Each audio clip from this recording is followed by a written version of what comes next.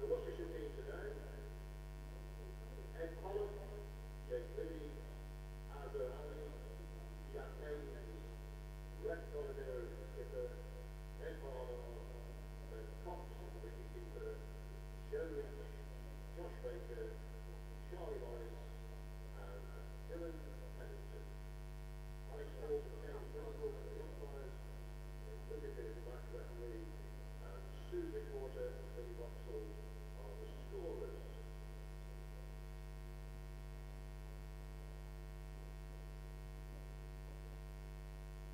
Tomorrow on the ground, Tim Jones will be doing a book signing on his book, The 52.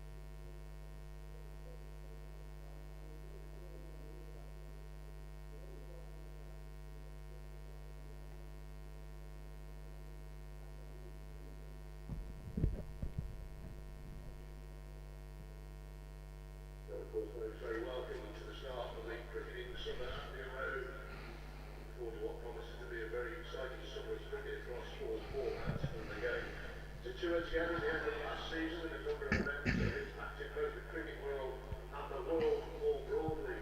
We've lost legends in the game, conflicts around the world, and the continuing global pandemic. The ECB and the first-class counties have a shared determination to drive cultural change that tackles racism and discrimination at every level of the game. We stand against all forms of discrimination, and there is no place for it in our sport.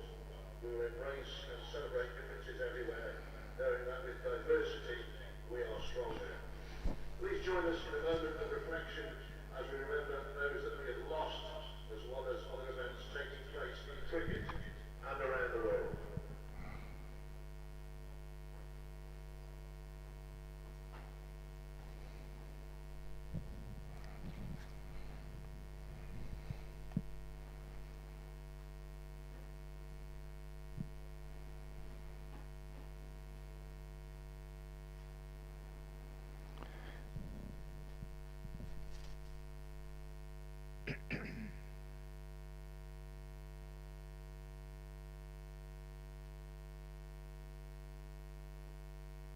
Thank you, ladies and gentlemen, boys and girls.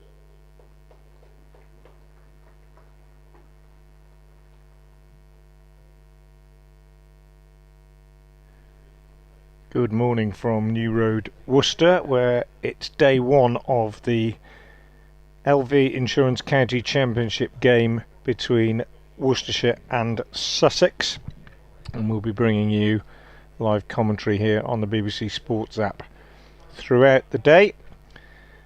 Just had the ECB's moment of reflection here at New Road. Since the end of last season, there have been a number of events that have impacted both the cricket world and the world more broadly.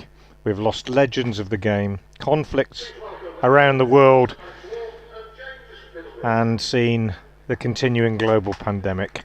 So the ECB and the first-class counties have a shared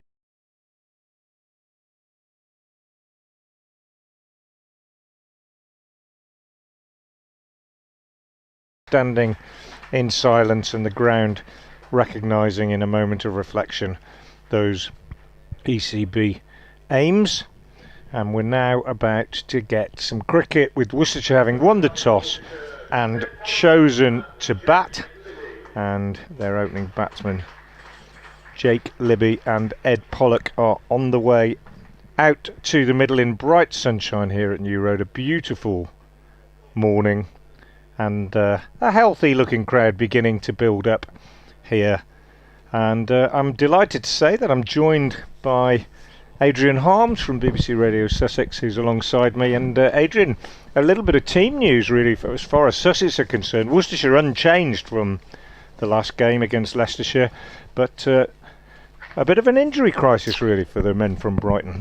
Well, yeah, morning Frank, beautiful day. I love coming to New Road, Worcester. I mean, the cathedral just looks fantastic, the ground looks magnificent, but you're quite right, Sussex with all sorts of injury problems. The latest one coming yesterday with the news that Steve Finn, who's played the first couple of matches since signing, he's out with a knee injury, so he's been replaced by Grant Stewart, who's a couple of months loan from Kent. There's debut also for George Burrows, who's a Lancastrian. He's played a couple of first-class matches for Lancashire. He's on here on a short-term loan, so he plays as well. And Delray Rawlins returns to the side as the spinner. So there are actually three changes from the side that drew at Derbyshire last week. But the Sussex bowling, to say it's stretched to the limit, is absolutely right. Hence the sort of emergency loan signing of Grant Stewart yesterday. And it is Grant Stewart, I believe, who's about to open the attack from the Diglis end of the ground. First ball of the season then coming up, and he's in now to bowl to the left-handed Ed Pollock, who is forward to this and pushes out slightly uncertainly on the offside. Pollock fresh from 100 in the second innings at Leicester last week, which was a remarkable innings. He doesn't hang around. I don't suppose you'll have seen him before. You might have seen him play some white ball cricket for Warwickshire, possibly. He's returned to Worcestershire, really, having gone to school here for the first few years of his secondary education. Here's Stewart in again, bowls, and Pollock is walking into this one, just pushing out on the offside.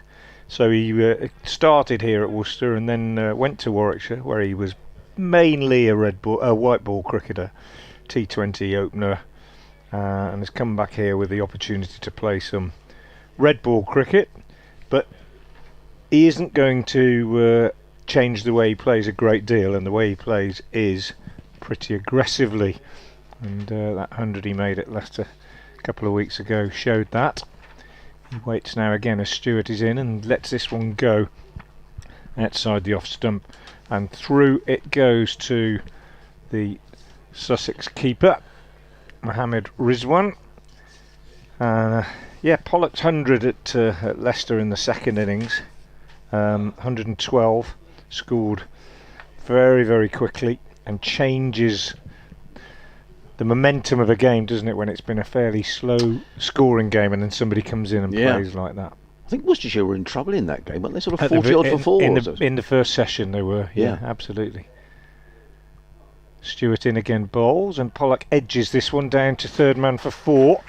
Kept it down, to be fair, it wasn't a chance. It slid between third slip and gully and raced away down to the boundary. So Worcestershire are away, 4 without loss. Yes, they were in trouble in the first session and recovered well, and then in the end were sort of, well, I would say unlucky. It was a defiant last wicket partnership from the Leicestershire batsmen that prevented them from winning, but lots of positives from the game for Worcestershire, which is, at the start of what, to be fair, is something of a rebuilding season, you could say. Here's Stewart again in, and he bowls to Pollock, who turns this one on the leg side, and there's no run. I think that's George Burrows. Yeah, no number on the shirt. With no number or name on the back of his shirt. May well take up the attack. Do you think he's loosening up? Sussex have played 2 games so far, Frank. The game against Nottinghamshire, they lost by 10 wickets, but they only took 9 wickets in the Nottinghamshire innings, and then only 8 at Derby last week. So getting sides out has been a problem for Sussex. Yeah. Well, here's Stewart again. He's in and he bowls, and Pollock drives, but didn't really time it, up to mid-off, fielded there, and there's no run. End of the over from Stewart, just the one boundary off it, then down to third man, a tidy start. Yes, it must be, I think it's Crocombe.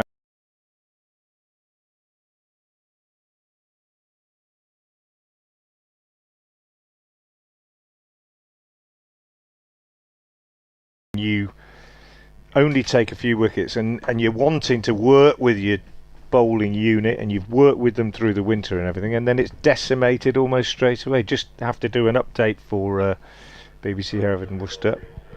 Well, we've had 1 over here at New Road, and Worcestershire, having won the toss and chosen to bat, have progressed as far as, well, to get off the mark. They're 4 without loss after that 1 over. All 4 of those runs to Ed Pollock, who steered a ball from Grant Stewart down to third man. As I say, Worcestershire won the toss and chose to bat. Bright sunshine, and they'll be hopeful against the Sussex attack that's been decimated by injury that they can build a useful first innings score here. At the moment, 1 over gone, 4 without loss, the home side.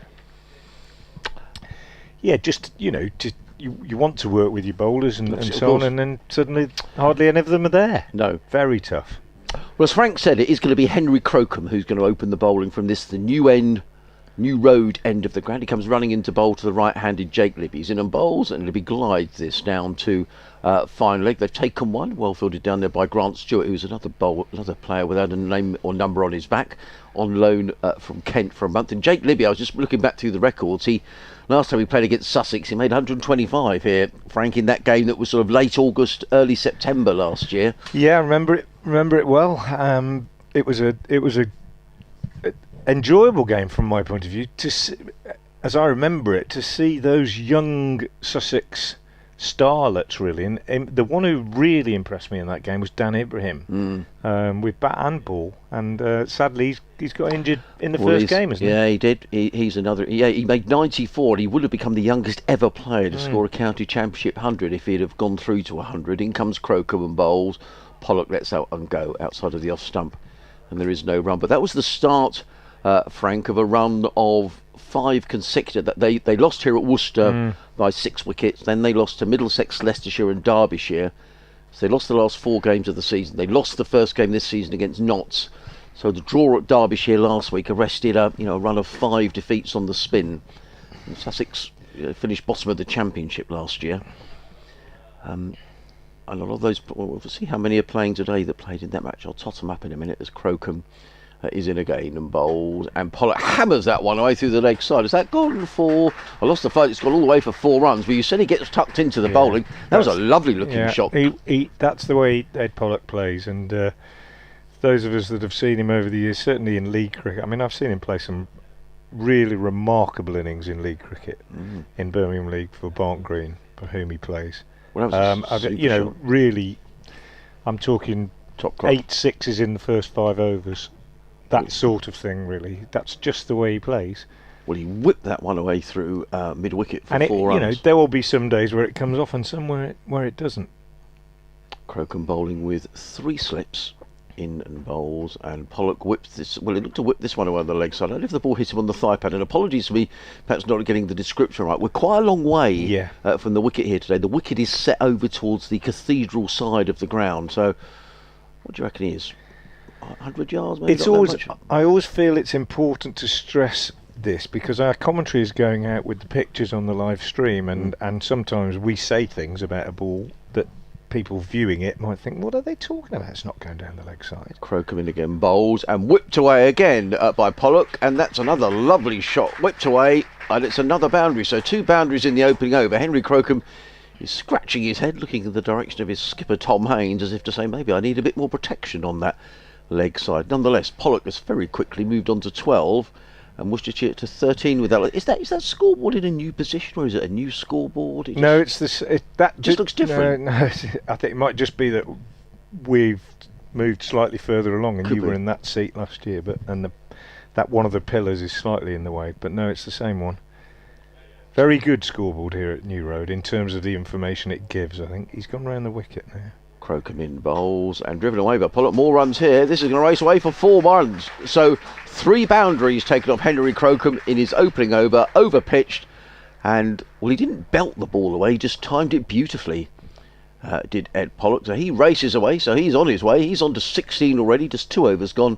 And Worcestershire, well, you called that right, Frank. You said he likes to get on with it. Worcestershire 17 without loss after 2 overs. He does like to get on with it, and he won't change the way he plays. He I think, felt a little bit frustrated at Warwickshire that he didn't get red ball opportunities, and one of the attractions of moving back to New Road, back to Worcestershire, was to see if he can make it in red ball cricket. Probably bearing in mind, I think he said himself that he might need to just be a little bit more selective with his shots, but he's got very fast hands, as you've seen with those ones he whips away on the leg side, and off to a good start. 16 to him, 1 to Libby. Worcestershire 17 without loss, having won the toss and chosen to bat. It's often the case, though, with players going back to a county or to another county. It's been the case with Ben Compton, who's gone from Notts to Kent and has made 300s to start the season. Here's Grant Stewart from the Diglis end in to bowl to Libby. That one's outside the off stump, and Libby lifts his bat well clear and allows it through to the keeper, Mohammad Rizwan. Beautiful morning here at New Road, I have to say. Sunshine, little bit of sort of faint cloud towards the southwest, towards the Malverns, and a decent crowd building up. And if you're thinking about coming down, don't hesitate, get down here and enjoy it. It looks magnificent this morning. And Stewart moving in again now to bowl to Libby. Bowls, and that's full and in the block hole. Libby just sort of jams the bat down on it and squeezes it up to mid-on. And it's fielded there by... I think that's Jamie Atkins out there. Yeah, big tall. Yeah. I've got a message for you in a minute, Frank. Okay. We've had an email through, sussexcricket@bbc.co.uk. If you want to get in touch with a message for either Frank or myself, or an observation on the day's play, or whatever you want to talk about, really. And we're also on Twitter, aren't we? We'll give those details in a minute, shall we? Grant Stewart in from the Diglis end, bowls to Libby and beats him, I think, with one outside the off stump. Might just have been one of those where he pulled the bat away. Just having a look at the replay now.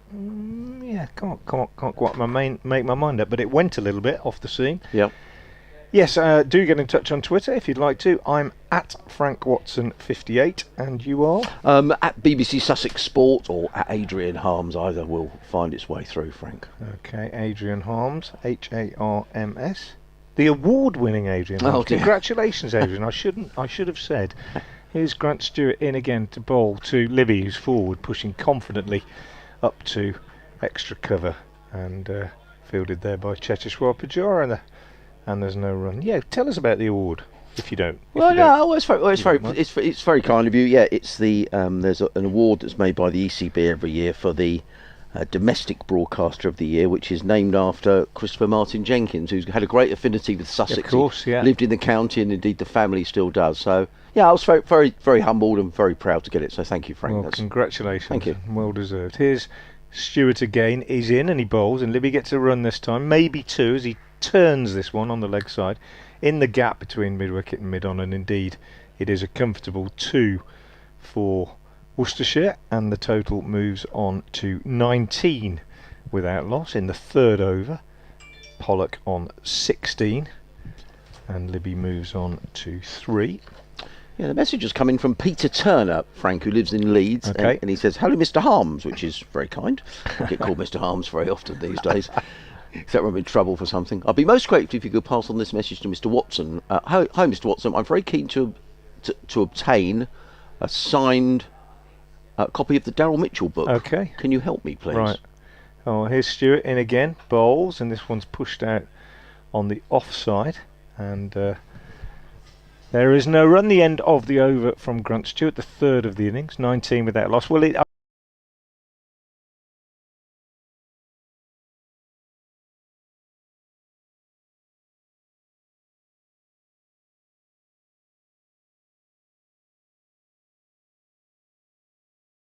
widely on sale. Even now you can pre-order it on various platforms. Just Google "once a pair" and or "once a pair Daryl Mitchell," and it will come up, and where you can buy it from. It's published by a company called Pitch Publishing. It'll be on sale here in the club shop. I think there'll be signed copies in the club shop here, and that might be the best way to get hold of one, but somebody could direct message me on Twitter, and it might be something I can sort out. But it isn't actually officially published until Monday. Right. Here comes Henry Crocombe racing away from us. Comes in and bowls to Pollock, who's up on his toes, plays away into the offside, and there is no run. Did he play in that game last year? I think he did. Yeah. Just look back through the notes. Yeah. Would that have been his last game? No, his here? last game was the very last game was against Leicestershire. Right. And he finished not out, and it was an emotional farewell. I bet But it was. obviously, not many people were here, which was such a shame, really. Yeah, he made 16 and 19 in the match. In comes Crocombe bowls, and Pollock is placed firmly down the ground. Crocombe fields of his own bowling, and there is no run. A very good morning to Sam, who's listening back in Sussex. Hope you're well. New Road, as you say, looks an absolute picture. The flag, I think that's the flag of St George, is it? Fluttering away on the top of the cathedral.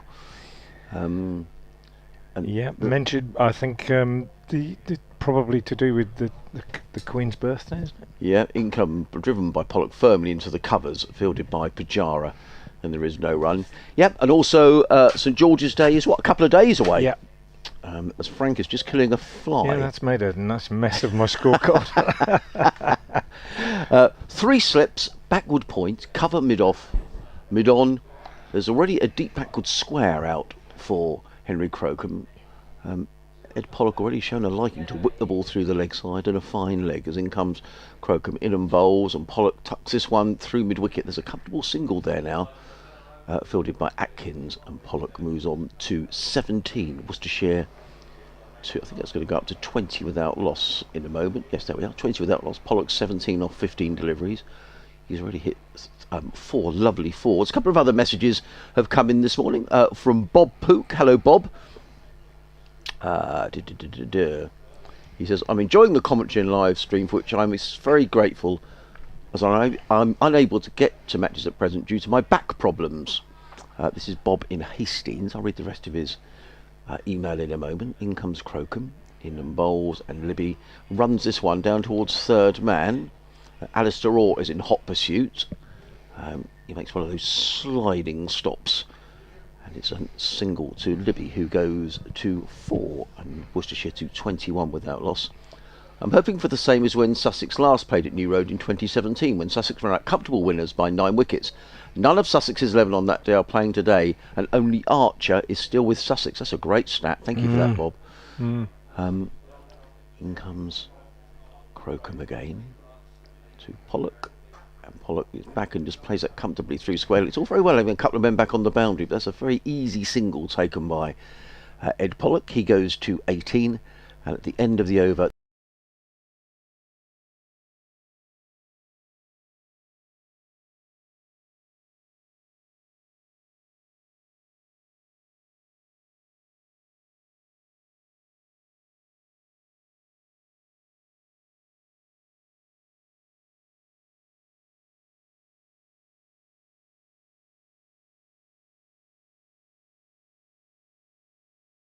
now, Bob, as I'm talking to you, brilliant. Yeah. And you've got, there's people, obviously a game of cricket going on.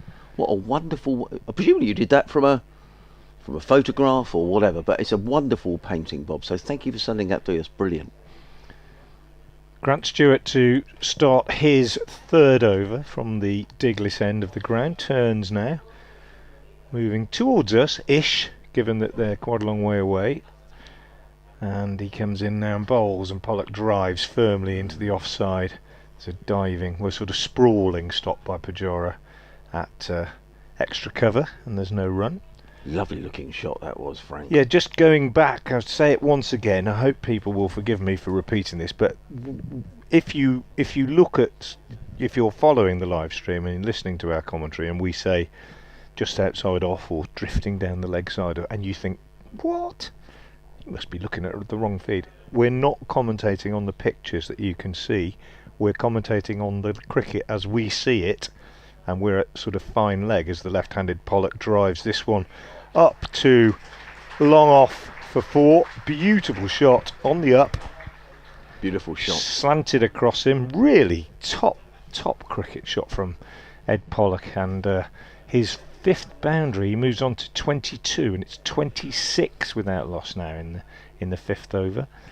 And yeah, just to stress that, I won't keep saying it, but it is something that people have said to me when I've noticed it myself when I've watched streams from other games, that sometimes you think, well, that's not going down the leg side, but of course it's not the case. We're providing what could term radio commentary, and you're seeing pictures alongside it, so please forgive us. But having said that, it's a great combo, and lots of people are enjoying lots of county cricket, aren't they, via these live streams.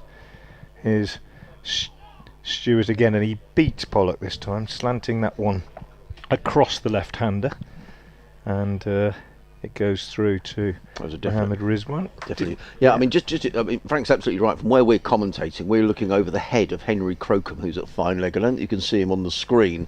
So if you're looking at your live stream now, you're looking at fine leg. Is a fairly wide fine leg, and that's the angle that we're looking at. So it's almost on 45 degrees. So we're not going to comment on an LBW decision. We might know on height at this end, but certainly not whether he's in front or not. Here's Stewart again, on loan from Kent. He's in, he bowls, and this one's a little bit shorter, and Pollock just on the back foot, kind of standing up on the crease, just steers it down into the gully. Talking about the stream, Frank, John Malone has been in touch. He says, good morning, lads, coming through loud and clear via the stream. Picture coverage is good, sunny and warm in Bexhill-on-Sea. An interesting 4 days ahead with a makeshift but still good line up for Sussex. Regards, says John. John, thank you for your email, and I'm envisaging you sort of sitting in the garden down in Bexhill enjoying the sunshine. Yeah. Shading your screen, presumably, if you're watching the stream. Here's Stewart in, bowls, and Pollock with those fast hands that we talked about before, just sort of flicks this one uppishly off his pads behind square on the leg side, and the aforementioned Henry Crocombe down in front of us moves around to his right to do the fielding and fires the throw back in to the keeper Rizwan. Pollock goes to 23, and it's 27 without loss with 1 ball left in the 5th over, Worcestershire having won the toss. Yeah, I'll sort of run through the tale of woe of Sussex injuries in a moment, because it perhaps gives some sort of an idea of sort of what's happened over the last couple of months, really, Frank. But you've got to get on with it, haven't you? This is the point. I mean, everyone gets injuries during the season. It's how you cope with that. Yeah, it's when they all come at once, isn't it? Stewart in, bowls, Libby defends back to the bowler. Nice for Libby in a way to open the batting with someone like Pollock, I suppose, because you can just get yourself in, and he's just always going to dominate the scoring, one would think, and that's certainly the case. 23 to him off 21. Libby 4 off 9. Worcestershire after 5. 27.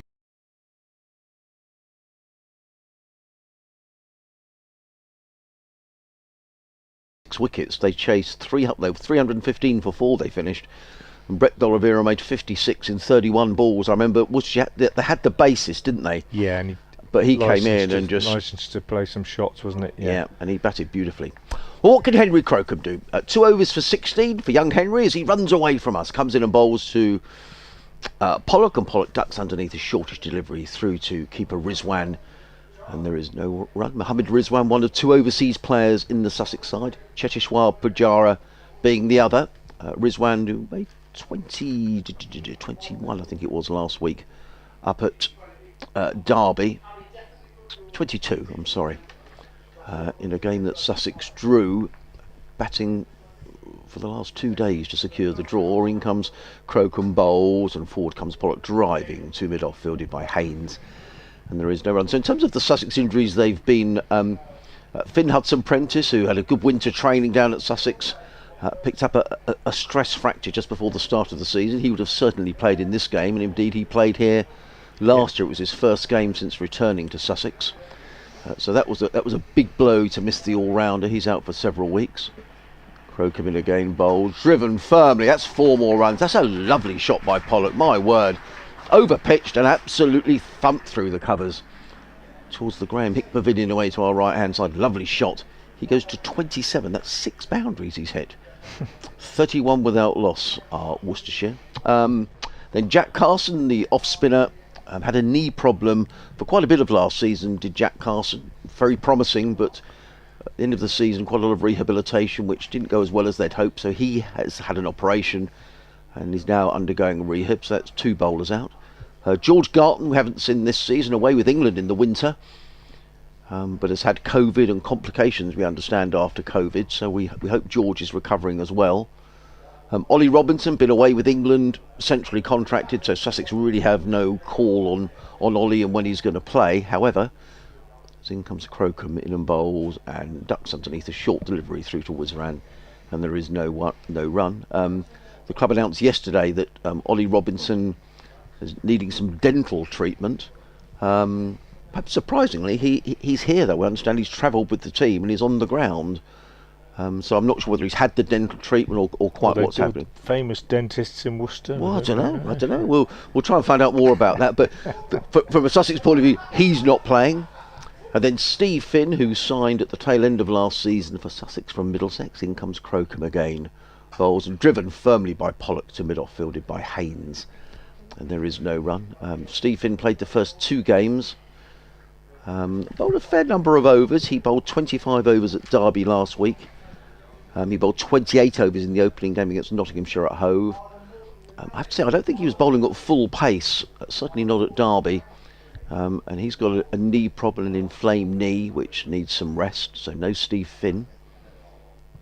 In comes Crocombe bowls, and looking again to whip that through the onside is Pollock. This time he doesn't time the ball. I wonder if the ball came off the thigh pad. We'll wait and see if the umpire said, oh, yes, indeed, it is a leg bye.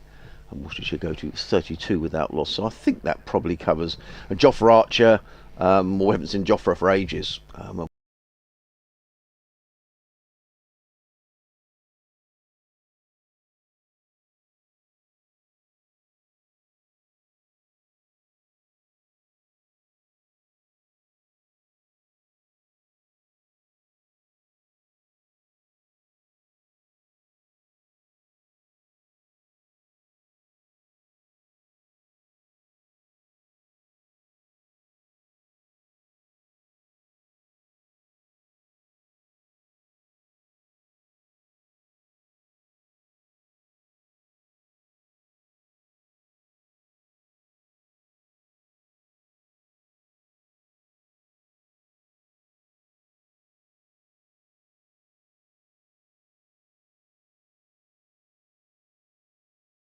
This doesn't look Goodness good. me, it doesn't. Henry Crocombe is leaving the field having completed that over, and he's chest. holding his side. Oh my lord. The horrible side injury can be, your sort of intercostal muscles can be a real problem. So substitute fielder on, and it's the young wicketkeeper, isn't it? It is Ollie Carter. Ollie Carter, I thought kept wicket here pretty well last year.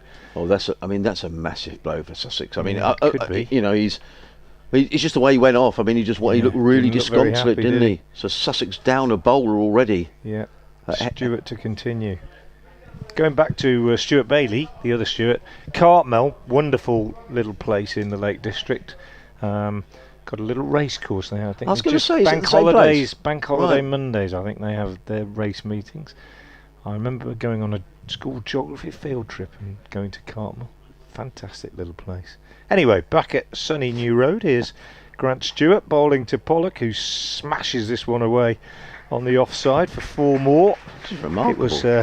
It was across him, it was wide, and he just threw his hands at it. It was slightly uppish, and it's gone away over to the scoreboard part of the ground, just retrieved from under the rolled up sheet out there, and Pollock has raced on to 31 from 28 balls, and Worcestershire are 36 without loss. If you've not seen Pollock and you're a Worcestershire supporter and you're listening to this, think back to Richie Oliver a few years ago and the way that he used to play, another left-hander who was recruited from league cricket.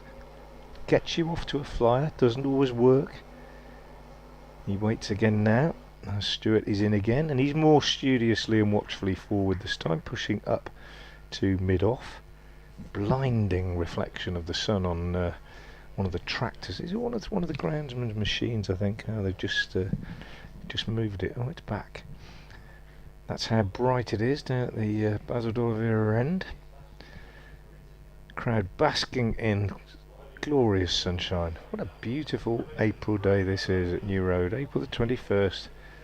It's more like July. Stewart comes in to the left-handed Pollock, forward watchfully this time, just pushing defensively into the covers. Pujara is the fielder. Worcestershire remain 36 without loss. They're unchanged, the Pears, in this one. So Pollock, Libby, Azhar Ali, Jack Haynes, Brett Dolliver are the captain, Ed Barnard, Ben Cox, Joe Leach, Josh Baker, Charlie Morris and Dylan Pennington, the Worcestershire side. And Sussex, as we say, a couple of lone players in and quite a few injury problems, and they haven't been helped by Henry Crocombe already having left the field injured, as Stewart comes in and bangs one in at Pollock, who just ducks underneath that and allows it through to the keeper, Mohammad Rizwan. Ollie Carter, isn't it? Yeah, he's the 12th man fielding down in front of us. I'm going to have to go, Frank, so I've got to do a quick update to the listeners in Sussex. And I'll be doing similarly for BBC Hereford and Worcester's FM listeners shortly. It's been quite an eventful first half hour, hasn't it, here at New Road, with Worcestershire having raced on to 36 without loss, mainly thanks to Ed Pollock, who waits now with his bat raised as Stewart comes in, and he tries again to whip this one away on the leg side, misses it, taken on the pad. It's a carbon copy of the last ball of the previous over as the ball runs away for a leg bye behind square on the leg side, and the stroll through for a leg bye that takes Worcestershire on to 37 without loss, having won the toss, as I say, and chosen to bat. Don't think Brett Dolliver had much hesitation in making that decision, and so far so good as far as the home side are concerned. Good to see members back in the Graham Hick Pavilion for the first time since the pandemic began, as Libby works the last ball of this, the 7th over away on the leg side, and goes straight to Ali Orr fielding at mid wicket, and there is no addition to the score. 37 without loss then, off 7.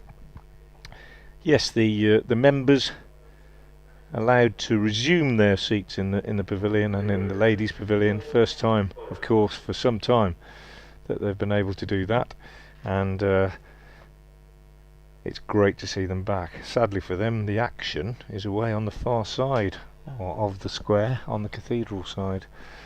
So They'll need their binoculars, or some of them will. George Burrows is coming into the attack to replace Henry Crocombe, who's left the field. Looking a little bit forlorn, as though he might have picked up an injury to his side. We'll have more news on that later. And George Burrows, burly, tall right-arm seamer from Lancashire on loan, is going to have his first bowl as a Sussex player from the New Road end, and he'll be bowling to the left-handed Ed Pollock, who is on 31 off 32 balls. And Grant Stewart, 4 overs, no maidens, no wicket for 15. Update coming for BBC Hereford and Worcester's FM listeners. Quite an explosive start for the home side, with Brett D'Oliveira having won the toss and chosen to bat, and that is thanks mainly to Ed Pollock, the left-handed opening batsman, who favours a shot or two, and he's mixed a little bit of good fortune with some cracking shots as well. He's just got away with an edge through the slips down to the boundary for 4. That's taken him to 35, and he's faced just 33 balls. Jake Libby, very much the passive partner at the other end. He's on 4 off 10, and Worcestershire are in a very good position in the 8th over. They're 41 without loss, and Sussex, who are beset with injuries and have 2 on loan seam bowlers operating at the moment, have suffered another injury this morning, with Henry Crocombe going off. So it's all going Worcestershire's way at the moment. 41 without loss in the 8th over, as Burrows bowls, and this one is squeezed out by Pollock, and it goes back to the bowler. So yeah, he was almost undone, wasn't he, Pollock, by the first ball that Crocombe bowled him. Not Crocombe, that Burrows bowled him. Certainly got an edge, and it flew down to the Diglis end for 4.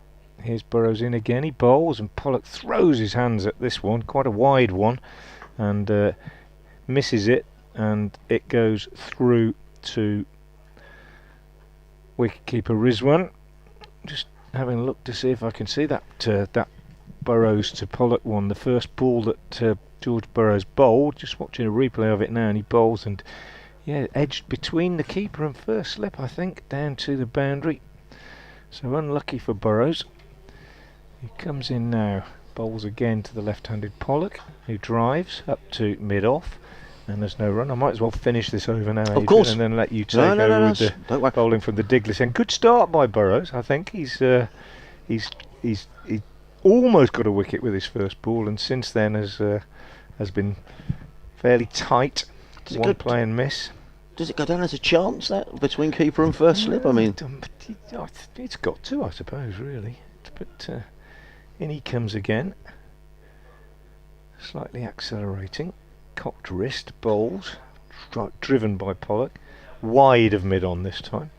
Stewart the fielder there, and they take a single, so Pollock moves on to 36, and they're total to 42 without loss. I think we might have to have another look at it, but I suppose that's another thing, that, you know, if your team's changing and your keeper changes, because Cox did play in the first game, didn't he? I think that understanding that you sometimes get between. Yes, he did. He played in the first game. Yeah. And Mohammad Rizwan only arrived last Monday. Then he played at Derbyshire. I mean, he's an international wicketkeeper, so it was always the plan. But even so, of course, understanding between first slip and a keeper can be, of course, take a while to develop. Maybe it just went through too quickly. And Tom Alsop is in there at first slip. He's on loan from Hampshire. Yeah. So they wouldn't know. I mean, they'd have played last week, obviously, at Derby. Here comes Burrows from the New Road end. He bowls, and Libby gets a full delivery on his legs, which he just tucks away off his toes down to long leg. Bit of a chase round for Jamie Atkins. Good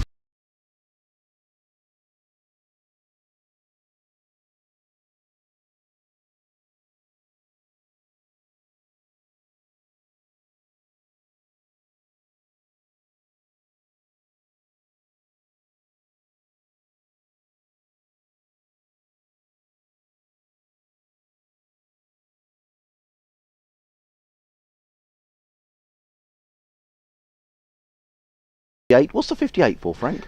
Well, some people say, is it your age? And of course it was a few years ago. No, it was my age when I started on Twitter. I think that's why I did it. Okay. I can't remember really. I'm pretty sure it was that. You can tweet at BBC Radio Sussex Sport, or you can send us an email, sussexcricket@bbc.co.uk. And thank you for those who've already sent one through. And Bob, for your lovely drawing of, or painting I should say, of the lovely cathedral. In comes Grant Stewart, racing in, bowls to Pollock, who lets that go outside the off stump, taken by Rizwan. And there is no run. I mean, I've been here on a number of occasions. I'm not just saying it because I'm here, Frank, and you're here, but I just love this cricket ground. I just think that cathedral, every time I come here. In fact, last year when I came, it was towards the end of the summer. Yeah. It was end of August. But today, the trees are all, they're starting to come into full leaf. There's the beautiful tree over, I don't know if that's the corporate hospitality area, Frank. The one remaining chestnut. Right. We lost 2. That's a horse chestnut, is it? Gap. Yeah, and there were 3 there. And people used to enjoy sitting on those benches in the shade of the chestnut trees. 2 we lost to disease 2 summers ago, sadly. Stewart in bowls. Ducks underneath that one does. Pollock, the ball flies through to keeper Rizwan, and there is no run. But it's just, the trees are just starting to come into full leaf, aren't they? It just looks fabulous. Yeah, it's a picture this morning, New Road. And the outfield. One thing I was going to say to you, I mean, there was did the ground get flooded? Because it's perennially, it seems to get flooded here in the winter. It was flooded twice this winter, and the most recent flood was really quite recent. Well, I was going to say, amazed at how quickly it's recovered. Absolutely amazed.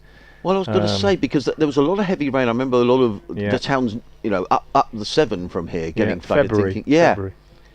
In comes Stewart bowls, and forward comes Pollock, plays straight down to mid-off fielder by Hayes. And there is no run. It was underwater for a few days. The floodwaters receded, and then the club got some contractors in, I believe, this time to help it recover. And I remember coming down for a couple of meetings just a week or so apart, and the difference that they'd made in terms of the recovery in that time was amazing. So they've done an amazing job, I think. Well, it just looks fantastic. The ground staff and the outside help that they've had, it's marvellous. Stewart in bowls, it's paid down to fine leg. He should be quizzically. Oh, he's put down. He's gone for 6 runs. Well, I've got to say, if the fine leg is on the rope, that is out. But it's pulled away onto the leg side by Ed Pollock. Now, George Burrows is probably standing a couple of yards inside the boundary rope. He was always looking to me right below us, that he was struggling to get that. He's a tall man. He got a right hand to it, but all he succeeded in doing was palming it over the boundary. Now, he's getting some applause. I think people saying it was a good effort, but I wondered if he'd been right on the boundary. We'd have caught that, well, Frank. He's a big lad. It would have been over his head, wouldn't it? It would have been a tough one. As it was, he had to dive and tipped it over the bar, didn't he? Yeah. But it's one of those things, isn't it? 20 years ago, probably you wouldn't have expected anybody to catch it, and now you just think, well, they take them all the time in T20s, and it was a good effort, really. Was 50 up. In comes Stewart bowls. Pollock pulls that one down to deep backward square, fielded down in front of us by Ollie Carter. 1 more to the total. Poor George Burrows. He'd probably be thinking about that now for a little while. But I mean, you called this, Frank. You said Ed Pollock will get on with it, and I thought, well, okay.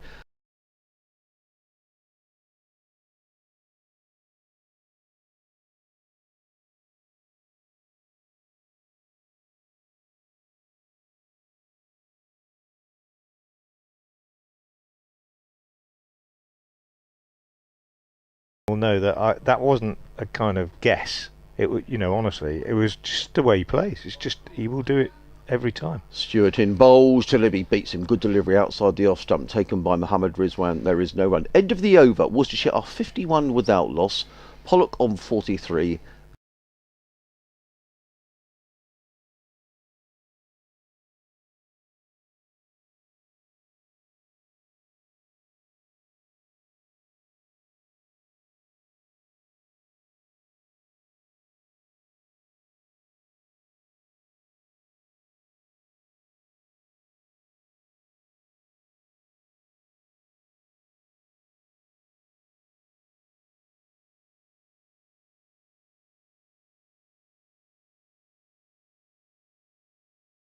As Pollock first ball from Burrows was an inside edge and was not a chance. There you go. He very nearly played on. Well, and that absolutely makes the point, Mr. or Mrs. Pocklington, that it's very difficult for us to see. So apologies for that. What I can tell you, that was a chance to George Burrows just now. Yeah, well, Burrows is bowling now, and he bowls, and that one is edged, and that one edged. Does go between the first slip and the keeper. I think quite low this time, and Rizwan was moving away to his right, and then as he tried to correct, his right foot slipped, and it went down to the boundary for 4. So Ed Pollock living dangerously. He's moved on to 47, and that's the second time that Burrows has found the edge of his bat. What if that goes down as a chance? Well, it was certainly in the air, I think. The other thing is, Mr. Pocklington or Ms. Pocklington, apologies, absolutely, you're right, but I can only reiterate we're a long way away, and I looked at one replay which was about the size of a postage stamp, and I couldn't quite see the line of that ball as Pollock drives this one from Burrows and gets a single as it's fielded at mid-off by the captain Tom Haynes. Moving to his left, Pollock goes to 48, 56 without loss. But that does just emphasise exactly what I was saying, Adrian, about absolutely. About how using our commentary with the live streams, which most counties do, can lead to confusion. Apologies. Here's Burrows in again, bowls, and Libby drives square on the offside, and it's fielded at cover point. Bob has been back in touch, Bob, of the lovely painting of Worcester Cathedral, and he says it looks like Grant Stewart will have his work cut out today with Henry Crocombe leaving the field. Although Grant was born in Kalgoorlie in Western Australia, he's played international cricket for Italy. Any idea how that came about? I've no idea, Bob, but I'll tell you what, I'll find out for you. We'll see if we can grab a word with Grant at some stage during the match, and I'll let you know. Here's George Burrows. Slightly angled upper body as he moves in and bowls to Libby, who pushes back to the bowler and does his own fielding. George Burrows was born in Wigan. He's played a couple of first-class matches for Lancashire, both in the Bob Willis Trophy. Tall man, isn't he? Yeah. He doesn't exactly race in, does he? He accelerates as he goes. Quite a traditional sort of approach. Starts with fairly short strides, then gradually lengthens them, and he's in. Good action. Gets through his action quite well. Quite excited by that one as Libby pushed it out on the offside. A raise of the right hand as though he was going to celebrate scoring a goal, and then he just reined it in. But he's found the edge of Pollock's bat twice. Once the inside edge going down to the boundary, and once the outside edge also going to the boundary, low past Mohammad Rizwan's left hand. So Pollock has survived, but fortune has favoured the brave because he's been pretty positive, very positive since the start. Here's Burrows again. He's in, bowls, and Libby works this one through mid-wicket. He'll pick up 2. Ollie Carter, the substitute fielder, is after it. Sliding stop, returns to Rizwan. 2 more to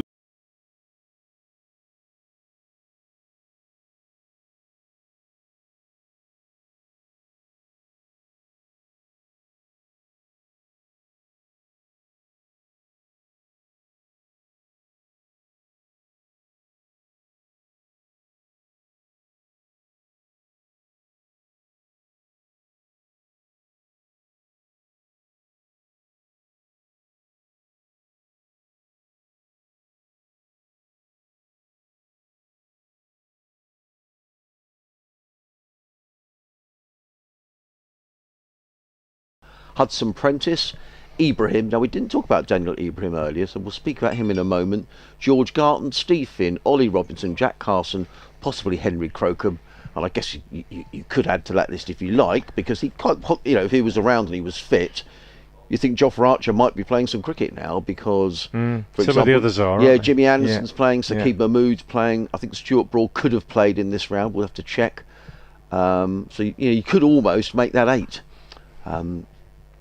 However, in comes Grant Stewart from the Digley's end running into bowl to the left-handed Pollock is in and bowls, and he beats Pollock outside of the off stump, taken by keeper Rizwan, and there is no run. He says, I'm not sure any county could cope with such circumstances. We could also do with winning the toss. Can you offer any reasons for optimism? Well, yeah, Tom has lost 3 tosses this season. Well, I mean, batting-wise, Sussex showed... I mean, it's been a problem, hasn't it, the bowling this year, for all sorts of reasons. The injuries haven't helped, but the 2 matches they've played, they've taken 8 and 9 wickets respectively in 8 days of cricket. So it was always going to be an issue, the bowling, particularly with that injury list. But batting-wise, maybe there's some optimism there, Gary, as in comes Stewart and bowls, and forward comes Pollock, plays to backward point, fielded by Rawlins, and there is no run. Certainly the form of Tom Haynes with that wonderful double 100 last week. He also made a half century in the opening match against Nottinghamshire. And of course Pujara last week with his double 100 as well. We've yet really to see Rizwan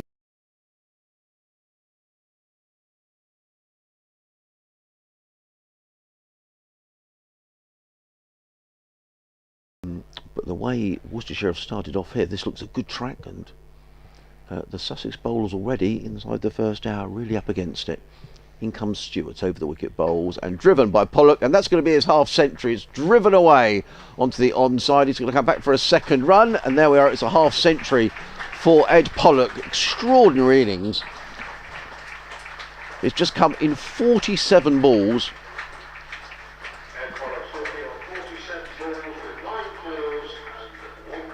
There we are. There's the stats read out by Dave Bradley sitting next to us.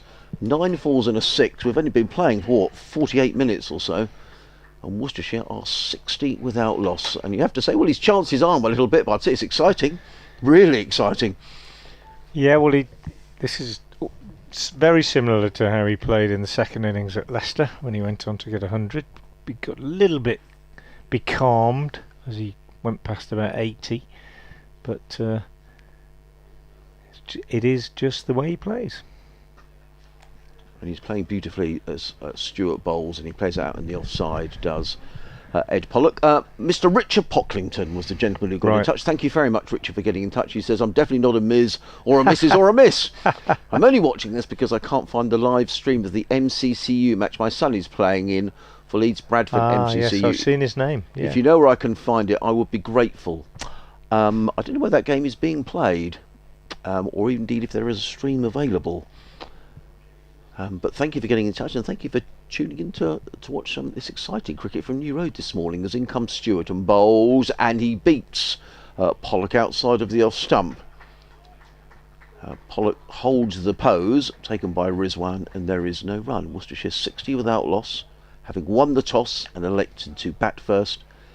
And the Sussex attack already down a bowler, because Henry Crocombe left the field after bowling 3 overs. And looked to be in some discomfort, maybe from something around the rib area. And as Frank said as he left the field, could it be sort of a muscle injury, or who knows? But it didn't look great. As Stewart on his way again from the Digley's end bowls, and Pollock is circumspectly forward, plays out into the offside.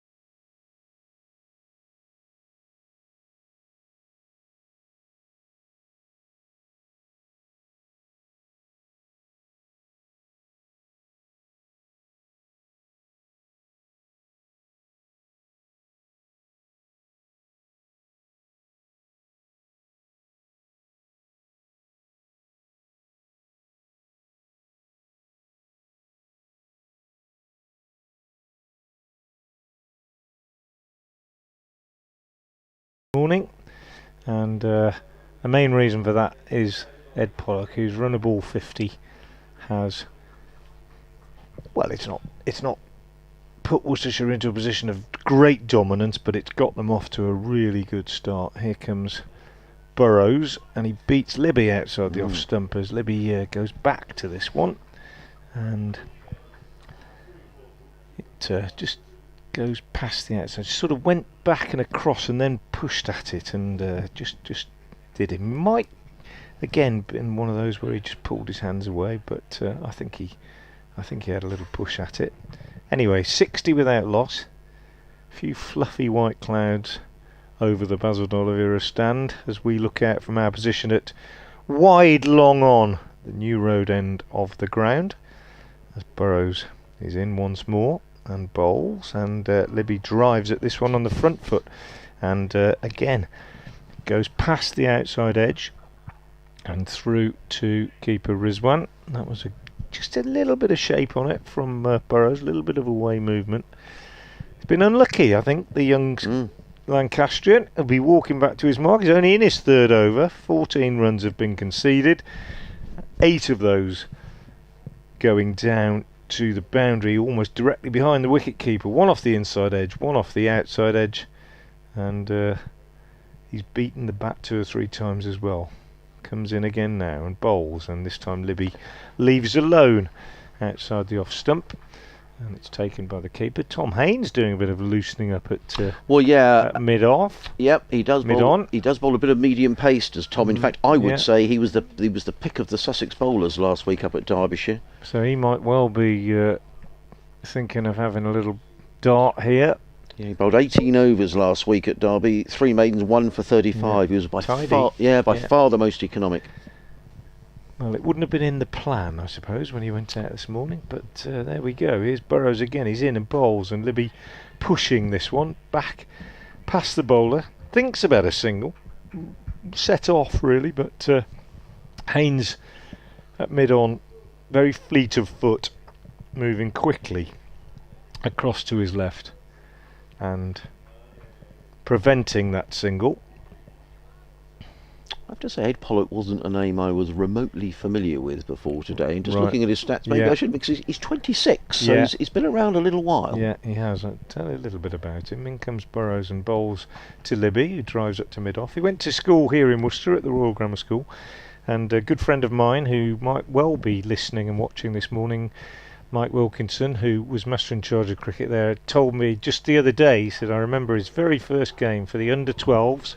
We were away at Hereford Cathedral School, he said, and I sat them down on the outfield before we started and said, now come on, we've worked quite hard over the winter and let's make sure we do what we said, and Ed, just make sure you choose the right ball to hit, don't go mad.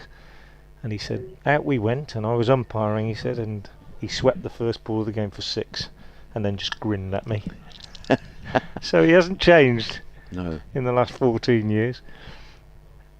He's the non-striker. He's on 50. It's Burrows, right arm over, bowling to Libby, who goes on the back foot and plays a very characteristic Libby shot, standing up on his toes and just getting on top of the ball and steering it away square on the offside. Picks up a single, which means he keeps.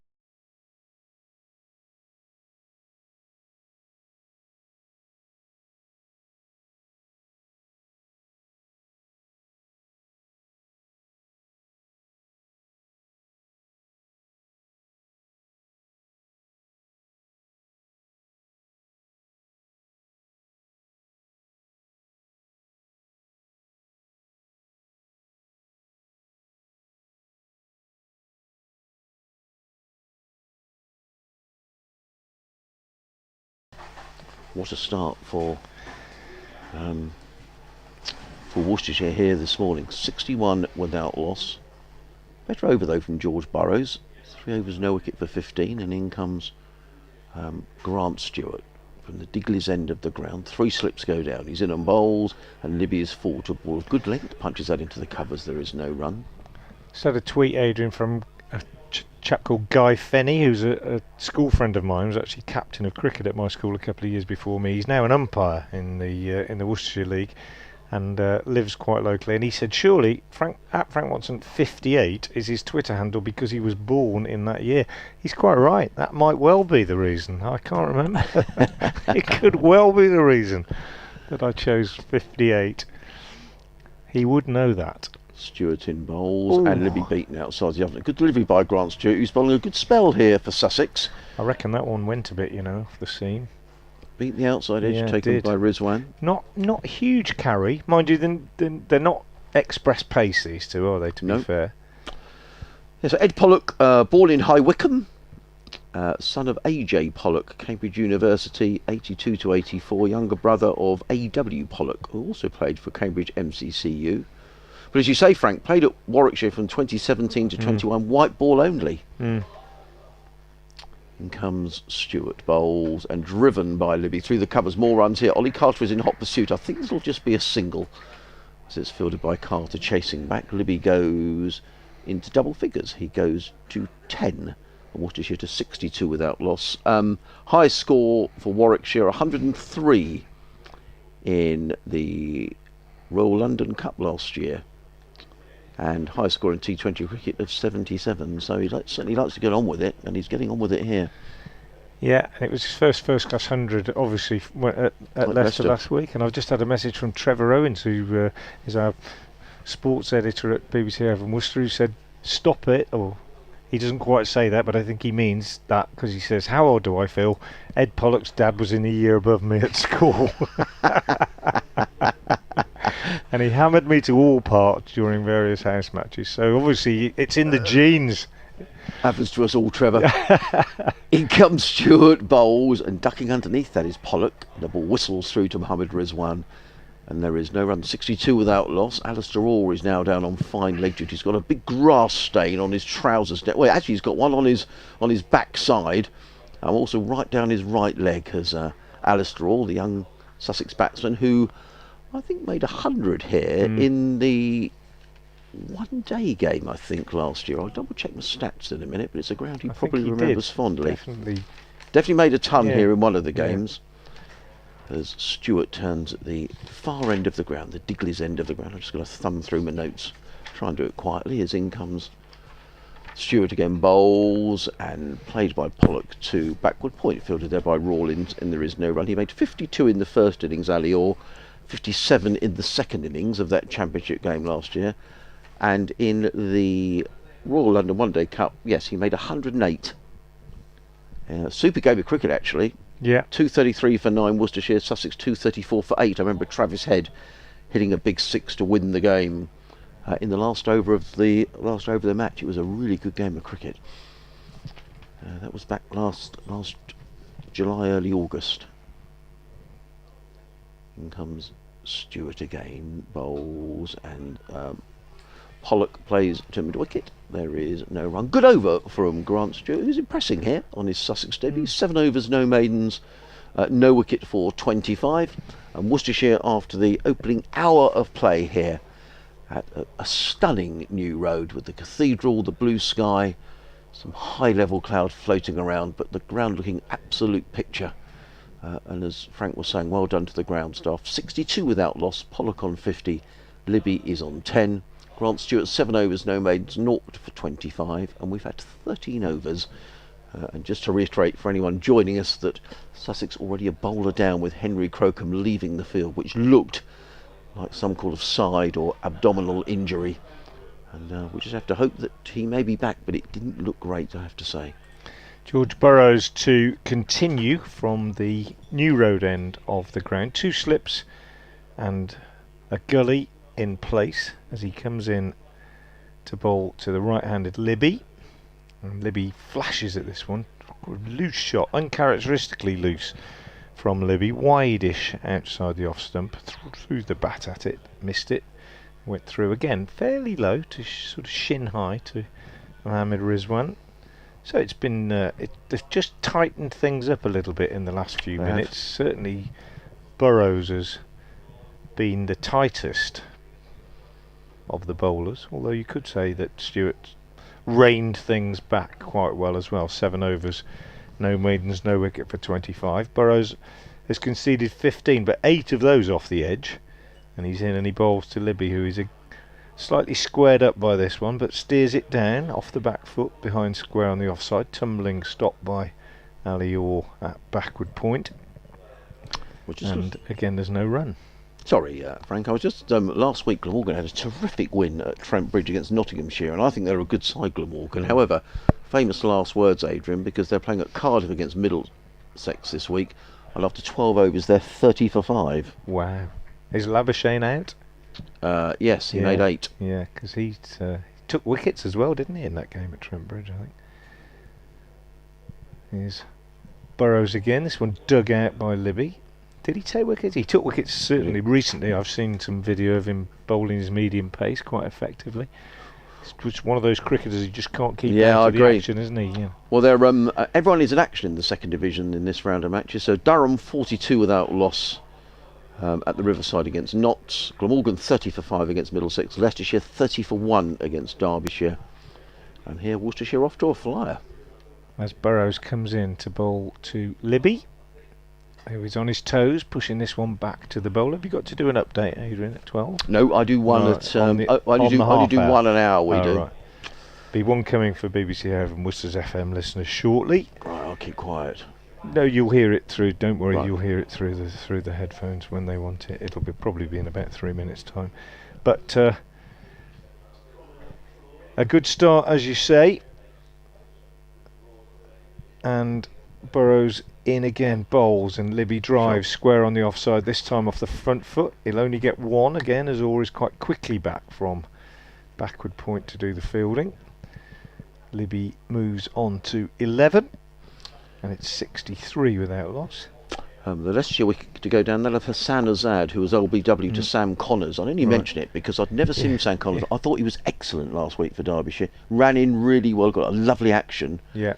And really good. He was excellent in the field as well. I know that's not a prerequisite of a quick bowler, but I thought he was excellent, Sam Connors, last week for Derbyshire. It's a big wicket because he's been a bit of an immovable object, hasn't he, Azhar? Yeah. Interesting Derbyshire. I often have this debate, really, and I know football supporters certainly have this debate, don't they, about the effect that a manager or a head coach can have on the same group of players and whether they can change the way they think, the way they approach the game, etc. And you've got a big name coach gone in at Derbyshire in Mickey Arthur. Just break off as Burrows. He's in again and bowls, and Pollock gets a run as he turns this on the leg side. And the busy Alistair Orr is once again the fielder. Pollock goes to 51, and it's 64 without loss. And here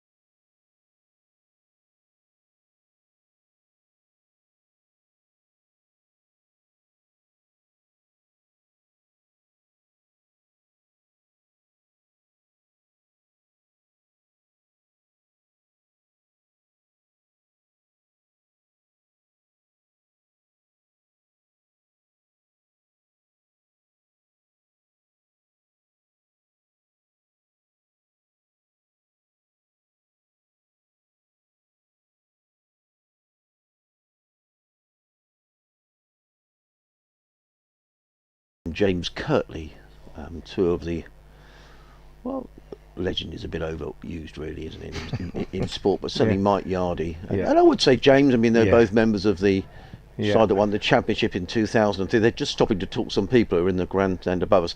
Henry Crocombe has come back out onto the field, which is great news for us. He's all right. It didn't look great at all when he went off, so and he looks okay, he's moving fairly easily, so whatever they've done to him with the physio or whatever happened, he's back out there. Whether he's going to bowl, we'll have to wait and see, but the fact he's out there suggests that he's got some sort of strapping on his left sort of elbow stroke bicep, I can see. He's fielding just down in front of us.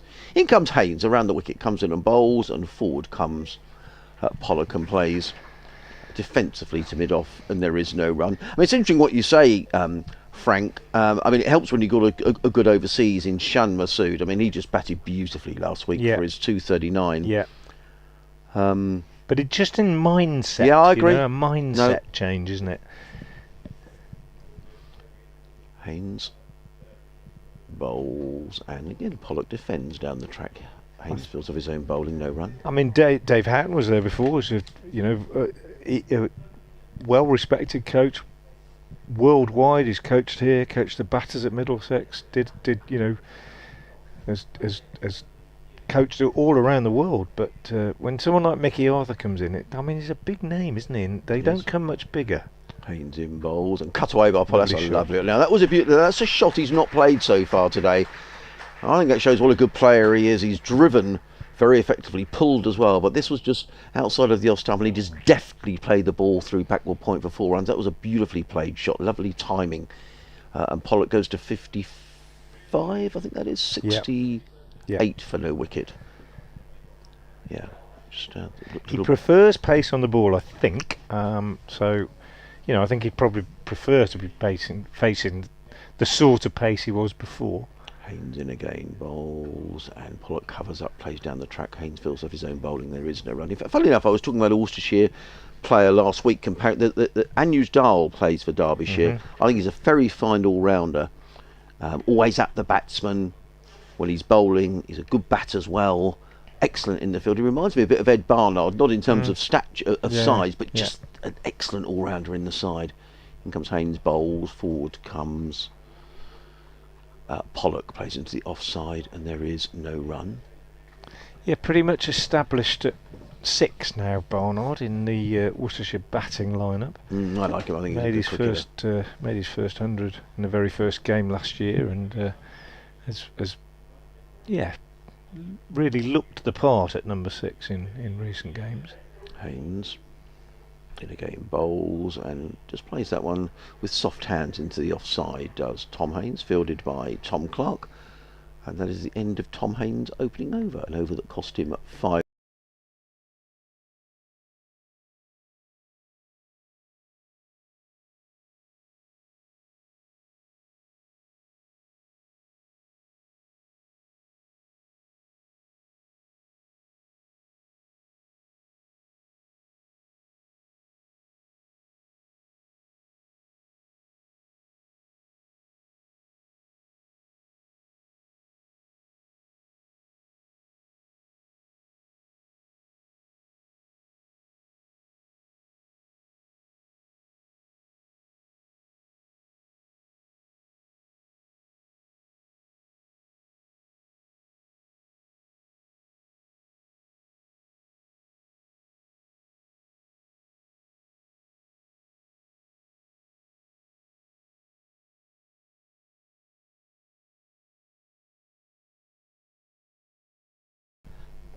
Sorry, I'll read that in a moment. Finish that off. As George Burrows starts a new over, bowling to Pollock, who drives back to the bowler. Good sprawling stop, and there's no run. Was a good stop. So I just finished that off. He immediately recognised to whom he had given the signed cap. My grandad, Jack Ginger Brown, and he with precision said his name to a T, hence my allegiance, says John. That's a nice story, isn't it? Brilliant. John I wonder Peel. if any of your Sussex listeners who send you these lengthy emails, which always give them opportunity to say a bit more than people do on Twitter, I wonder if they know the connection between Jon Snow and Worcestershire. Oh, there's a good one. That's a great one. We'll leave that hanging, and let's get some emails in. So there we are, Sussex fan. Jon Snow and his allegiance, did you say? Well, a connection with Worcestershire. Okay, that's a great one. I don't know. Here comes George Burrows. I hope I'm right. He's in, he bowls to Pollock, who drives on the leg side.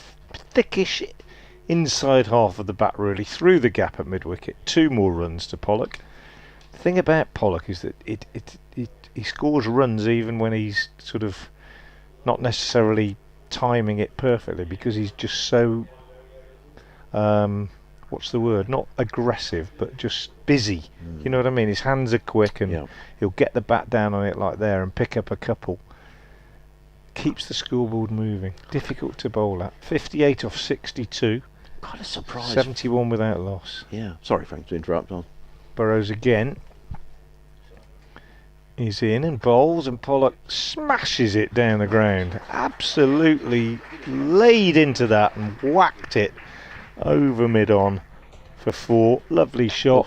And he moves on to 62, and it's 75 without loss in the 16th over.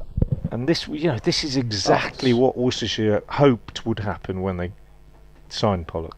The idea was to give him a go in red ball cricket, with the hope that on occasions this sort of thing would happen. It's just been terrific to watch. I mean, from a Sussex perspective, you just got to admire some tremendous batting. Here's Burrows, goes round the wicket now to Pollock in an attempt to stop him getting his arms so free, and this one's full and driven up to Pujara, extra cover. No run. I've got to say, Frank, I mean, when I was looking through, and I didn't know anything about Ed Pollock, I have to freely admit. And when I was looking at the book, I was expecting to see sort of a 21-year-old who's burst onto the scene. So he's 26, so he's been around a little while. Yeah. And it makes you wonder why, well, obviously Warwickshire fans, Worcestershire fans, but I'm not aware of him, which is perhaps to my shame. We've got an answer on the Jon Snow thing. As Pollock drives this one square on the offside for another single, and he goes on to 63, 76 without loss. Also had a tweet, at Frank Watson 58 by the way. It says Ed Pollock's older brother opens the bowling for Teddington in the Middlesex League. I'm pretty sure he has a famous godfather too, Nick Hancock. Nick Hancock, the comedian and Stoke City fan. Well, Nick Hancock's a busy godfather, because I had a lad in my first 11 at Repton called Sam Graham, whose dad was a very good friend of Nick Hancock, and I'm pretty sure he was his godfather as well. So he stood round a few christening fonts, I reckon, in his time. Here's Burrows again in bowls, and this one's a little bit short of a length, and I think Libby did pull his bat out of the way at that one. I'm just going to have a look at the replay. Yeah, Libby definitely dropped his hands and allowed that one to go through.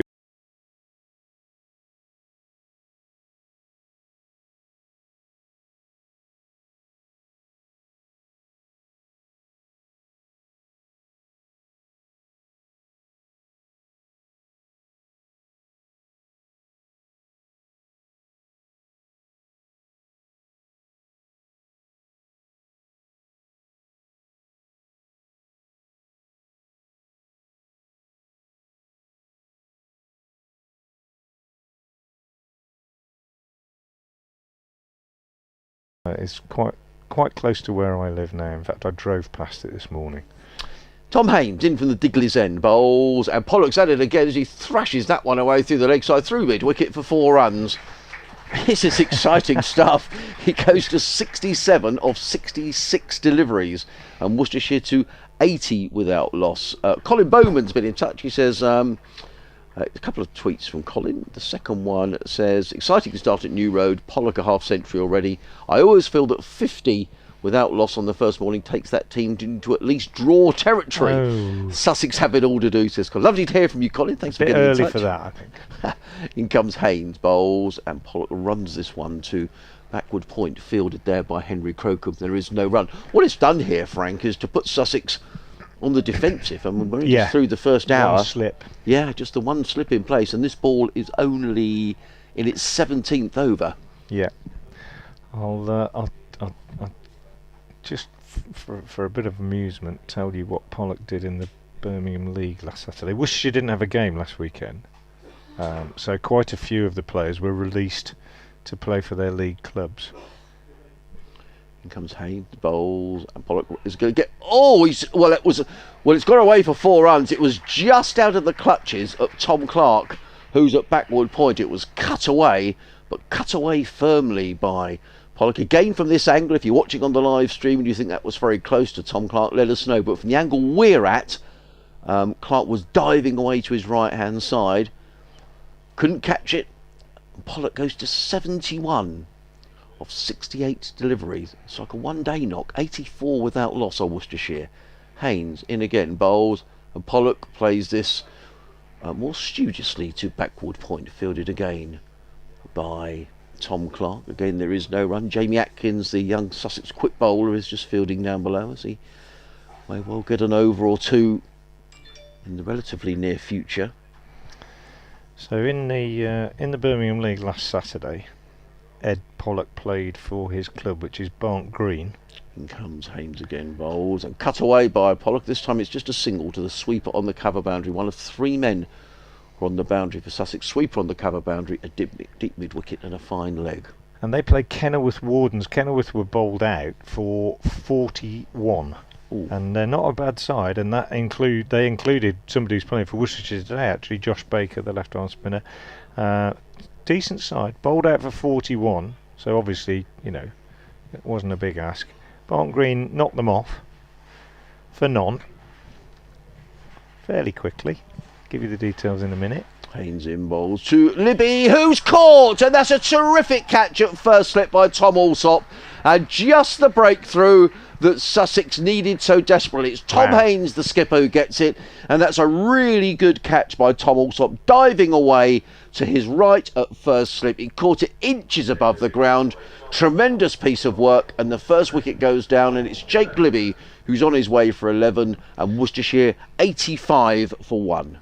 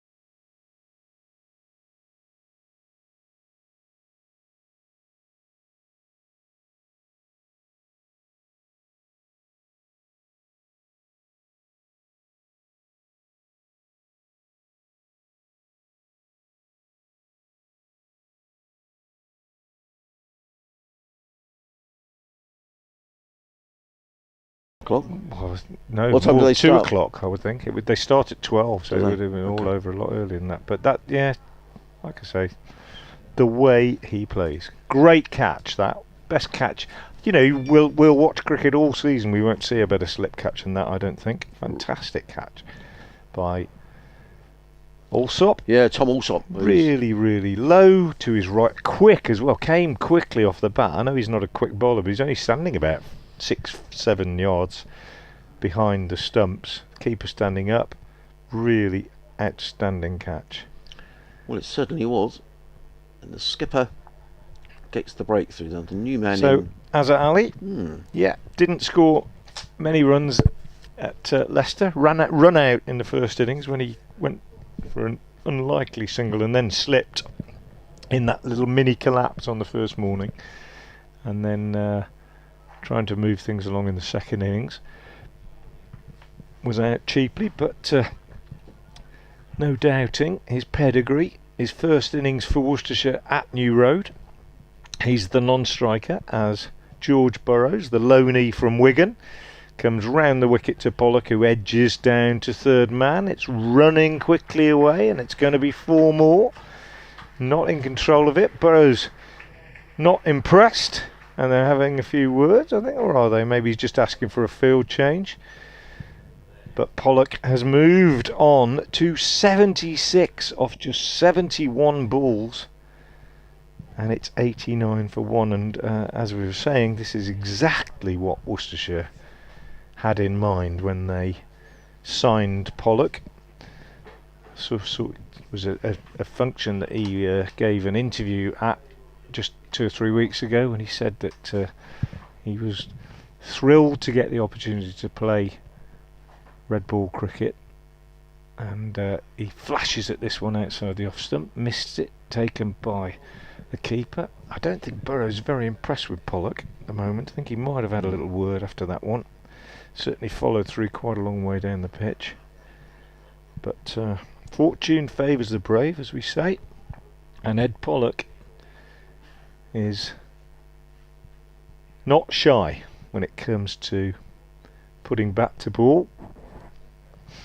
Waits again now, left-hander, bat raised. Burrows round the wicket from the New Road end, bowls, and Pollock pushes this one out on the offside. Takes a single.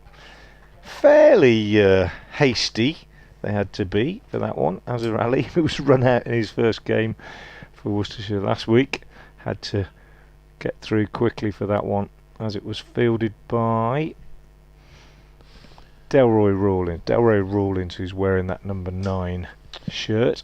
Yeah, left-handed throw. Yeah, he was playing in a second 11 match at Bristol earlier on this week against Gloucester.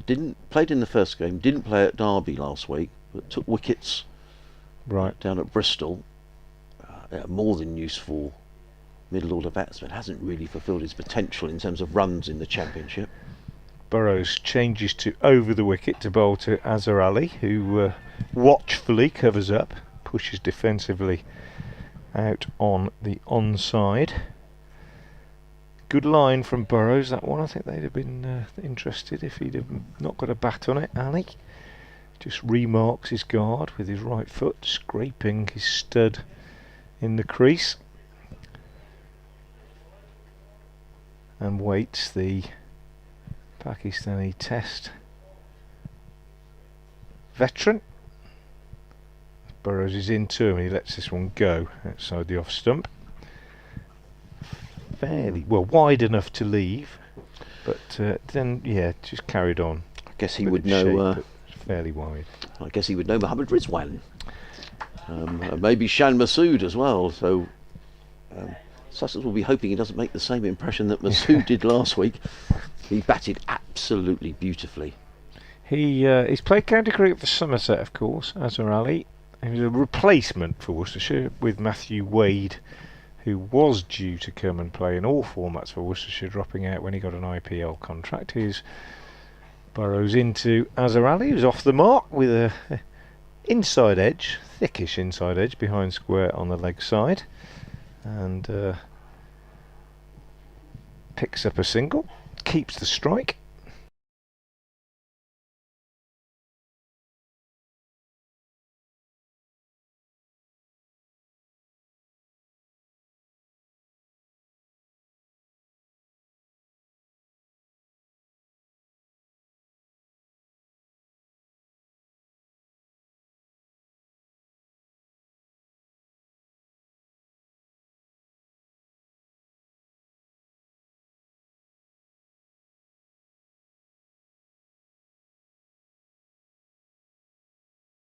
Now 50 for 5, which is something of a recovery against Middlesex. At one stage, Glamorgan were 30 for 5, and up at the Riverside, Durham are 66 for 1. Just see whether Stuart Broad is playing in that match. He isn't, which is interesting. But I think for Lancashire, Jimmy Anderson is playing. We'll just check that in a couple of moments' time. They're playing Gloucestershire. As in comes Haynes, bowls to Ali, who lets that go outside the off stump, taken by Rizwan, and there is no run. Yep, both Jimmy Anderson and Saqib Mahmood both playing for Lancashire in that game, where Gloucestershire are 59 without loss in their first innings. Haynes in again, bowls, cut away, wide delivery, and he gets a single to Alistair Orr, who's sweeping on the cover boundary. Ali goes to 2 and Worcestershire to 92 for 1. So no one from Sussex has got back to me on this connection in inverted commas between Worcestershire and John Snow. So I'll give a clue, shall I? Yeah, I'll give a clue. It's to do with his father. Right, okay, so there we are. John Snow's father, connection to Worcestershire. Sussex Cricket at bbc.co.uk if you know. It concerns them both, but it's to do with his father, yeah. Haynes in again, rolls to Pollock, who's back cutting firmly, and he's caught, and Pollock is on his way. An excellent catch by Tom Clark at backward point. Ed Pollock looks, I think he was just questioning the umpire to see whether that actually carried, and the square leg umpire has said it's out. Pollock took a double look at that, but he's on his way, and Tom Haynes has picked up wickets in consecutive overs, and this very fine innings by Ed Pollock comes to a close. He's out for 77 off of 74 deliveries, and Worcestershire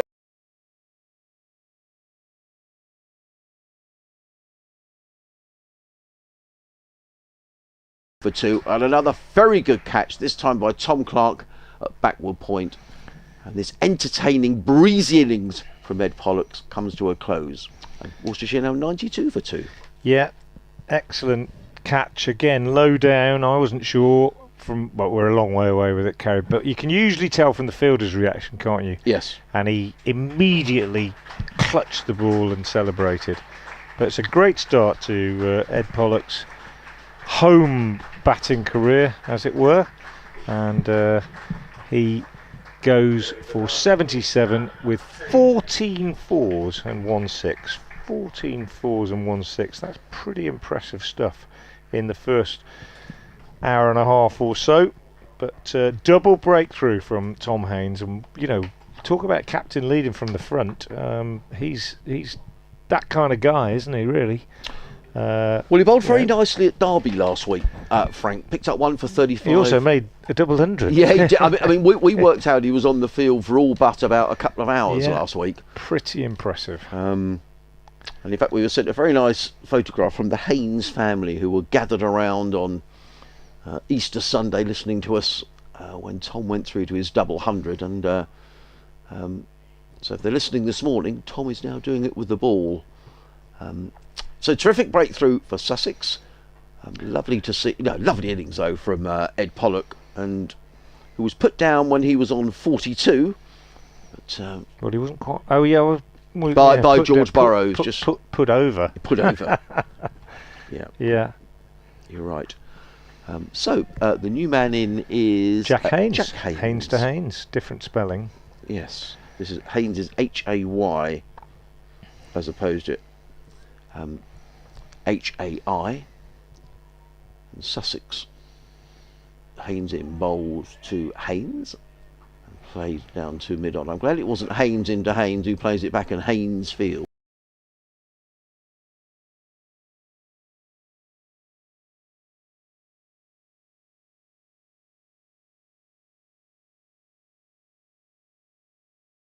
Didn't look great when he wandered off. We haven't seen him bowl since he's come back on, but at least he's back on the field. Tom Haynes is in, bowls to Jack Haynes, who lets that go. Bit of extra bounce there from Haynes, well taken by Mohammad Rizwan, who's standing up to the stumps. Two slips in place, point, cover, extra cover, mid-off, mid-on, mid-wicket. Is there a fine leg? No, there isn't. There's Tom Haynes on his way again. Busy approach to the wicket, right arm medium, bowls to Haynes, who plays it back down the wicket. Haynes fields of his own bowling. The end of a good over from Tom Haynes. 3 overs. Took 3 overs. If that wasn't made, I'm not sure if it wasn't. No, it wasn't. 3 overs, no maidens. 2 for 15. Worcestershire 92 for 2. I'm going to need to go, Frank, to do an update, and I'll leave you with Frank Watson. Thank you very much to Adrian Harms. So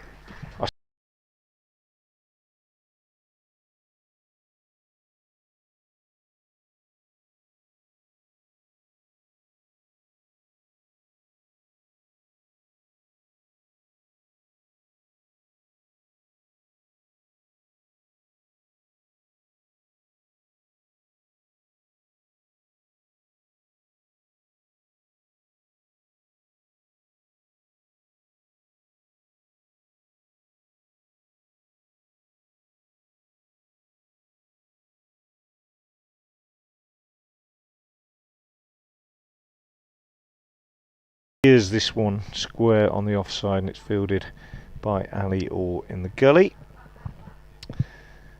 and there's no run.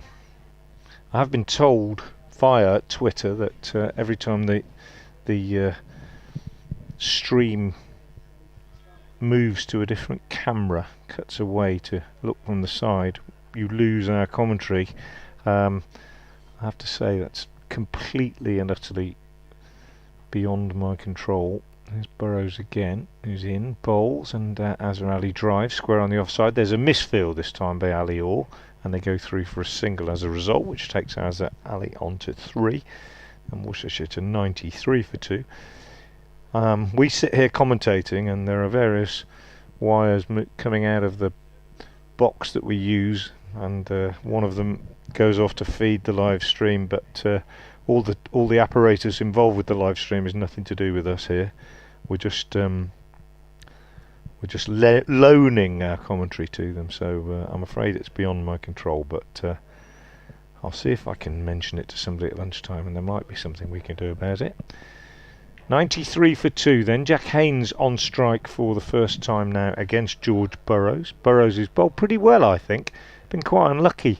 6.2 overs, no maidens, no wicket for 31. Probably don't do him justice. Found the edge of Pollock's bat a couple of times, went past Libby a couple of times, and comes in now to bowl to Haynes, who's on his toes and lifting his bat clear of that one, allowing it to go down the leg side. And it's taken by Mohammad Rizwan, keeping wicket for Sussex. Sussex, who here's an update coming. for BBC Hereford and Worcester's FM listeners. Well, it's been a very lively morning here since Worcestershire won the toss and chose to bat, mainly thanks to Ed Pollock, who played really beautifully for his 77. He hit 14 fours and 1 6, but he was out just a few minutes ago, caught at sort of deep gully by Clark off the bowling of the Sussex captain Tom Haines for 77. Haines had already removed Jake Libby out to a brilliant catch at first slip by Tom Alsop. That was 85 for 1, 92 for 2 when Pollock went, and since then Jack Haines and Azhar Ali have taken the score on to 95. Haines on 2, Ali on 3, half an hour to go before lunch. We're in the 20th over and the hosts 95 for 2. And as I speak, that becomes 95 for 3 as Jack Haines chips a catch to square leg, just clipped it off his toes uppishly, and very disappointed to see it go straight to the fielder. Just a slightly casual shot by Haines, and Henry Crocombe takes the catch. So in the space of about 15 minutes, Sussex have got themselves right back into this game. In many ways, I'd say that's a deserved wicket for Burrows, who I think has bowled pretty well. But nonetheless, Jack Haines will feel that was a tame dismissal, and he'll be quite disappointed with himself, I think. So Worcestershire have lost 3 wickets for 10 runs, and they are now 95 for 3, and a little bit of rebuilding work needs to be done as Brett D'Oliveira comes out to join Azhar Ali in the middle.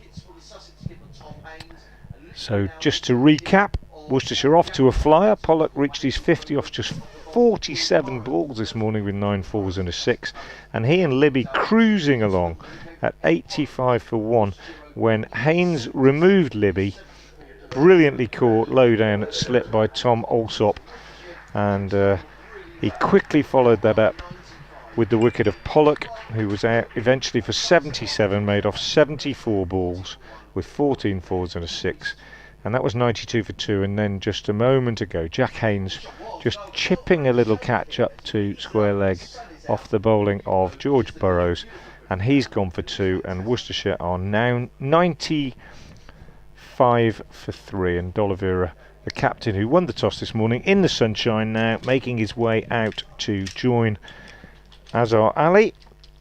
And Worcestershire, who did, as I say, get off to a real flyer thanks to Pollock, have now just got to calm things down a little bit and do a little bit of rebuilding, and they'll be pretty keen, one would imagine, to get through this next 25 minutes or so to the lunch interval without losing another wicket.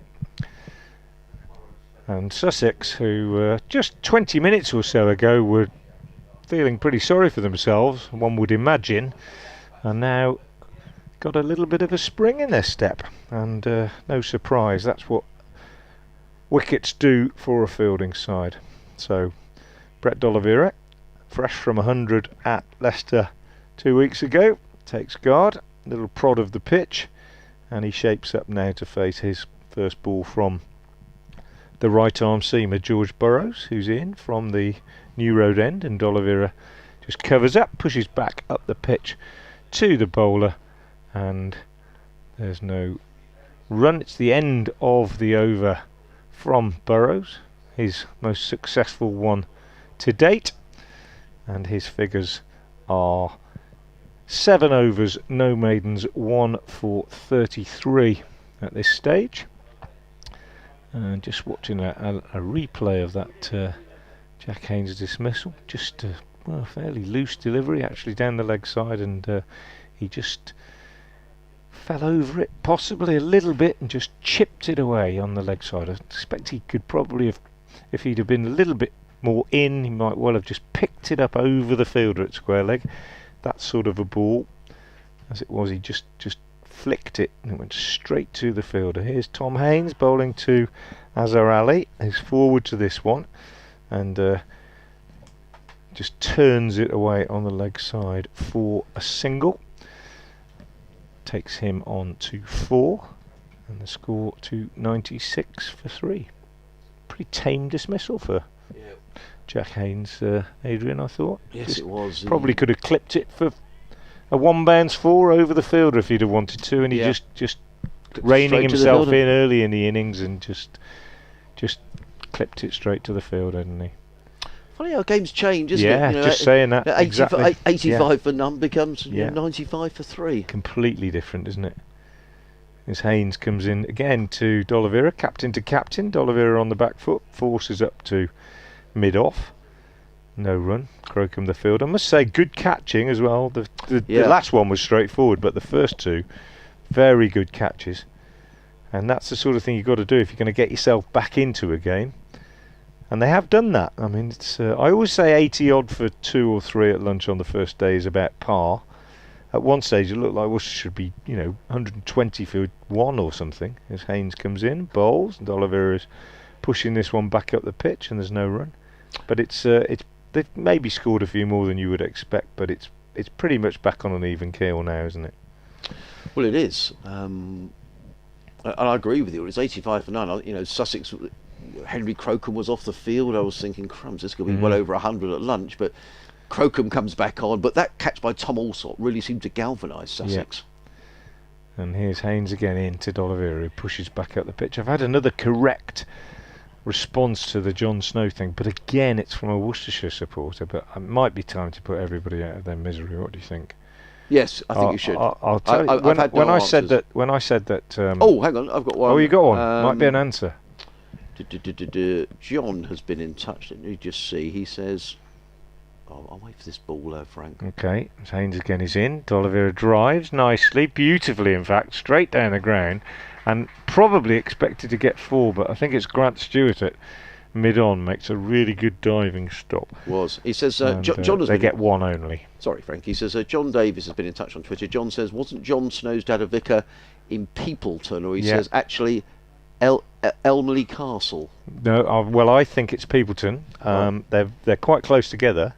I'll just break off as Haynes comes in again, and Azhar Ali is on the back foot, pushing back up to the pitch to the bowler. No run. 97 for 3. Peopleton is where I've always understood it to be, and I drove past Peopleton on my way in this morning because I live out in the Vale of Evesham, and John Snow's father was the vicar of Peopleton, I think, and I believe that in his very early years, young John actually lived in the village. That was my my initial story, the John Snow connection. Great bowler, what a great bowler. When you think back to my childhood and watching tests in the 60s and 70s. Indeed. Loved watching him. Change of bowling.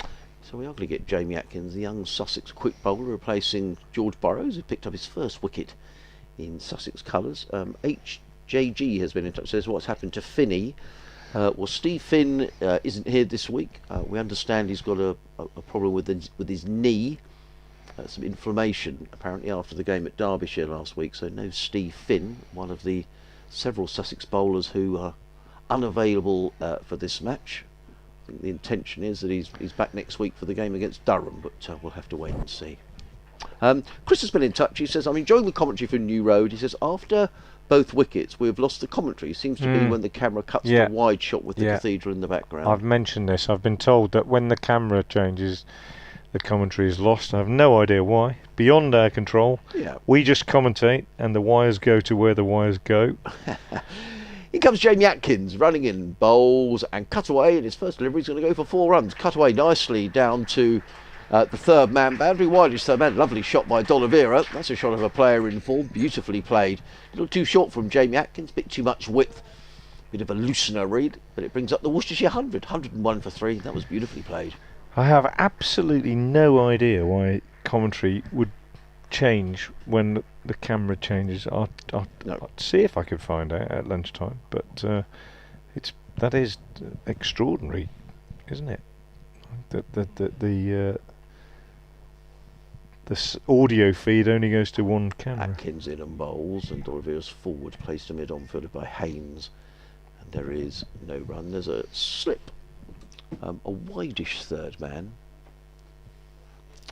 cover mid-off.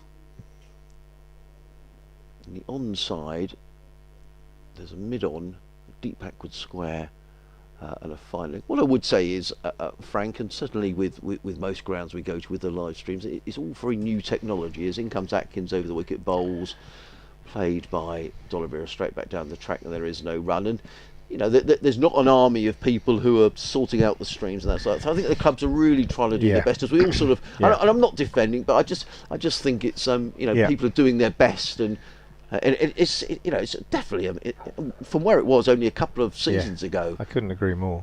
So people are really trying hard. So it's fantastic that you can watch it at all, isn't it? Really, I mean, some grounds have put a lot more money into it because they've got more money. Indeed. But, here comes Atkins, bowls, and D'Oliveira looking to play it on the leg side. He's wrapped on the thigh pad. The ball dribbles out on the offside. There is no run, and that's a very good point, Frank, because certainly some of the counties who have more financial clout, better resources. Certainly, some of their production teams behind the live stream are almost like a full-scale broadcast. Well, I think they are. I mean, one or two counties have actually almost sort of contracted it out to outside. Indeed, they have. Yeah. Production companies who have dealt with it. But quite an expensive way to do it, obviously. Atkins in again, rolls, and D'Oliveira drives. Now, he was thinking of a single, but Hayes was very quickly in from mid-on. And there is no run. Total remains 101 for 3. Yeah, it's absolutely the case. One or two counties are doing their own pictures and their own commentary to run alongside that. Atkins. The sun is back with us. There's just a few high-level cotton wool clouds.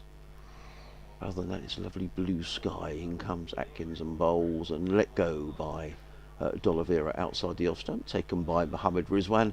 It is the end of Jamie Atkins' first over. A decent over after the first delivery was hit for 4. Worcestershire are 101 for 3. D'Oliveira on 5. Ali is on 4. You listen to live cricket on the BBC Radio Sussex, BBC Radio Worcester, and we're indebted to John, who's one of the journalists sitting in the press room to our right hand side, who's just brought in our lunch. Yeah, so thank you very much, John. Grant Stewart coming back into the attack at the Diglis end to replace the successful Tom Haynes. Haynes has picked up 2 of the 3 wickets to fall this morning, and his figures are 4 overs, no maidens, 2 for 17. Stewart previously 7 overs, no maidens, no wicket for 25, which, given the onslaught that was mounted at the beginning of the innings by Ed Pollock, is quite respectable. Crocombe 3 overs, no maidens, no wicket for 20. Burrows 7 overs, no maidens, 1 for 33. And Atkins 1 over, which has cost just 4 runs. They're the other bowlers that have been used. And now here comes Stewart, the loanee from Kent. Right arm over the wicket, bowls to Azhar Ali. Short of a length outside off stump. Ali has nothing to do with that one, just lifts his hands well clear of it. It was fairly wide. I think Tom Haynes would have bitten your hand off for Worcestershire to be 3 down at lunch, the way that at 85 half an hour loss. ago. Yeah, absolutely. Yeah, but then again, you know, you often hear them shouting and clapping out there, don't they? Say, come on lads, you know, 1 brings 2, and add a couple of wickets to the score and you get a better idea as Ali pushes defensively back up the pitch. And there's always that belief that if you can get 1, you can pick up another one, and that's why it was so important when Tom Alsop caught that tremendous catch at first slip low down to his right, just changed the momentum. And then Pollock, also very well caught by Clark, a sort of deep gully, low down, wasn't sure it had carried, and suddenly the game changed. Here's Stewart again, in, bowls to Azhar Ali, lets that one go outside the off stump. Started pretty wide, that one, and went wider. A little bit of shape on it, a little bit of away movement off the pitch, but wide enough for Ali to leave it alone. But there's just a suggestion, if you can get that movement and get the line right as well, that there might be something in it for the bowlers.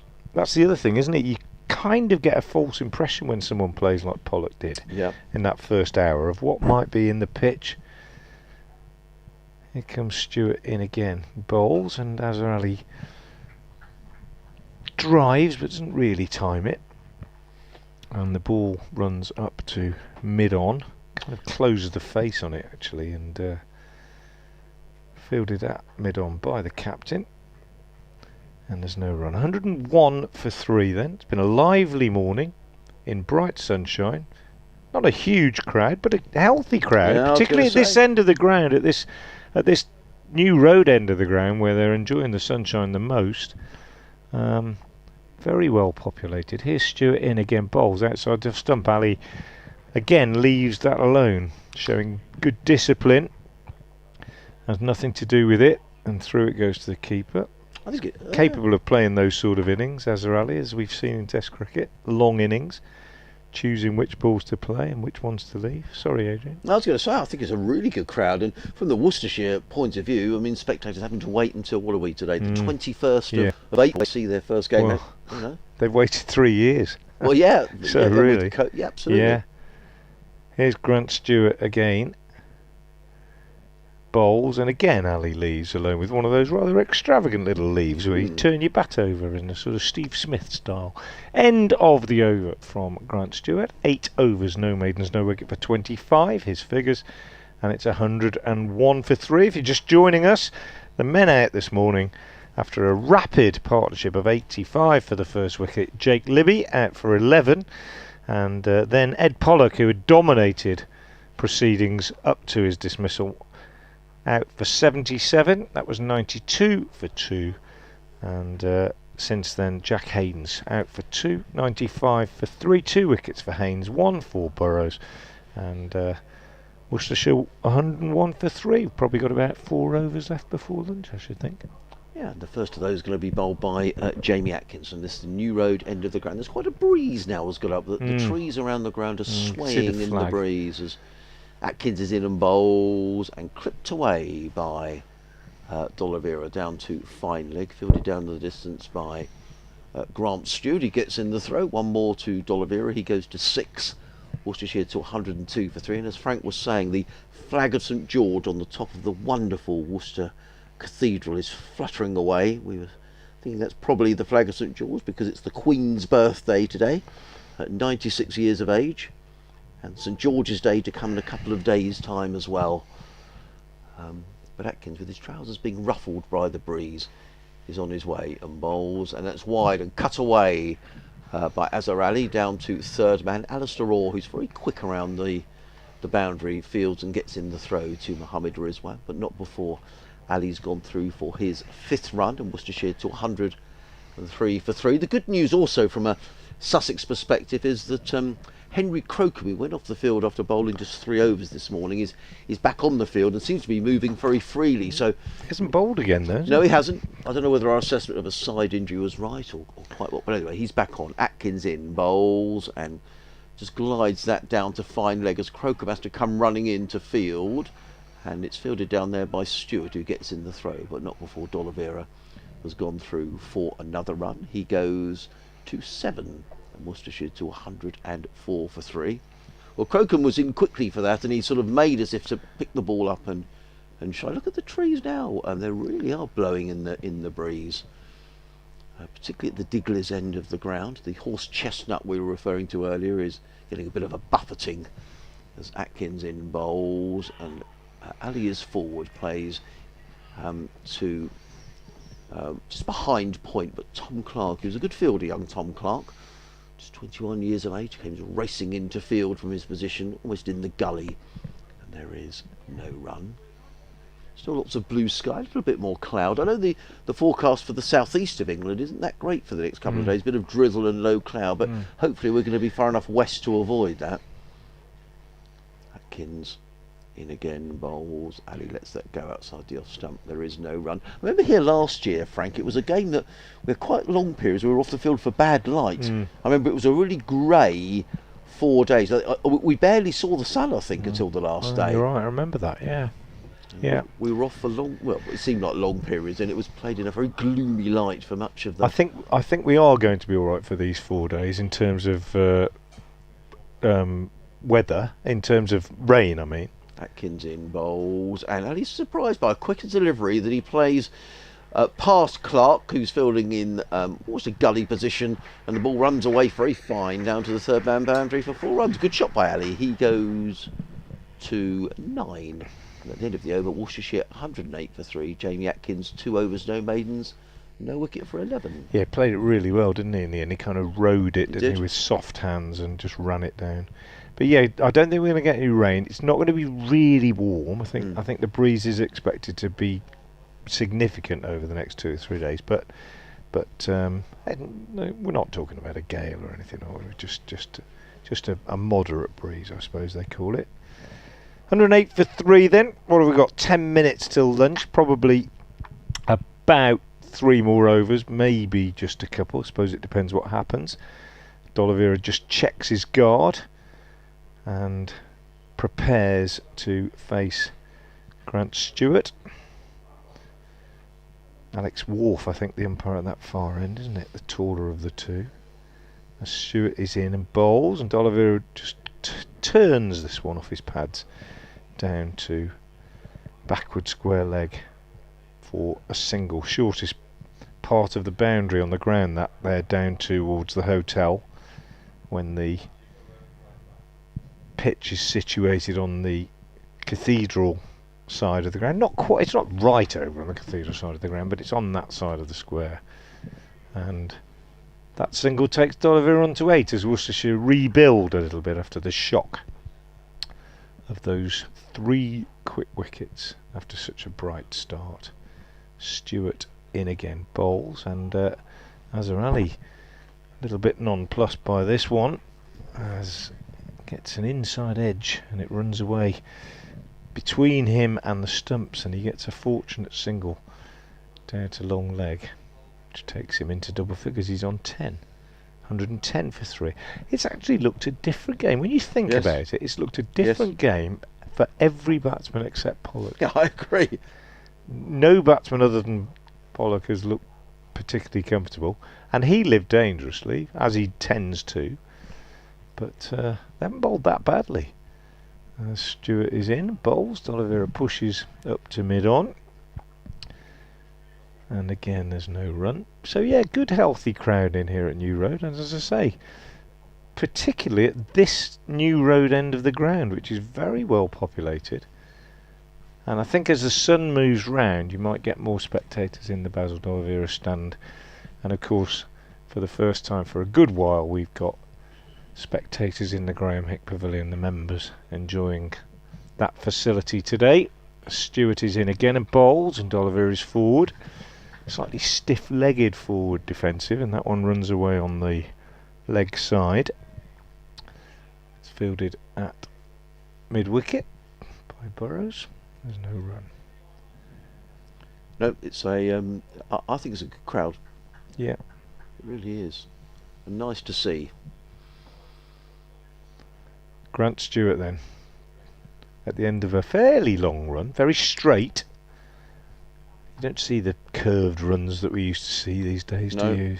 Stewart is in and bowls, and D'Oliveira drives nicely, but very well fielded That's Crocombe. by Crocombe. He doesn't look injured at all as he rolled over and threw that one back in. Good single, good run, could easily have been 2 or 3, but good fielding from Crocombe at mid-off. D'Oliveira goes to 9, and it's Nelson, 111 for 3. Yeah, you remember John Price, JSE Price, Yes. Middlesex in England, is the most big ridiculous curved run you've Yeah. ever seen, really. But there've been a few little seamers over the years, haven't there? Barry Wood, the old Derbyshire, Lancashire bowler, used to have a little curve in his run, didn't he?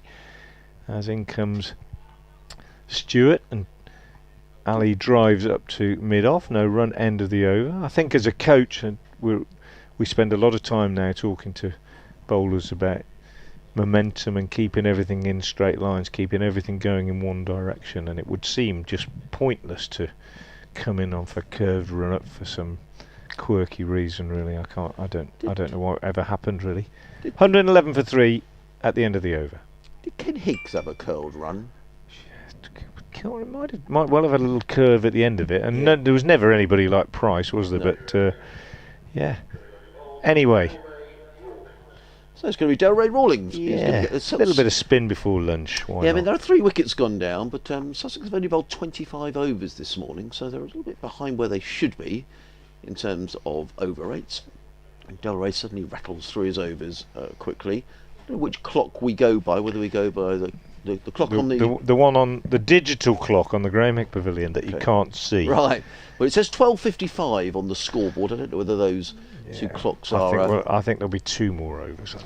Are going to be synchronised. So there is a slip and a short leg, a backward point, sweeper on the cover boundary, mid off, mid on, straightish mid wicket, and a deep backward square, as it's going to be Rawlings who comes into bowl to D'Oliveira, who cuts firmly, and he's going to get runs down to third man. Grant Stewart in hot pursuit down towards the boundary. I think he's going to cut it off.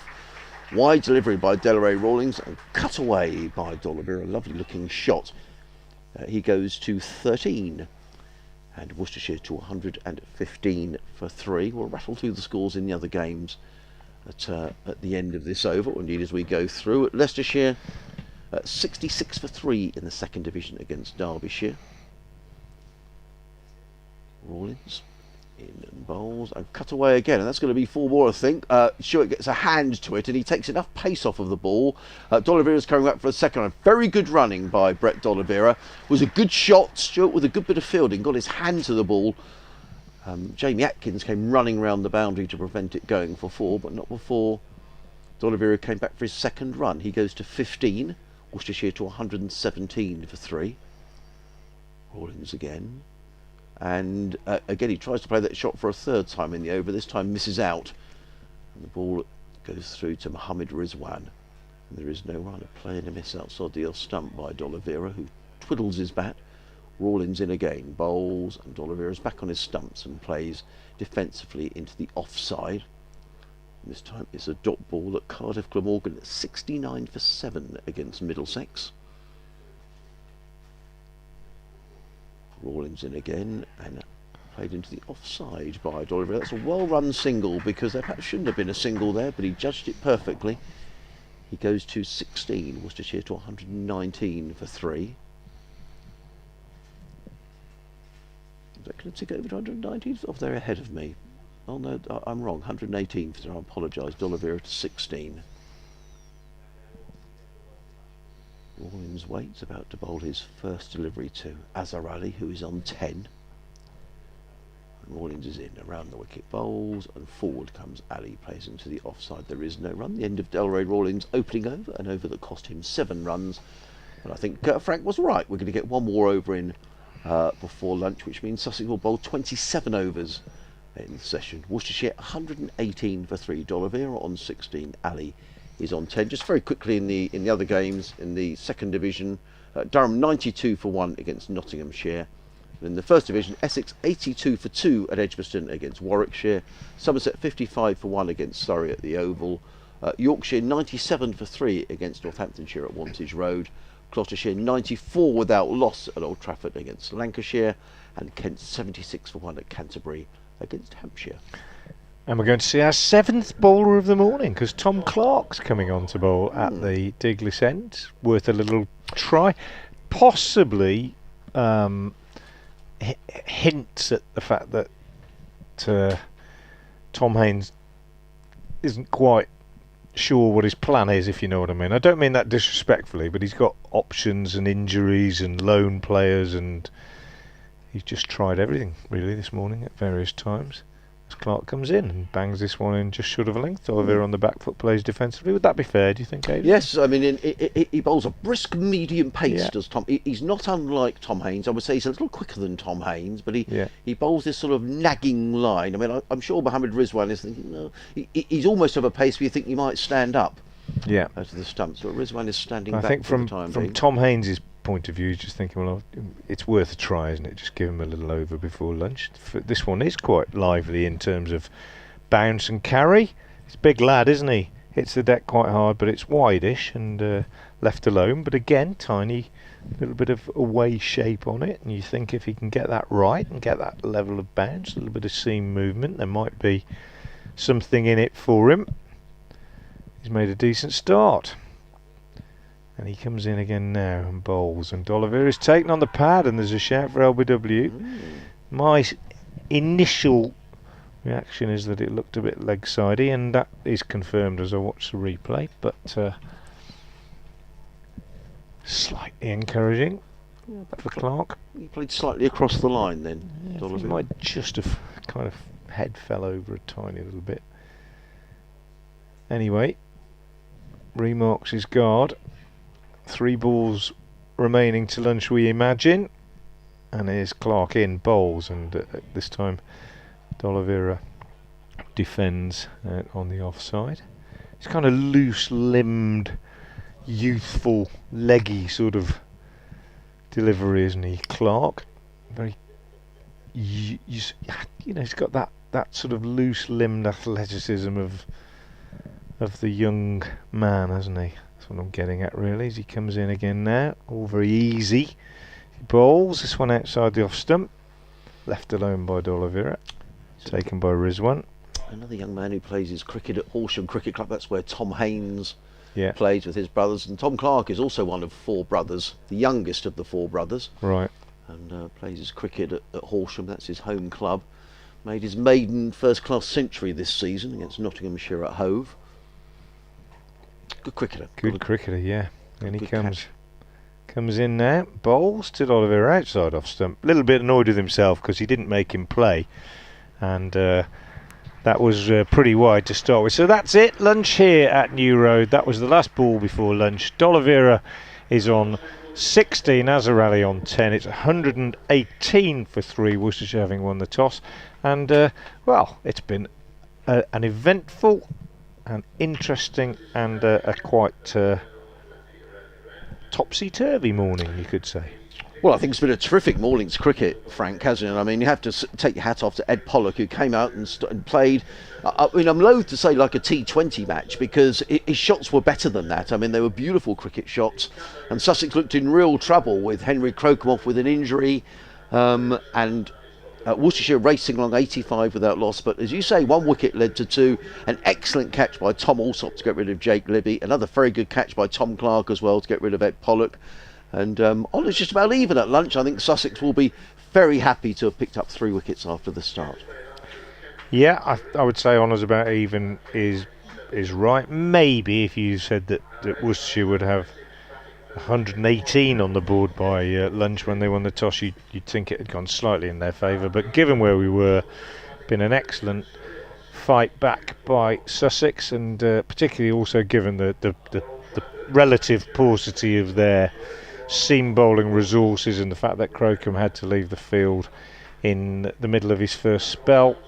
A really good comeback, really interesting morning's cricket here at New Road, and I hope you've enjoyed it with us, whether you're watching the live stream or just listening to us on the BBC Sports app. From myself, Frank Watson, and from Adrian Harms, for the moment, it's goodbye for now.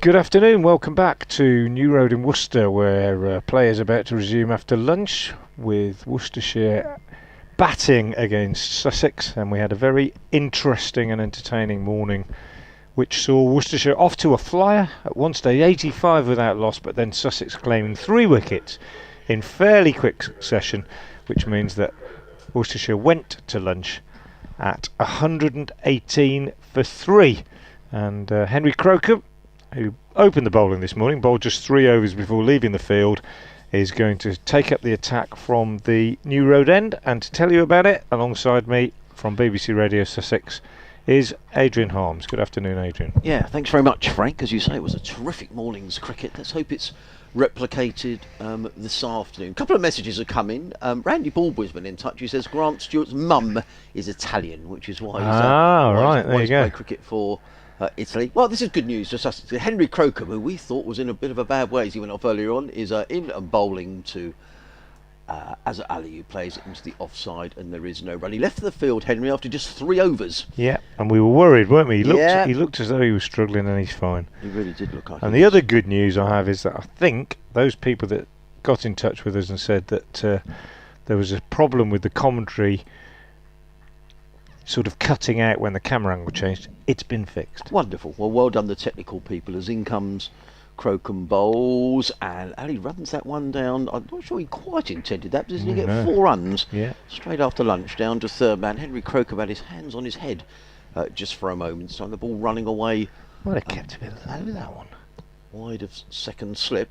So whatever Henry Crocombe did, we thought he'd maybe hurt his side or something, but he came back onto the field, and he's running around before lunch, and he's opened the bowling after lunch as well. So the total goes to 122 for 3. Good to hear from Steve McGoffin, former Sussex fast bowler, who's back in Worcester, but unfortunately can't make it down to the ground. I'll tell you about it in a minute as he comes in and bowls as Crocombe, played into the offside by Azhar Ali, who picks up his 5th run since lunch, and Worcestershire go to 123 for 3. There we go. And Azhar Ali goes to 15. Yeah, poor old Steve McGoffin, he's tripped and slipped at home on some wet tiles on Tuesday morning, and he's broken his foot.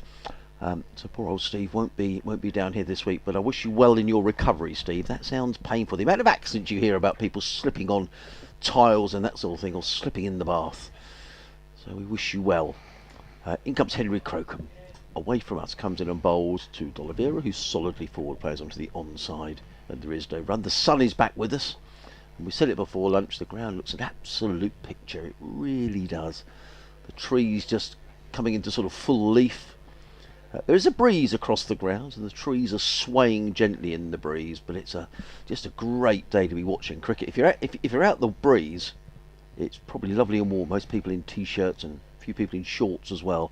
Crocombe in and bowls, and driven nicely down the ground by D'Oliveira. They think about a single, but a good bit of fielding by Tom Haynes, the Sussex skipper, who's quickly round from mid onto field, and there is no run. There's been a few little instances of slight uncertainty in the calling between these two. I would agree. And Azhar Ali was run out at Leicester in the first innings. It's just been a few times, isn't there? Both of them where they're just not quite on the same wavelength yet.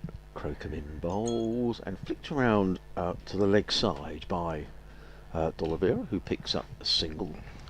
One more to the total, goes to 124 for 2, and D'Oliveira goes to 17. It's the end of Henry Crocombe's first over since lunch. He's now bowled 4 overs, no maidens, no wicket for 25.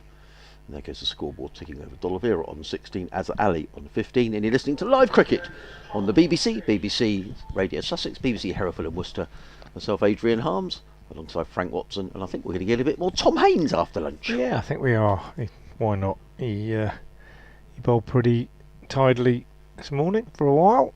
Picked up those first 2 wickets. Nowhere near the pace of the other bowlers, and as a result of that, Mohammad Rizwan, the keeper, will stand up to him, but asking slightly different questions of the batsman.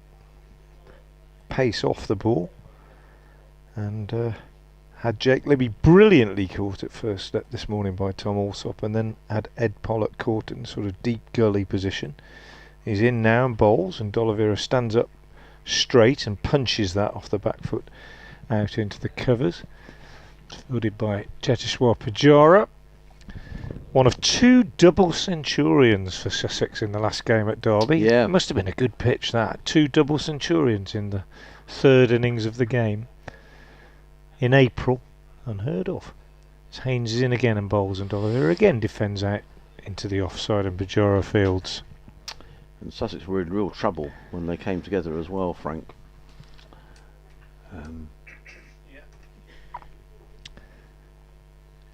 But, you could you have many a season where nobody gets a double 100, No. don't you? Yep. You get 2 in the same innings is pretty astonishing.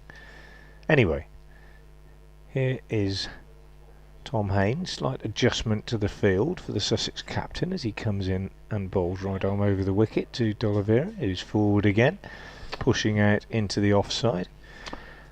Trev Adams has been in touch. We can let this go throughout the day a little bit, Frank. He says, I've started trying to think of the players that have played for both counties.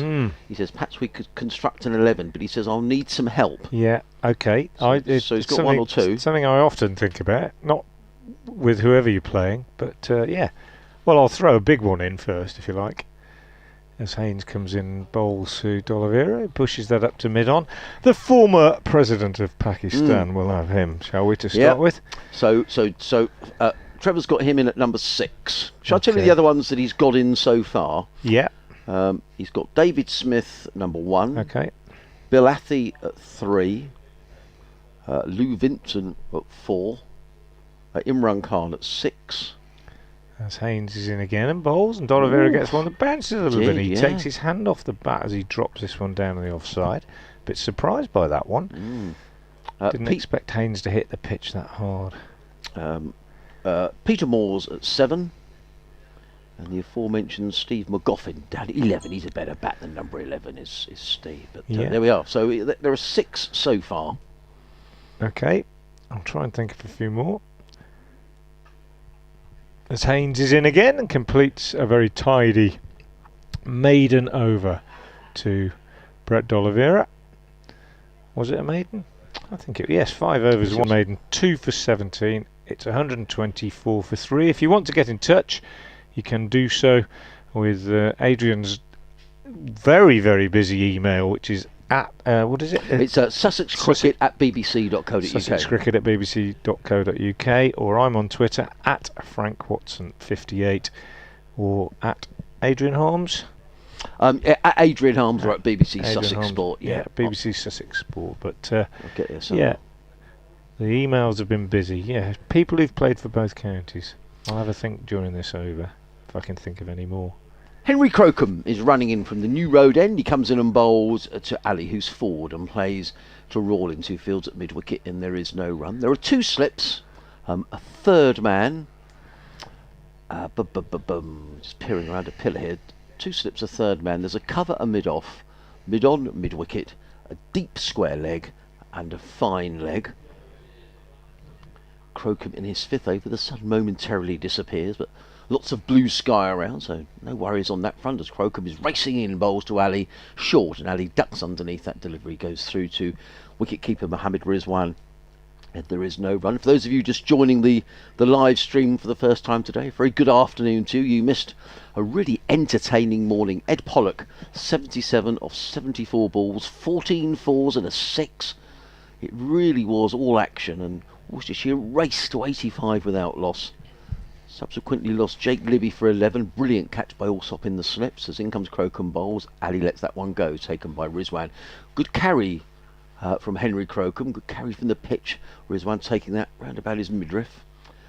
Pollock out shortly afterwards when the score's on 92. Another good catch, this time by Tom Clark at backward point. And then Jack Haynes rather chipped one to mid-wicket where Henry Crocombe took the catch, giving George Burrows his first wicket in Sussex colours. In comes Crocombe running in and bowls, and played down to third man. An intentional shot by Azhar Ali, fielded down in the distance right across the other side of the ground by Alistair Orr.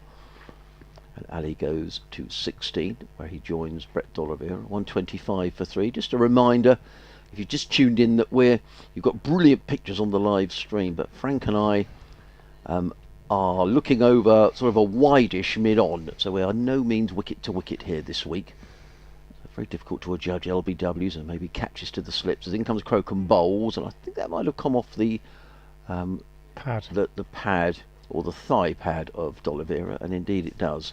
He's just indicating that it's a bit up and down, isn't he, D'Oliveira? Yes, he is. With his little wrist, sort of, taking the hand off the bat and miming that bowling action, just suggesting that it's a bit up and down. I think we made the point in the press box at lunch that it was difficult to judge the pitch this morning because of the way Pollock played. Nobody else looked that comfortable. 126 for 3 as Crocombe is in bowls, and Ali plays that comfortably enough down to third man, again fielded by Alistair Orr. One more to the total. Good throw by Orr right over the top of the stumps to Mohammad Rizwan. It is the end of the over, the 30th over of the innings. Worcestershire 127 for 3. D'Oliveira on 16, Ali on 70. So the run rate for Worcestershire is really very good, going along at 4 and over, and indeed it was a good deal more than that when Ed Pollock was playing. Just one thing you were talking, or batting I should say, you were saying about the flooding across the ground here, and I guess it goes right across the ground. It's not confined to the outfield. I guess the wicket gets underwater as well, does it? Oh gosh, yeah. Well, and where we're sitting, if it's deep enough, I mean, it, right down here, it comes underneath. It doesn't pour over. It just comes up from underneath. So, oh yeah, completely submerged the whole ground. Here's Haynes bowling to Azhar Ali, who pushes out on the offside. I mean, it didn't come up this high this time, but it does in the past, and that's why the new pavilion's been built in the way that it has. The old pavilion used to flood. So yeah, absolutely. In comes Haynes again and bowls to Azhar Ali, leaves that one alone outside the off stump. Bit of bounce taken nicely by Mohammad Rizwan outside the off stump. 127 for 3 it remains.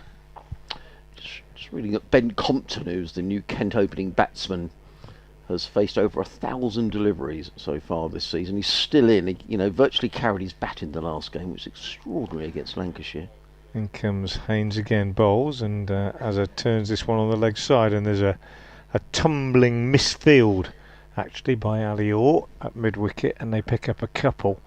I don't think he expected to get any. He'd been busy, Ali Orr. He's fielded well actually. It's a bit harsh to blame him for that, but he'd probably be a bit disappointed that he didn't stop that one. Fell down to his right. I think it did bobble just a bit in front of him, to be fair. But 2 more to Azhar Ali, who goes on to 19. 129 for 3. Haynes is in again, bowls, and Ali's beaten this time outside the off stump, pushing at that one, which definitely moved off the seam quite considerably. Nice take by Rizwan. Good fun as an ex-keeper. I think this sort of pace, standing up to the stumps, and when the ball's, provided it's not keeping low and it's bouncing a little bit, it's really as good fun keeping wicket in these circumstances. Rizwan waits again now, and Azhar Ali turns this one off his hip down to long leg for a single, and he moves on to 20, and the total to 130 for 3. I always think it's the sign of a good keeper when you can stand up to a medium pacer like Tom Haynes. International keeper, so he should be standing up. You'll see Ben Cox standing up at various times, I would imagine, as D'Oliveira gets a single, pushing this one off the back foot square on the offside. Stood up to Joe Leach at Leicester at various times, which is not always the case, but that's the real fun of keeping, I think. It is getting up there and trying to really put a bit of pressure on, and that's how a lot of keepers get the most enjoyment, I think, out of it. 131 for 3 at the end of the over. D'Oliveira 17, Azhar Ali 20. Now somebody else has just gone running off. I think that's George Burrows, who's just left the field. So Ollie Carter, who's been a very busy 12th man, is back on the field. It's going to be Henry Crocombe who's going to carry on, bowling with 2 slips, a third man. There's a cover, mid-off, mid-on, mid-wicket, and 2 men back on the leg side. There's a deep square leg and a fine leg, as in comes Crocombe running away from us, comes into bowl to D'Oliveira, who's forward and just plays to Rawlins, who jogs in from mid-wicket to field. And there is no run. On 31 for 3. Ali on 20, D'Oliveira on 17. I can't think of any more that have played for both counties, you know, off the top of my head. Okay, yeah, we're doing a little quiz. So we've got Smith, Athy, Vincent, Khan, Moores and McGoffin as 6 who have played for both counties. Comes Crocombe again, bowls and driven nicely by D'Oliveira out into the offside. It's only be a single. He didn't time it quite as well as I thought, and Pujara needs to run to his left at cover to field. One more to D'Oliveira. He goes to...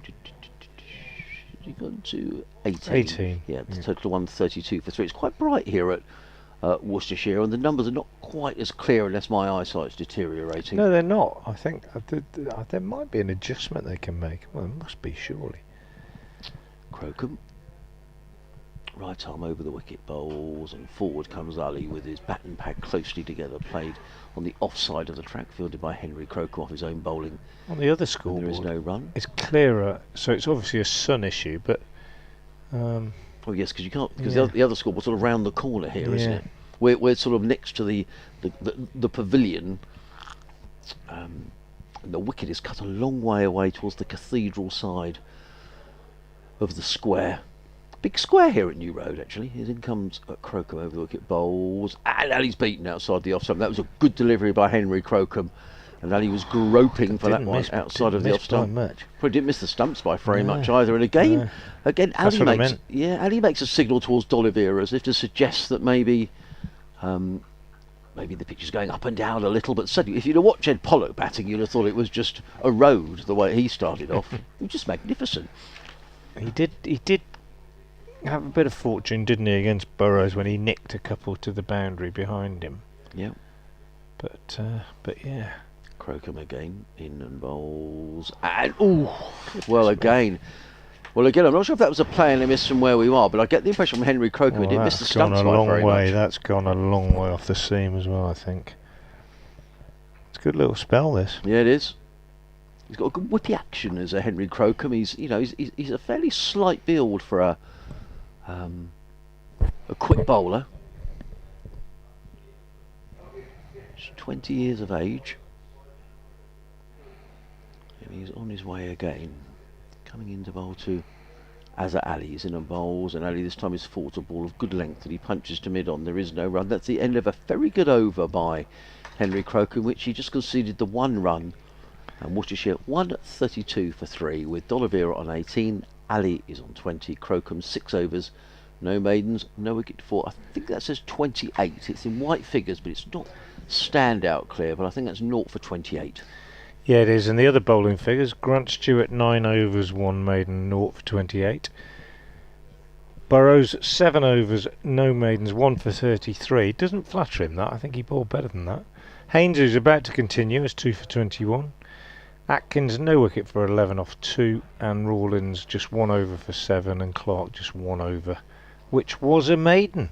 And here comes Tom Haynes, and in he bowls to D'Oliveira, who gets a good run. Now, I said these two weren't on the same wavelength quite earlier on, but they were on that occasion, because D'Oliveira, who is busy between the wickets always, he liked it. As soon as he saw the line of that shot going to Pujara's left, he fancied a single, and he got the response from Azhar. And he went through for that one. He goes to 19, 133 for 3. And Azhar Ali, with 1 slip in place, on strike now as Haynes comes in and bowls to him. And he plays a similar shot to D'Oliveira, but this time D'Oliveira sends him back. And the main reason is because he hit it better than D'Oliveira. He hit it harder. And it went... the field's been realigned a bit in the offside, but they would never have got a run if they'd have gone for that one. And he doesn't want to be run out again. No, and you made the point, Frank, that there's been a couple of misunderstandings between this pair. Yeah. He doesn't want to be run out again after he was at Leicester in the last game. Gets hit on the pad here, and he's been given LBW. Haynes has got his 3rd wicket. Pujara is astonished.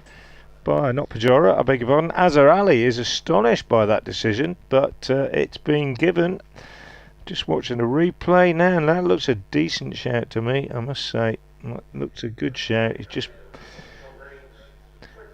played around it a little bit, and he's gone just when it looked as though recovery was being put together. They'd put on 38, these two, and having made 20, Azhar Ali is out, and Tom Haynes, what a little morning, early afternoon he's having. He's picked up his third wicket, 3 for 22, and he's in his 7th over, and just what Sussex needed after that little recovery. Well, I think I said at the beginning of the day that Tom Haynes was Sussex's best bowler, most threatening bowler. I mean, he had the best figures last week at Derbyshire in that mammoth total from Derbyshire, 505 for 8. He bowled 18 overs, 3 maidens, 1 for 35. And not only was he economic, so going a shade under 2. Just got to break in for an update. Frank. Well, Worcestershire have just lost their 4th wicket, the first one of the afternoon session, with Azhar Ali being adjudged LBW to the Sussex captain Tom Haynes for 20, having added 38 for the 4th wicket with Brett D'Oliveira. The morning was dominated by Ed Pollock's 77, but at Worcester lost 3 quick wickets just before lunch. At lunch they were 118 for 3, and in the early afternoon sunshine they've taken that on now to 133 for 4. Brett D'Oliveira is on 19, and he's just been joined by Ed Barnard, who is yet to get off the mark. A really interesting day's play so far here at New Road. 133 for 4, the hosts. Sorry, Adrian. That's right. I was thinking, having added 85 for the first wicket, Worcestershire have now lost 15, 4 for 48. And 3 of them taken by Tom Haynes. Look at his figures. 3 for 22. Ed Barnard has come to the wicket. I've got 2 more players who have played for both Sussex and Worcestershire. I'll give those to you in a minute, as in comes Tom Haynes in and bowls, and Barnard lets that go outside of the off stump. Nicely taken by Mohammad Rizwan. And there is no run. So 2 more players, as I did to Gary Knight. Thank you, Gary. He says I can provide 2 more players who have played for both Sussex and Worcestershire, both overseas qualified. One who we should both have got, actually, and this is, I should have known this, Travis Head. Oh, yeah, absolutely. We mentioned him already today as well. Yeah, we have. Yeah.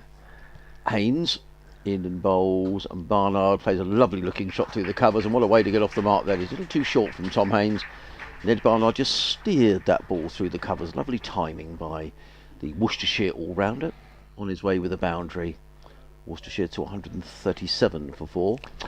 Also Wayne Parnell, who played for Sussex in 2011 and Worcestershire from 2018 to 2020. Yeah, I didn't know. Well, I'd forgotten that Wayne Parnell had played for Sussex. Yeah. So that's 2, so we're up to 8. Right, okay. Thank you, Gary. Good to hear from you. Who's regular contributor, as in comes Haynes and bowls. Barnard lets that go outside of the off stump, taken by Rizwan, who's standing up to the stumps. End of the over, a wicket taking over from Tom Haynes, who boasts the very fine figures of 7 overs, 1 maiden, 3 for 26. Worcestershire 137 for 4, D'Oliveira 19, Barnard on 4.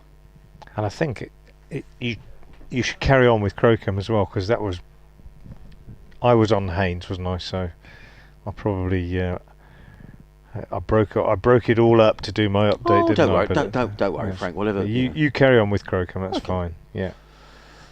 Well, Henry Crocombe's bowled a decent spell since since lunch. He's been good.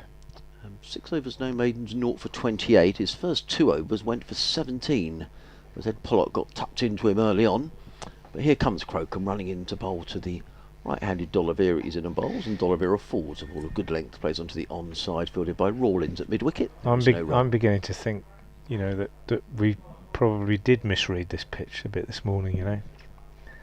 I think it's possibly a better surface to bowl on than we maybe considered when, as you quite rightly say, Pollock made a bit of a mockery of it, didn't he? Crocombe in and bowls, and he's caught. Oh, he's dropped. And D'Oliveira is given a life. He's dropped by Tom Alsop at first slip, who's hurt his hand as well. Yeah, he needs some attention. And the way they've gone straight down to look at Tom Alsop suggests to me that's a nasty finger injury.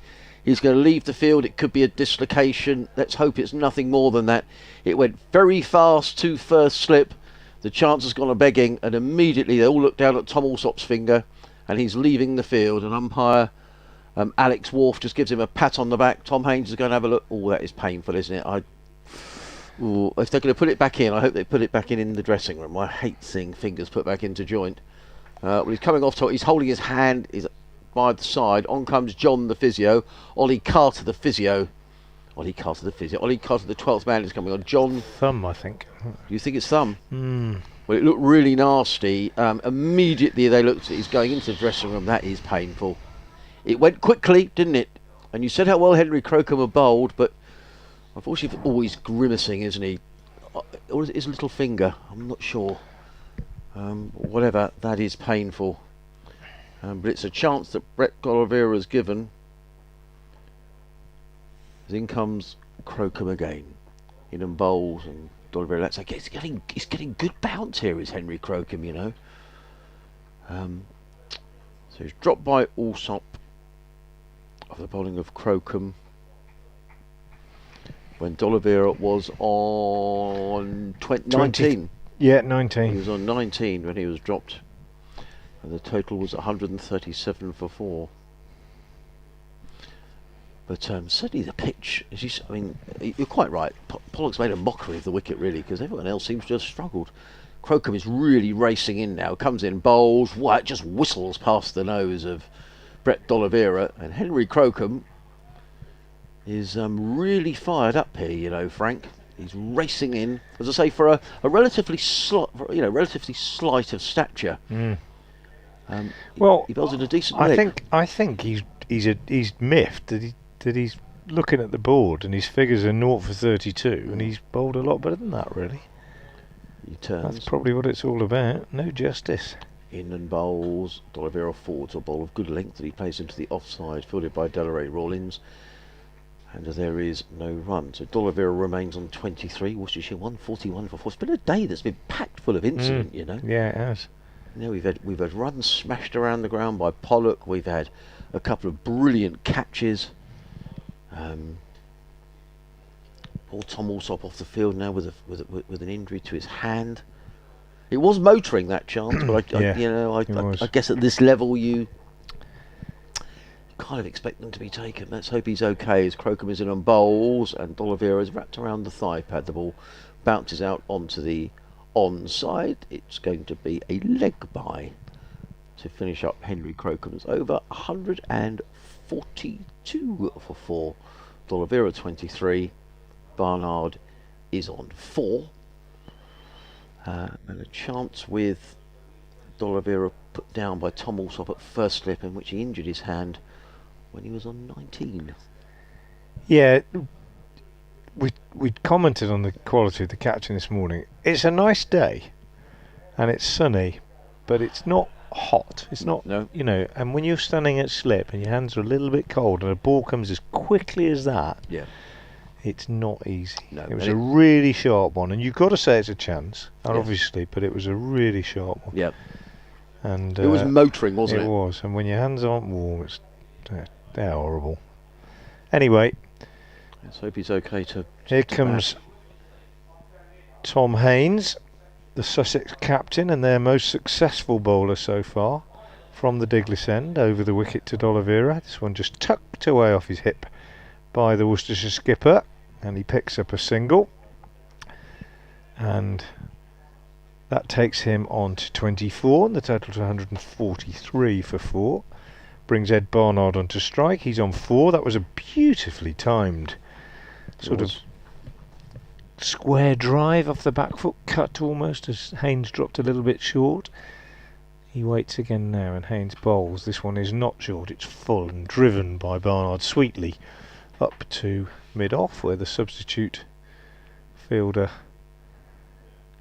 Ollie Carter is on duty, and he makes the save. Haynes then, 7.2 overs, 1 maiden, 3 for 27 so far. The chief destroyer of the Worcestershire batting. This one is full and pushed out on the onside by Ed Barnard. Lovely spring afternoon here at New Road, and a healthy County Championship Day 1 crowd in the ground. Just a reminder that Entry is free after tea, I believe. As also Haynes is in again outside the off stump. Rizwan takes. This is left alone. Entry free to New Road after tea for all Championship cricket this season. Really good. I hope I'm right. Better check. And certainly also free for under 17s. I've been led. I might just check just in case I'm going to prompt a stampede over the bridge in late afternoon. Is Haynes in again, bowls, and Barnard plays a lovely little shot, little late cut. One of his white ball shots, that really. He just gave himself a little bit of room and just dabbed it down between the wicketkeeper and slip for 4 runs. His second boundary. He goes to 8, and it's 147 for 4 in the 35th over. So a healthy scoring rate. Wasn't between the keeper and slip, it was wide of slip actually, of course. Between slip and gully, or sort of short third man it is really. As in comes Haynes again and bowls, and this time Barnard is very studiously forward, head right over that one, pushes out in the offside. There's no run, end of the over, 147 for 4, D'Oliveira 24, Barnard 8, the man out since lunch. Azhar Ali, LBW to Tom Haynes for 20. Yeah, and I was saying earlier on how much I like Ed Barnard as a cricketer, because for lots of reasons. He fulfills that all-rounder role really well. He's a cricketer who plays all formats, it's fair to say, Frank. He plays in the T20 as well. He's just a good, solid, just the sort of player you want coming in at 6-7, a bit like Andrews Dahl for Derbyshire last week. Just a very good all-round cricketer.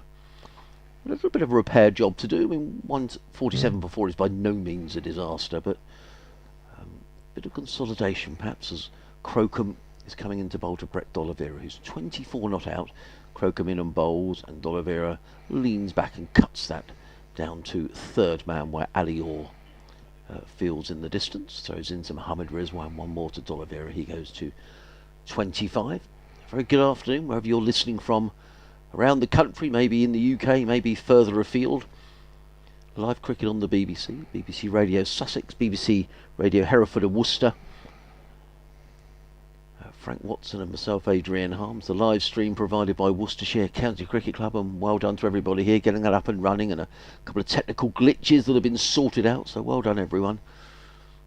As Crocombe runs away from us, the sun completely disappeared now as he's in and bowls, and forward comes Barnard, and the slip's hands were raised then. I can see who's that gone into first slip? I think it might be Delray Rawlins, who's gone into first slip alongside Tom Clark and Mohammad Rizwan, the wicket-keeper. But arms are up in the slips, which suggested maybe he didn't miss the off-stump by that much, in which case you have to credit Barnard for a good leave. Crocombe racing it again, bowls, and Barnard's beaten this time. That was a good delivery by Henry Crocombe. Barnard playing a full shot, and again there's that little signal from the batsman suggesting that maybe the wicket is just doing a little bit. Entry is definitely free for under 17s. Okay. And I'm certain, 99% certain, it's free after tea for everybody. Well, can I just say, I think that is a fabulous initiative, because quite often after tea, Frank, you'll get more than 32 overs. Yeah. If you could have a day's work, maybe start early, finish at sort of 3:30 or something, and want the day to watch the cricket. Crocombe in, bowls, Barnard right in behind this, plays into offside. There is no run. I can't think of any better, really. Say you started work at 7, finished at 3. Yeah. Amble to the ground, come in, watch a bit of cricket, have a pint, go home, and see, upwards of 30 overs of cricket. Yeah. Two batsmen have a little natter. Ed Barnard and Brett D'Oliveira, the Worcestershire skipper. Crocombe in again, bowls, and Barnard runs this wide of second slip, who's Tom Clark, all the way down to third man, fielded by Alistair Orr. Barnard picks up another single, he goes to 9, the total to 149 for 4. I'll give you an update on the post-lunch scores in the other games as we go through the rest of this over. In the second division, Leicestershire now really struggling at home against Derbyshire, 86 for 4.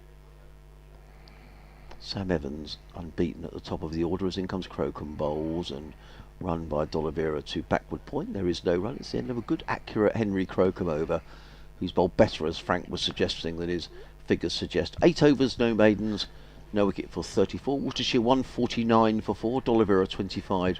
Barnard is on 9. Elsewhere in the second division, Glamorgan 110 for 8 down in Cardiff. James Harris against his former county is 19 not out. Wickets have fallen at lunch at Durham, who are now 121 for 4. 2 wickets there for Patterson White, who bowled very nicely down at Hove a few weeks ago. Liam Patterson White. So Durham's in a little bit of trouble there, having batted first. In the first division, Essex 99 for 3 at Edgbaston, Somerset 87 for 2 at the Oval, Yorkshire 147 for 3 at Wantage Road, Gloucestershire 119 for 1 at Old Trafford, and Kent 118 for 3 against Hampshire at Canterbury. As Tom Haynes begins a new over from the Diglis end, and first ball is pushed back to him by Ed Barnard. Another substitute fielder just come on for Sussex. Tom Clark's gone off for running repairs, and Archie Lenham has come on and is at mid-off, and quickly encouraging his skipper with a clap of the hands as Haynes turns and moves in again and bowls to Barnard, who drives up to the aforementioned Archie Lenham, who fields at mid-off. One slip and a man on the drive. Pujara in at short extra on the drive, straighter, a little bit straighter than extra, and also one of the substitutes, Ollie Carter, a little bit closer in than you might expect in the covers, hoping for a slightly lofted drive as Haynes bowls again, and that is a beautiful cricket shot from Ed Barnard, driven straight down the ground past the bowler. They only get 2, didn't quite have the legs to get to the boundary, but it was a lovely, lovely shot, timed beautifully, and Barnard has gone into double figures. He's on 11. And it's 150 up for Worcestershire, 151 for 4. He's slight of stature, isn't he, Archie? That was a good throw all the way from down there, right over the top of the stumps. In comes Haynes again and bowls, and this time Barnard is back and playing defensively out on the offside. Our old friends the Pigeons are back outside. We sit just underneath the lower, the sort of the first level of the stand at New Road End, and there's a roof above us. Netting is suspended to stop them from nesting. That's new from last year, yeah, isn't it, I think so, and they're a little bit nonplussed, aren't they, as Haynes comes in. This one's down the leg side, taken nicely by Rizwan. I think they're going to wonder what's going on. We can't get to where we used to sit. No. That's what they're going to be thinking, because there's some netting been suspended above us. I've only just noticed that. Yeah. So we'll have some puzzled pigeons, I think, for the first month or two, and they are at the moment, aren't they? Yeah. Although, you know, they might make use of those little ledges there, I suspect. I bet they do. Here's Haynes in, he bowls. Barnard is forward, pushes out on the offside. Suspicion it might have been pad first, hands on heads by bowler and wicketkeeper, but no appeal. End of the over, tidy, fascinating stuff at the moment. 151 for 4. And again, I'd agree with you, Adrian, on as possibly slightly even. But it looks a different game for every batsman, apart from Pollock. I agree. And by that I mean every other batsman has found it difficult. Yeah, He didn't, really. He didn't seem to, did he? No, 74 balls for 77 runs, 14 fours and a 6 opening the batting. And Worcestershire were off to an absolute flyer.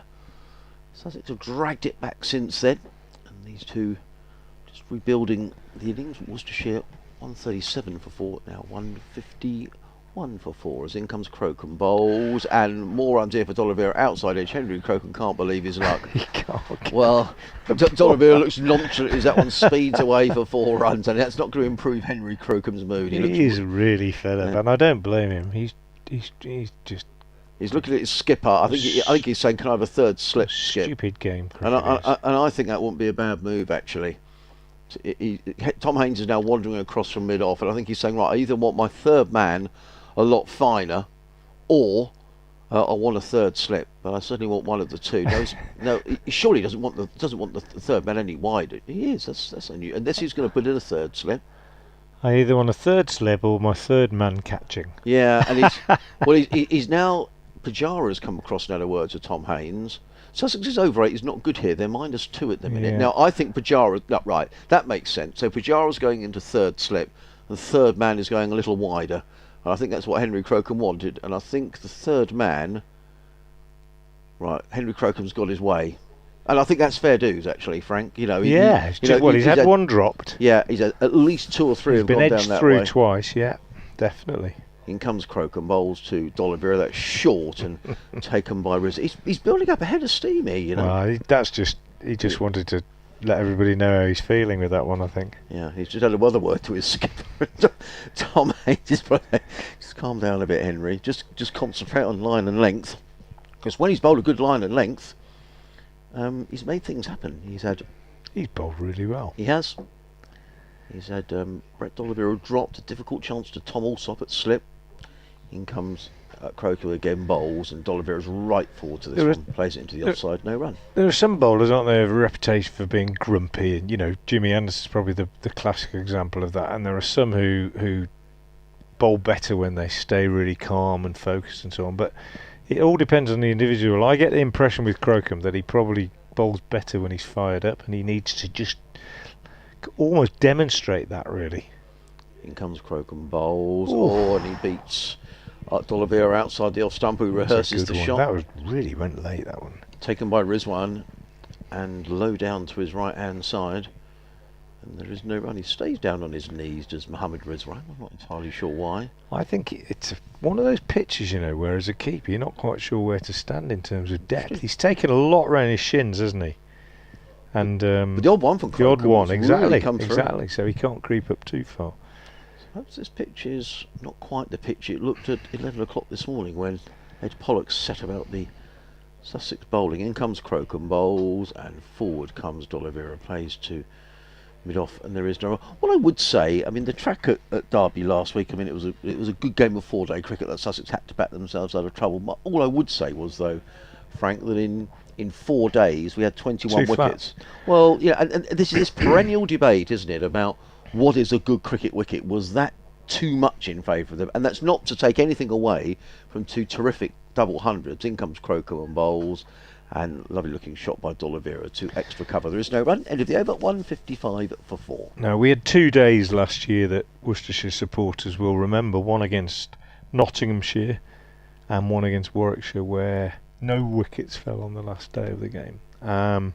Notts, having followed on, I think, didn't lose a wicket all day. Hamid and Slater both got hundreds, and similarly against Warwickshire. And it's you know, it was dull, really, to be honest. It was no fun for anybody, and well, apart from the guys who got 100, I suppose. And then we had pitches later in the season, notably in the last game against Leicestershire, that were good cricket wickets, offered a bit for the bowler. Batsmen felt that if they got in, they could play their shots, etc. And it's as you say, Adrian, it's all about balance. Well, and today it's not been straightforward for the batsmen. I don't think it's been a good wicket. Not at all. I think it's I mean, at Derbyshire last week there were 2 wickets fell on the Saturday and 1 on the Sunday all day. Yeah. I'm not sure. Oh, as I say, George Burrows is coming into the attack again. Picked up 1 wicket this morning. Yes, and as I say, that's not to take anything away from the double hundreds that were scored. But we had this debate pre-season about what do coaches see as a good pitch? Is it something that's so flat that Because I would argue, Sussex batted out the final day, which was terrific. But once they got into a lead, there was never going to be any other result, to be honest. No, I remember watching it from afar and thinking exactly that. But no, I mean, 155 for 4, 1 catch gone down, bat's been beaten a few times. I think this so far has been all right, really, as Burrows bowls to Barnard, who pushes out in the offside. In fact, how many times have we said today, this has been entertaining, this has been good cricket, this has been enjoyable? Well, surely, if the pitch is a pitch that produces that, then that's exactly what you want. Yeah. Well, I agree. Too flat is as bad as too green. Yeah, exactly. Yeah. Yeah, and there were a couple of test matches. We had this debate, say, pre-season about some of the test matches in Pakistan against Australia in the winter. Yeah. Here's George Burrows, and again, bowls to Barnard, who drives and gets a thickish inside edge, really squirts out on the leg side, picks up a single, takes him to 12, 156 for 4. He's got a nice easy style, Burrows, I think. I commented on it this morning, but when I was watching him, it's quite characteristic. He starts off his upper body angled forward slightly, wrist very cocked behind the ball to make sure he gets that right. A few easy strides, and then he lengthens his stride, and he's not sprinting when he hits the crease, but it's all quite nice and rhythmic. He comes in now and bowls, and that's short and wide, and he's let me down really, because that was a rotten delivery, and D'Oliveira says thank you and cuts it, slaps it really with a flat bat in front of square on the offside for 4, which takes him on to 33, and the total to 160 for 4. So the first test between Pakistan and Australia this winter, Australia 459, Pakistan 476 for 4. Australia Azhar Ali 459. got some in that, Yeah, and then Pakistan 252 without loss in the second. That to me, that's just me. Yeah. I don't think that's a good game of cricket. To me, that you've got what? I don't think anybody thought 14 wickets in the match. I don't think anybody thought that was a good game of cricket, really, if we're honest. But it's all about balance, isn't it? It's all about balance. Adrian's off to do an update, as in comes Burrows again and bowls outside the off stump, and that's allowed through to the keeper by Brett D'Oliveira. D'Oliveira, captain of Worcestershire this season, started well with 100 at Leicester a couple of weeks ago, and update coming for FM listeners. Fascinating day's cricket here at New Road, and has continued after lunch. At the break, Worcestershire were 118 for 3, the morning having been dominated by Ed Pollock, who made 77 off just 74 balls with 14 fours and a 6. But at lunch, 118 for 3. Since then, Azhar Ali has been out, LBW to the Sussex captain Tom Haynes for 20. Haynes has now picked up 3 wickets, and Brett D'Oliveira, the captain, is still there for Worcestershire, and he's been joined by Ed Barnard. Barnard is on 12, D'Oliveira is on 33. So far they've added 27 for the 5th wicket, and Worcestershire in the 39th over are 160 for 4.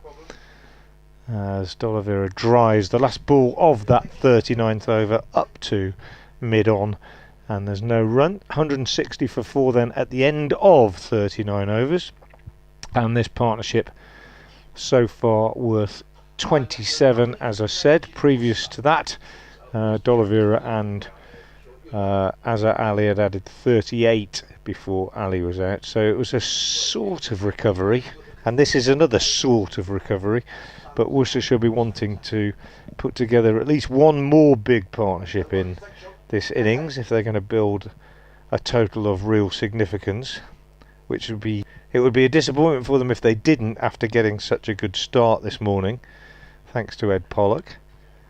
But having said that, we have repeatedly said that, with the exception of Pollock, most of the batsmen have not found things entirely to their liking out there against the seamers, not least Henry Crocombe, who races in now and bowls to Barnard, who plays that nicely, just eases it with soft hands down to third man, and picks up a single, taking him to 13, and the total to 161 for 4.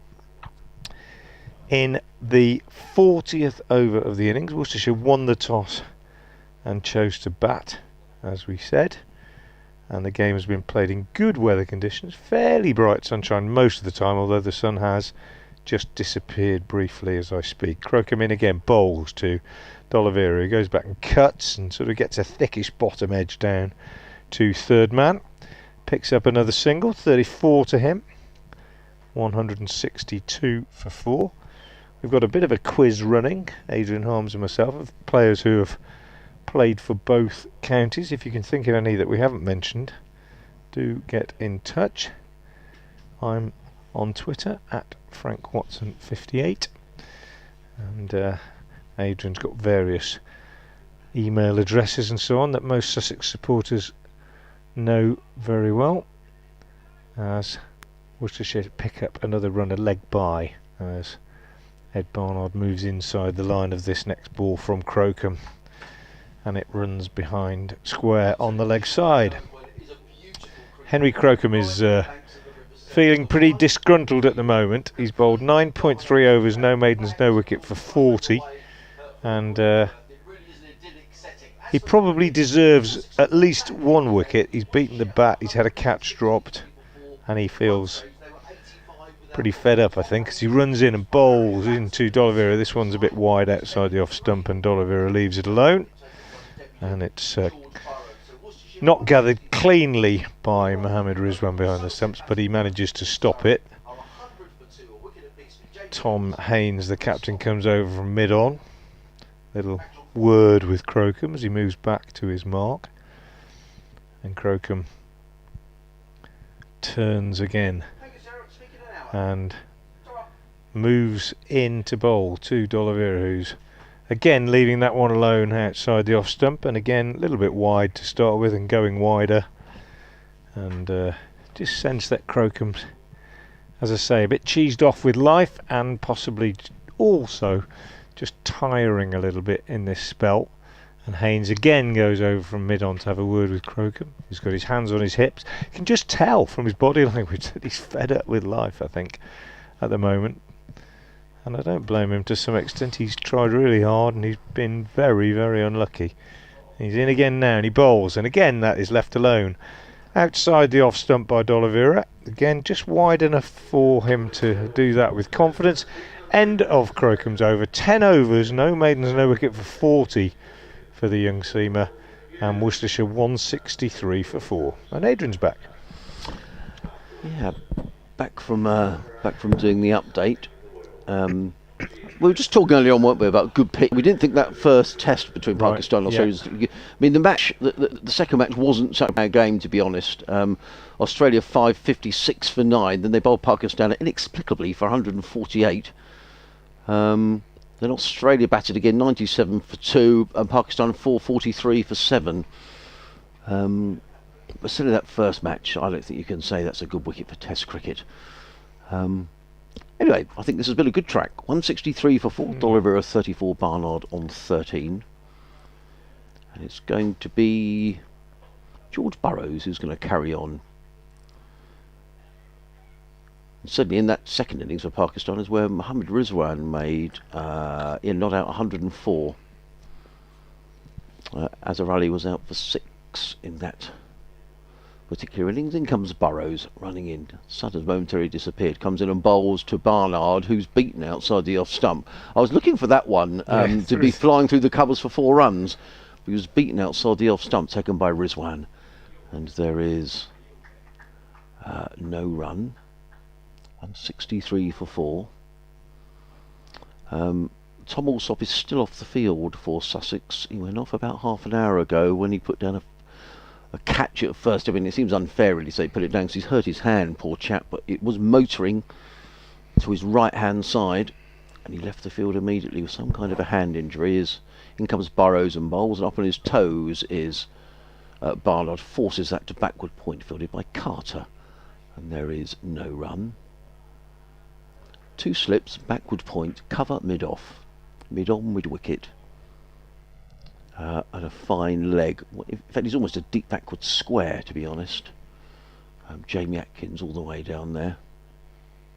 And a deep mid-wicket as well, who had missed out. Ali Orr in front of the scoreboard, just blending in with the covers that are strewn on the ground over there. As in comes Burrows, bowls, and Barnard. Oh, that's a poor bit of keeping by Rizwan. The ball runs down the leg side. Will they come back for 2? No, they won't. Let's just wait for the umpire's signal, and it is a bye. To collect that down the leg side was Mohammad Rizwan. It did scoot along a little. It did a little, but I'm sure he'll be a little disappointed. Wicket-keepers hate conceding. Did you hate conceding byes, Frank? Yeah, absolutely. It always like runs against you. Yeah, definitely. Definitely.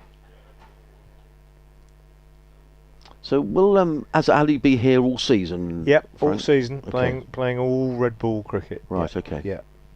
Yes, I think Rizwan is due to go back at some stage because Pakistan have got a T20 series, I believe, against the West Indies. As in comes Burrows, running in again, bowls, and forward comes D'Oliveira, plays solidly to mid-on. And Worcestershire have made 2 signings for the T20 of other overseas players. One is Colin Munro, who's been here before, and the other is Dwayne Bravo. Right, okay. So quite exciting signings for the T20, but Azhar Ali expected to play all red ball cricket, which is great. All come about because of Matthew Wade's change of circumstance when he got a contract in the IPL. Right, that's what happened. Yeah. Okay. In comes Burrows. In again, and D'Oliveira drives handsomely through the covers, runs here. Stewart is pursuing that around the boundary. Will he cut that ball off? He does. That's a good bit of fielding actually by the big fast bowler, and equally very good running between D'Oliveira and Barnard. That was really good cricket all round. It was a lovely shot. Yeah. It was a really excellent piece of fielding by Grant Stewart, who's a big man who got around the boundary quickly, a sliding stop, and he got in the throw right over the top of the stumps on the bounce to Mohammad Rizwan, who whipped the bails off, but not before Barnard had come back for the third. So really good cricket all round. 167 for 4. Well done everybody, that was good stuff.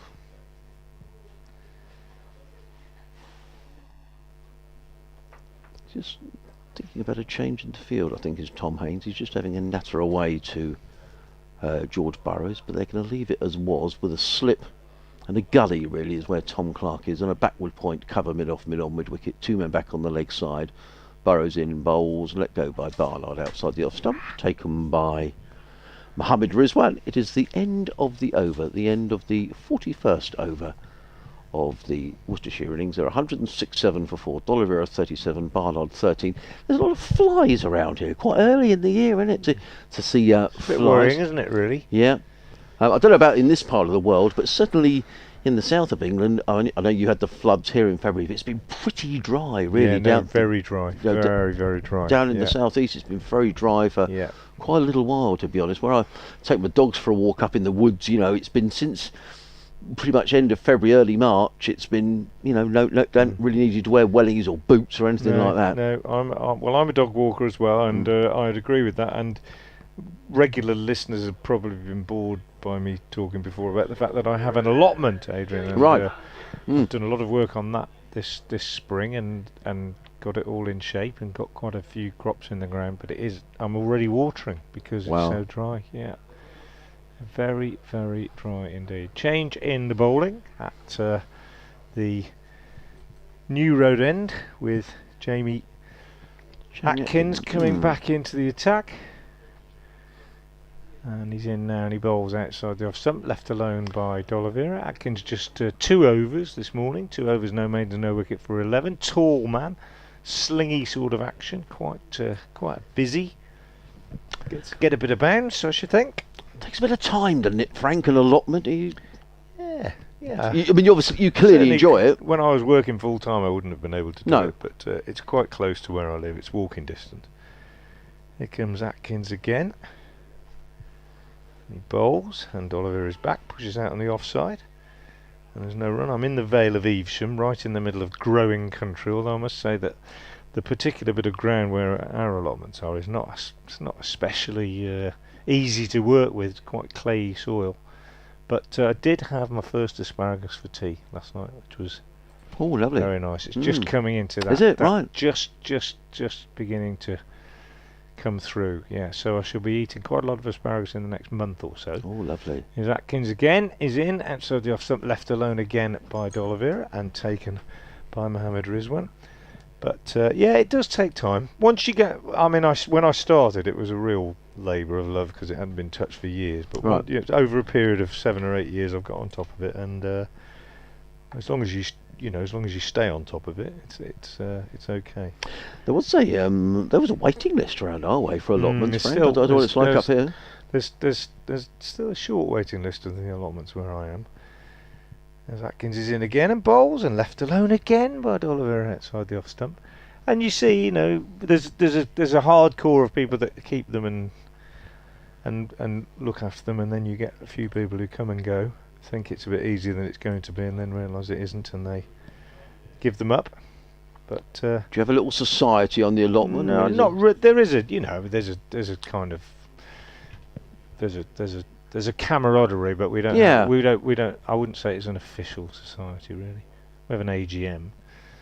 In comes Atkins, bowls, and that's driven beautifully by D'Oliveira. And even though Pujara got hands to that at short extra cover, they still managed to get through for 2 runs. It was a half volley, to be fair. It was a lovely shot. And this is what's making me think about this pitch, that we've seen some great shots from batsmen, showing that if the ball's in the right place, they can feel confident about striking through it. But also we've seen a bit of seam movement, suggesting to me, as you suggest, Adrian, that it's a decent pitch. Bit in it for everybody. 169 for 4. D'Oliveira's gone to 39 with those 2. And here's Atkins again. Last ball of his 3rd over. He bowls to the Worcestershire captain. Lets that go outside the off stump. Taken low down by Rizwan. 169 for 4 off 42. And you're listening to live cricket on the BBC. BBC Radio Sussex, BBC Hereford and Worcester. Myself, Adrian Harms, alongside Frank Watson on a glorious day here at New Road. So the AGM of the Allotment Society, is that a sort of a lively affair, or do you all sing sort of rhubarb wine? And no, none of that. No. I'm a bit concerned about carrying on talking about it, because I've just had a message from that chap that I mentioned, the Ed Pollock story, and he said, I can't believe he's talking about walking his dog and being on the allotment when he's supposed to be talking about the cricket. Okay. Well, there we are. Yeah. And he's complimenting you for being interested enough to make it last. Well, George Burrows is going to carry on. Is it George Burrows, or is that? Yes, it is. Yeah. We've got 2 Sussex players here without names or numbers. One is George Burrows, the other is Grant Stewart, who's fielding here, sweeping on the cover boundary. But it is going to be George Burrows from the Digley's end of the ground. The sun has momentarily gone in. A bit more cloud around this afternoon, but it's high. And don't get it forecast any rain today, as Burrows is in and bowls, and nicely played by Ed Barnard, who's just come in and played very sensibly and almost without making a fuss, has moved on to 14. And Worcestershire to 170 for 4. D'Oliveira is on 39. These two coming together when the score was 133, when Azhar Ali was LBW to Tom Haynes. A partnership now of 37. Not a huge partnership, but one that's steadied the ship for Worcestershire. Got lots of dinging going. I'm not sure if that's my laptop. It's definitely free entry after tea, by the way, Good. everybody. So get down here. Yeah, well, why? I think that's a brilliant idea. I love the idea of that. Burrows bowling with a slip and a gully on his way to the right-handed D'Oliveira, and D'Oliveira is back and steers that to backward point, where it's fielded by the eager Carter, who's the 12th man for Sussex today. He's on the field because Tom Alsop damaged his hand trying to take a catch that would have dismissed Brett D'Oliveira had he hung on to it. When D'Oliveira was on 19, it went very, very quickly to his right-hand side off the bowling of Henry Crocombe. The chance went down, and immediately you could tell Tom Alsop was in a bit of trouble. He'd been taken off the ground and he hasn't reappeared, so we'll try and find out what the diagnosis is, as in comes Burrows again, bowls, and D'Oliveira solidly forwards a ball of good length, played straight back down the ground, the pitch I should say, and there is no run. George Burrows making his debut for Sussex today. He's on a month-long loan at the start of the season, having been released by Lancashire. Played 2 games for Lancashire in the Bob Willis Trophy over the last couple of seasons. Tall man, right arm, medium fast. Sussex with a lot of injuries in the fast bowling department. Hence the signing of Grant Stewart from Kent on a month's loan, as in comes Burrows and bowls, and Oliver drives handsomely. Good looking shot straight to the Sussex skipper Tom Haynes, who fields at mid-off. And there is no run. Tom Haynes, who's picked up 3 of the 4 wickets to fall, the wickets of Ed Pollock, Jake Libby and Azhar Ali. And the other wicket to go down picked up by George Burrows. That was the wicket of Jack Haynes, who rather missed out, clipped a ball to mid-wicket. He was out for 2, caught by Henry Crocombe. Burrows in again, bowls, and D'Oliveira back and just flicks this onto the leg side, picks up a comfortable single, which is D'Oliveira takes him into the 40s. Worcestershire to 171 for 4. A lot of cricket to be played here today if you are thinking of coming down, because still 54 overs remaining in the day, 53 after this one. Sussex's over rate is not the best. It's already showing at -2. We just had the 1 over of spin so far.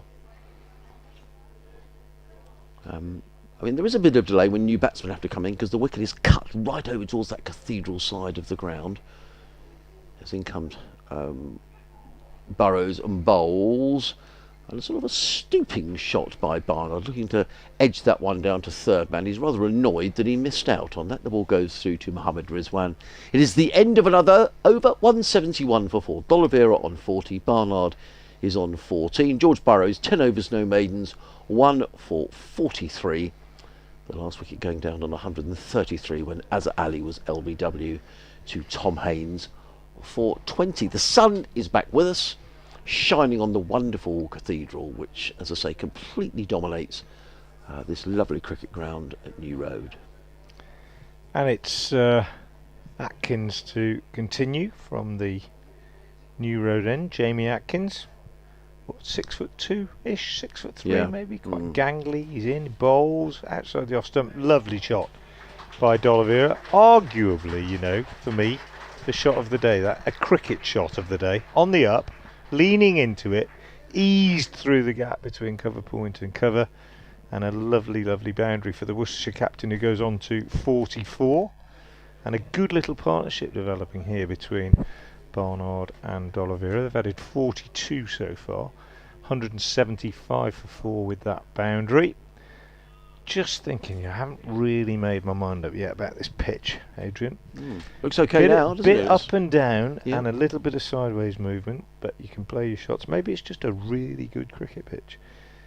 In comes Atkins again and drifts into D'Oliveira's pads, and he tickles him down to fine leg, and they come back for 2. Great running, because the only reason they got back for 2, a slight fumble by Grant Stewart down there at fine leg. No more than that. Got to the ball, just didn't quite pick it up cleanly, and D'Oliveira had done exactly the right thing. Ran the first one quickly, touched his batting, turned, looked, saw the fumble, and said, yes, I'm coming back. Good running between these two. No, 177 for 4. Good cricket, that. For everybody, you know, that's how you do it. Just try and teach that to young batsmen. Run the first one quickly, turn, look, and then capitalise. But if you're just not quite quick enough on that first one, or you don't look sharply enough, or you're not on the same wavelength as your partner, of course, sort of thing doesn't happen. Change in the field. Second slips come to mid-wicket. Atkins is in and bowls, and that's 4 more for D'Oliveira. Over pitched on off stump, and a square drive by D'Oliveira. Is it 4 more? Well, maybe not, because there's a superb diving stop by, is it Ali Orr? Yes, it is. Yeah, that was a good bit of fielding. Really good, because it was almost away from him, and he just threw himself and flicked it back in, and they only got 3. So great work, and that prevents D'Oliveira going to 50, because he's on 49 off 80 balls. Played pretty well, I think. Yes, quite a responsible innings. Came to the crease just before lunch. At lunch he was on 16. He came to the crease, I say just before lunch, it was 95 for 3. And seen Azhar Ali go at the other end, but just played very solidly. Put the bad ball away. And Worcestershire now 180 for 4 as Atkins comes in again and bowls to Barnard, who gets a short of a length ball and gets in behind it, just drops it down on the onside. There's no run. I've got mixed feelings when I see a fielder chase a ball like that. I mean, I think it's terrific to save a boundary, but he absolutely hurled himself at the ball, then Ali Orr, and sometimes I think, particularly with quick bowlers, you think, crumbs, for the sake of a single, do you want your bowler? I mean, and you were talking earlier on about Dan Ibrahim, young batsman who played so well down here last year. He fielded a ball and damaged his shoulder. You know, you never quite know.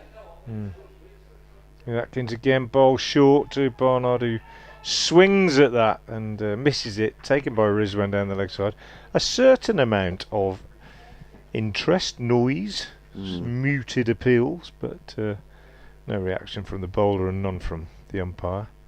Got away with it, really. I think it's quite a bad delivery. Yeah, I agree. I mean, he's not got his line and length right at all here, Jamie Atkins. I mean, he's only 19 and he is genuinely quick, but he hasn't got his lines quite right yet.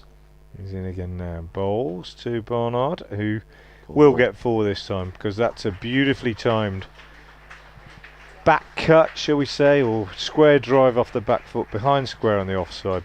Beautifully timed. And the Worcestershire faithful applaud. Another nicely timed shot from Barnard. He moves to 18 at 184 for 4 at the end of the 44th over, and that is the 50 partnership. A conversation there between Tom Haynes and Jamie Atkins. It sort of suggested, Atkins looked really annoyed at the end of the over. I'm not sure if he was annoyed about the way the field is or the fact he just bowled a not particularly good over, let's be honest.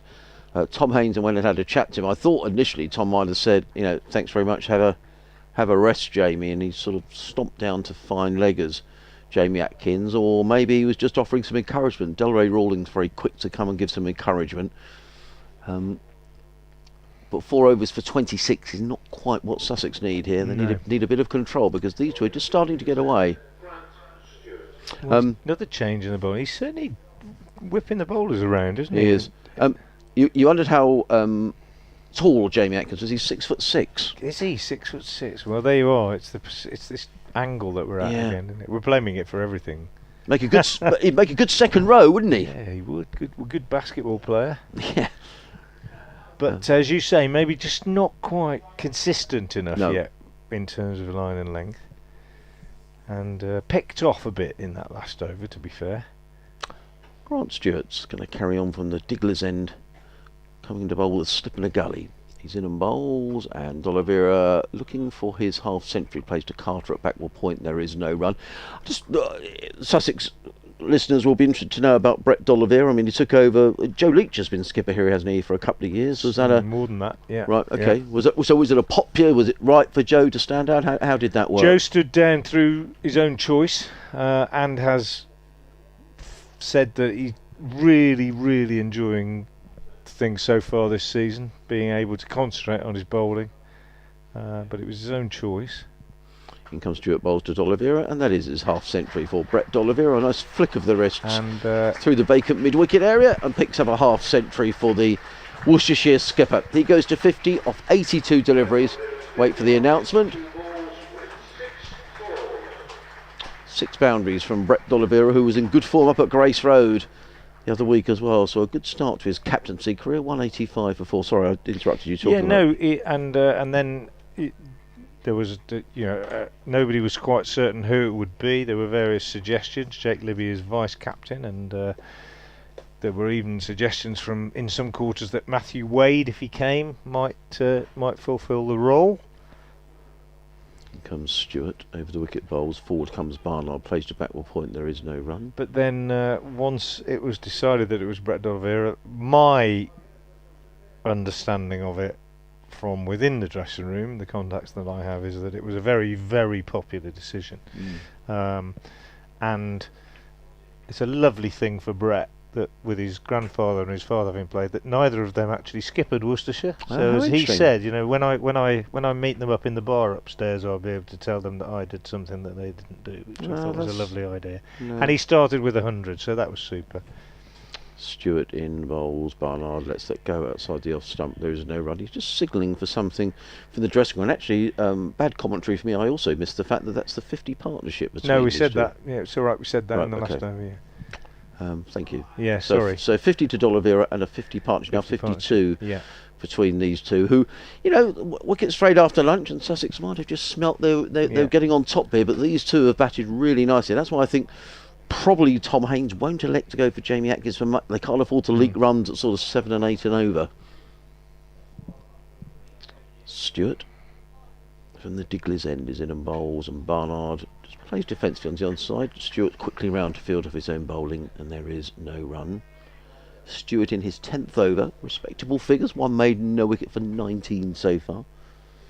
Sarah Taylor, the Sussex wicket-keeping coach, is on the boundary edge, nattering away to, I think that's Henry Crocombe down there.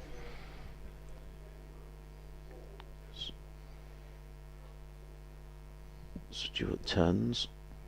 Just the one slip in a gully of the close fielders. Ring of 3 saving one on the offside. And Stewart is in, bowls, and Barnard again is forward, plays straight back down the track. Stewart fields off his own bowling, and there is no run. End of the over, 185 for 4. D'Oliveira on 50, Barnard is on 18. Stewart 10 overs, 1 maiden, no wicket for 29. Well, it is going to be Jamie Atkins who's going to carry on. I wonder whether Tom Haynes was going to give him another over, or whether he's going to take off. I thought, in fact, he'd give him the signal to take off, but he's going to keep faith with his young fast bowler. I don't think he'll want another over. I think if this one goes for a few, it may be that Jamie's last over for a while. But we'll see. Maybe he'll pick up a wicket. Maybe he was more annoyed with the field that's been set. So let's just see what this field is. He's got his third man. He's got a backward point right on the boundary edge as well. Maybe that's what he wants. He doesn't want the man in on the one there. And he's got a fine leg and a deep... So he's actually bowling with 4 men out on the boundary. Yeah, it wasn't so much the field as the fact that he got his length wrong, Yes. didn't he? He was either too full or too short in the last over. And didn't bowl to his field. Yeah, but yeah, well, 46th over, they're going along at a good old pace, aren't they? And he comes Atkins and bowls, and D'Oliveira pushes up to mid-on, no run. Yeah, they are. I mean, they are going on at a good lick. I mean, you know, over 4 and over. Yeah. 90. Yeah. Yeah. 4 and over, and they've been going. I mean, they had a little bit of a lull. I mean, it was not surprising after Pollock was out. But 4 and over for the day gets you, you know, Yeah. not far. A short. long way on Yeah. in the game, really. Yes. Yes. Here's Atkins again. He bowls, bangs this one in a little bit shorter, and Oliver just gets up on top of it and drops it down on the offside. Nicely played by the Worcestershire captain. Goes to 51. 186 for 4. How would you, for the benefit of our Sussex listeners, how you know, you were saying you're not quite sure how this track is playing. Well, what would you normally expect here at New Road? That's a good question. It's not an easy question to answer because the pitches here varied a bit last year. That one's short, and Barnard goes for a big swing, and it bounces over his head and is taken by the keeper. As I say, last year the pitches were generally regarded here as being too bland and easy paced, and that was a lot to do with late flooding in spring last year and a lack of growth of grass on the square. Got better as the year went on, and the pitches on this side of the square tended to be a little bit more helpful for the bowlers. This one left alone outside the off stump. So it's a difficult. I can't really say over the last couple of years what I would expect. I mean, you know, you'd normally expect 250 plus, wouldn't you, in a day's play? Sure. 300, but I don't think I could easily tell you what the characteristics of a Worcestershire pitch in the last 2 or 3 years have been, other than the fact that too many of them haven't offered a lot of help for anybody. That one is banged in outside the off stump by Atkins. That really must have been very close to being called a wide. Yeah. Taken by Rizwan. He's been a busy man, Mohammad Rizwan. And Atkins, again, as he walks back to his mark, Captain Tom Haynes goes across for a little chat with him. Nothing too extravagant. I like the way Haynes has gone about this with his young bowlers today. He's just had a little word. Atkins is in again and bowls, and again he just bangs that one in, and this time it's a no ball called by the umpire, because that's the second time in the over that he's done it, and 2 runs added. He's lost a huge amount of weight, Jamie Atkins, over the winter months. I mean, last year he was, you know, the first time I saw him this season, I barely recognised him. A, because he's had a lot of his hair chopped off, but also he has lost. He told me about 1.5 stone in Right. weight.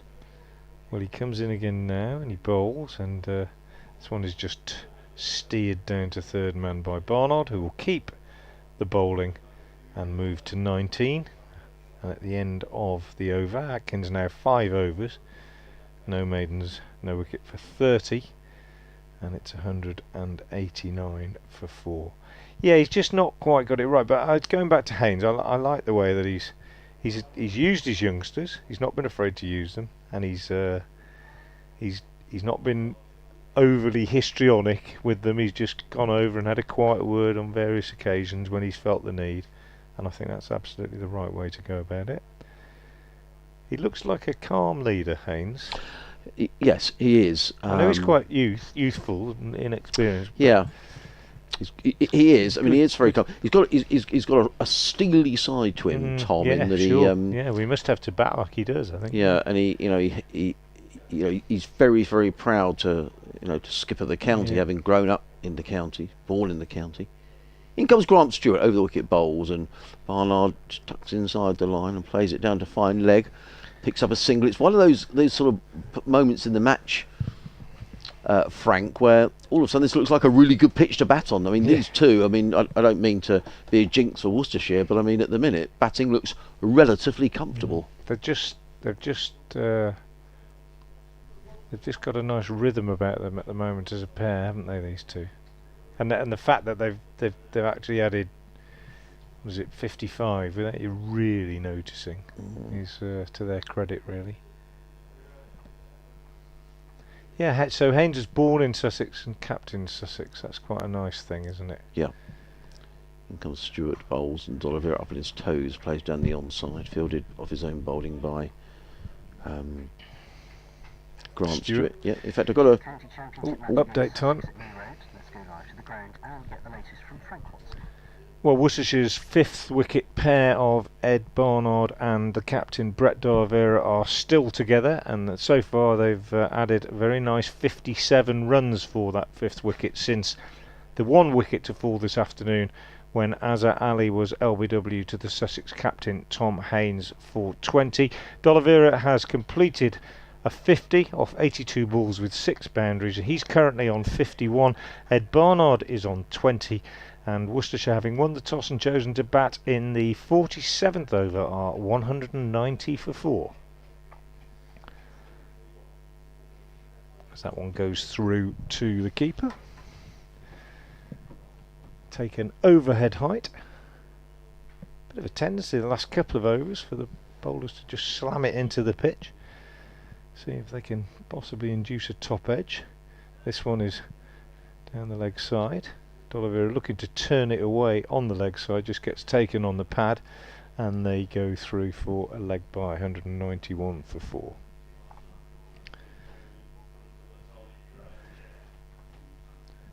And the sun is back with us.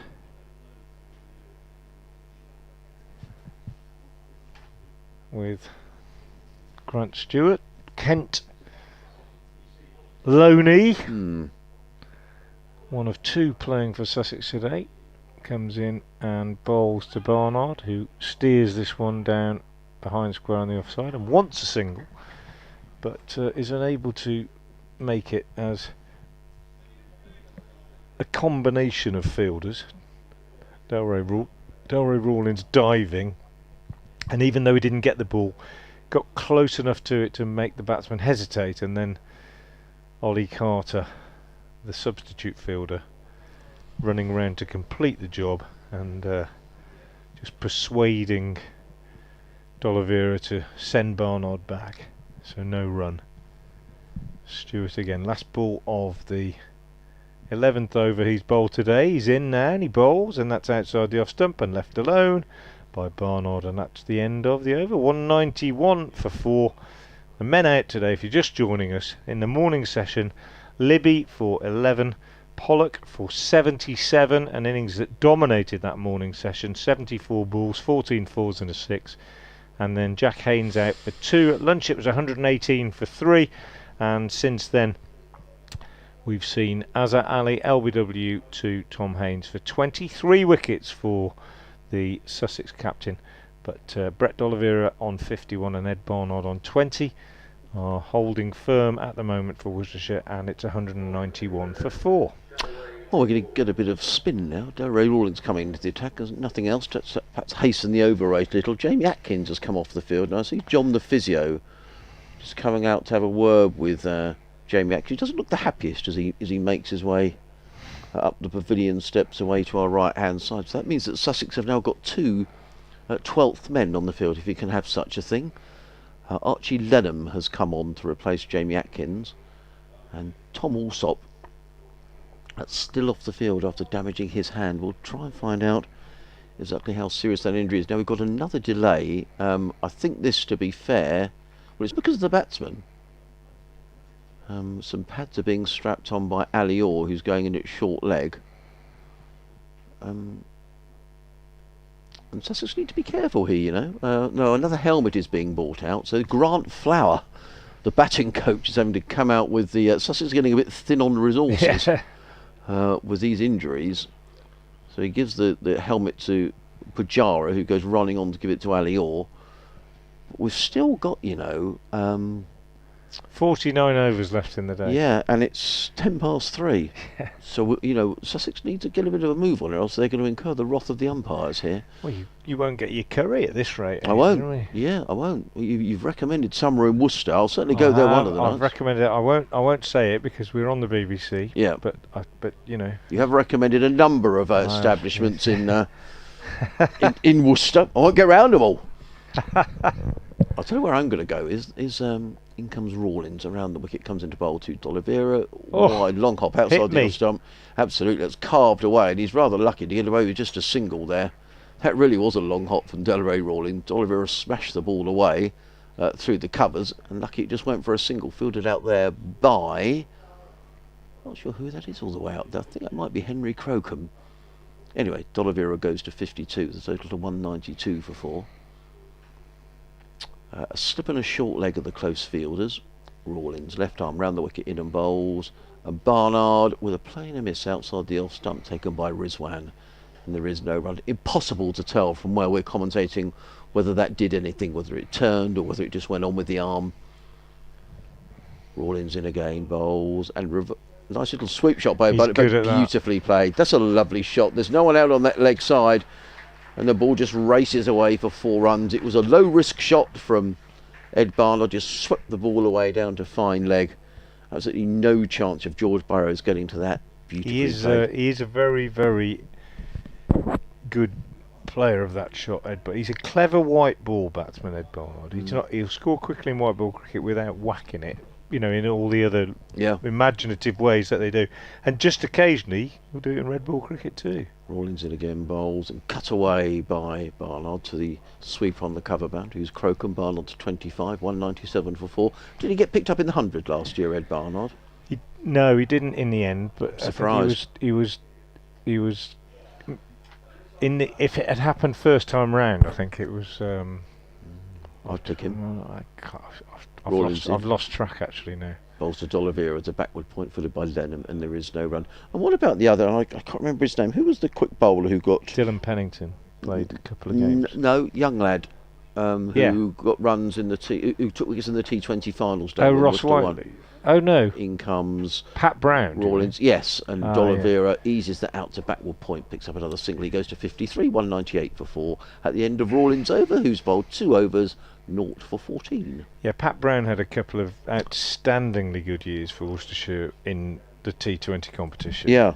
And got into the England setup in that format. But he's been struggling with injury since, really. Yeah. Is he going to be okay, or? Well, it's an ongoing thing, I think, really. He hasn't been fully fit for quite some time. I'm not sure the exact latest update, but didn't play much at all last year in any format. But a key man in those 2 finals days of 2018 and 19, bowled magnificently. Oh, he did.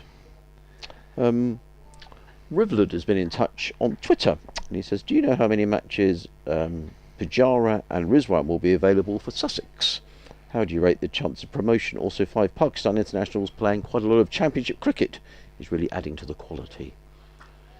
So here comes Stuart, bowls to D'Oliveira. He plays it on the onside. There is no run. Shouldn't it? Yes. Just done that. Sorry. That's my fault. I was reading that.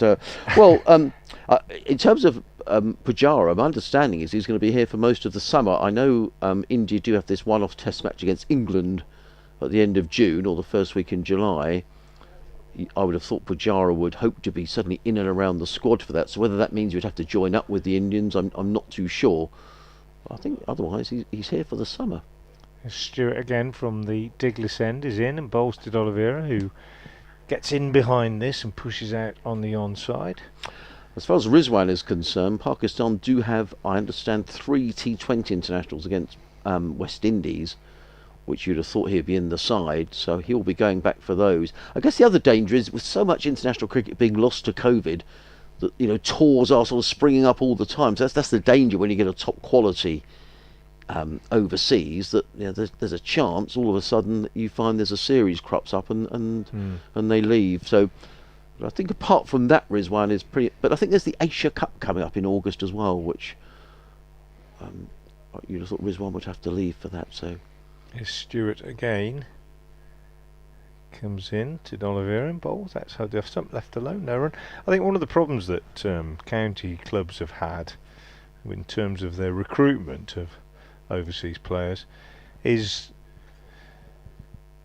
a problem which also exacerbates areas of difficulty in the game elsewhere, is just the nature of the international calendar, isn't it? And until that gets sorted out once and for all, with all formats taken into account and all nations satisfied, just break off as Stewart bowls again to Oliveira, pushes out on the offside. It becomes almost impossible for a county to recruit its players on anything other than fairly short temporary contracts, really. I think Worcestershire are in an excellent position this year with Azhar Ali coming over for all the red ball cricket, and they hoped they would have had Matthew Wade for the entire season before his IPL situation changed, as Stewart bowls and Oliveira drives. Doesn't quite time this, up to mid-off, no run, 198 for 4. But I think a priority for, this is just me talking, but after conversations with a few interested parties, I think a priority for the game internationally really is to sort out a calendar with all the franchises fitted into it and the test series and the tours fitted into it. So Stewart again into Oliveira, taking on the pad as he tries to turn this on the onside. Runs back up the pitch to the bowler. No run, end of the over, 198 for 4. But until you do that, it's there are all kinds of difficulties for all sorts of reasons, and those difficulties not just in terms of recruiting overseas players, etc., but in terms of organising your own domestic calendar. Difficult to say how we're going to fit in the 100 and the T20 and the Championship and the 50 over competition unless we know exactly when the tours are and when the series are and when the IPL is and all the rest of it. It's a hugely complicated set of variables that the administrators have to cope with, and it's easy to criticise them without understanding what they're dealing with, I think. Jamie Atkins is back on the field, which means Archie Lenham has gone off. It's going to be Delray Rawlins who's going to carry on from the new road in. He bowls to Ed Barnard, who lets that go outside the off stump, taken by Rizwan. It's a dot ball, slip on a short leg of the close fielders. Backward point cover mid-off, mid-on, mid-wicket. At the deep backward square and a sweeper on the cover boundary as in comes Rawlins bowls, and Barnard eases forward with his front foot right to the pitch of the ball. Plays into the covers where it's fielded by Carter. And there is no run. Rawlins again in bowls and cut away this time. It's going to be 4 runs. I don't think he quite intended it to go there, Ed Barnard. Nonetheless, the ball was in the air but through sort of where third slip would be, I guess. So I think he meant to hit it a little squarer. Nonetheless, it's 4 more to Ed Barnard, and the significance of the clapping is that Worcestershire's 200 is up. 202 for 4. Barnard to 29. And this is becoming a very good partnership, coming together when Worcestershire were 133, so these two have added 69 now for this 5th wicket. There's Rawlins in again. Barnard is forward, plays back down the track. There is no run. Yes, I'm just reading here that Pakistan play 3 matches against the West Indies. They're 3 one-day internationals in June. Rawlins in again. That's a quick delivery, and Barnard steers that onto the leg side. They're going to look for 2 here. Well, Oliveira wanted to. He's like a hair between the wickets, isn't he? Pujara did well actually to just keep it to a single, but 1 more to Barnard. He goes to 30, 203 for 4.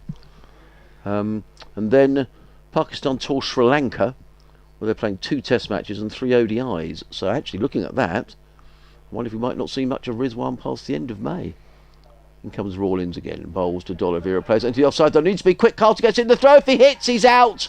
But he's not. And that was a chancy single from Brett D'Oliveira. He played it straight to Ollie Carter in the covers. I think if Carter had hit, Barnard might have been struggling. And then it was a good throw. It was over the top to Rizwan, who whipped off the bails. But Barnard's long legs just about got him home. They're touching gloves, the 2 batsmen. I don't think Barnard would have been desperately impressed if he'd been run out. End of the over, 204 for 4. D'Oliveira on 54. Barnard is on 30. No, but they're quick, aren't they, these two? We've already said that. And I suppose possibly Ollie Carter being a wicket keeper. Although he's fielded really well, I think. He's been out there quite a long time. And it wasn't a bad throw and he was quick. But they were home. And it is developing into quite a significant partnership now, this one. As Grant Stewart prepares to continue from the Diglis end, and he's in and he bowls, and D'Oliveira is pushing out into the covers, where it's fielded by Burrows, the other loanee.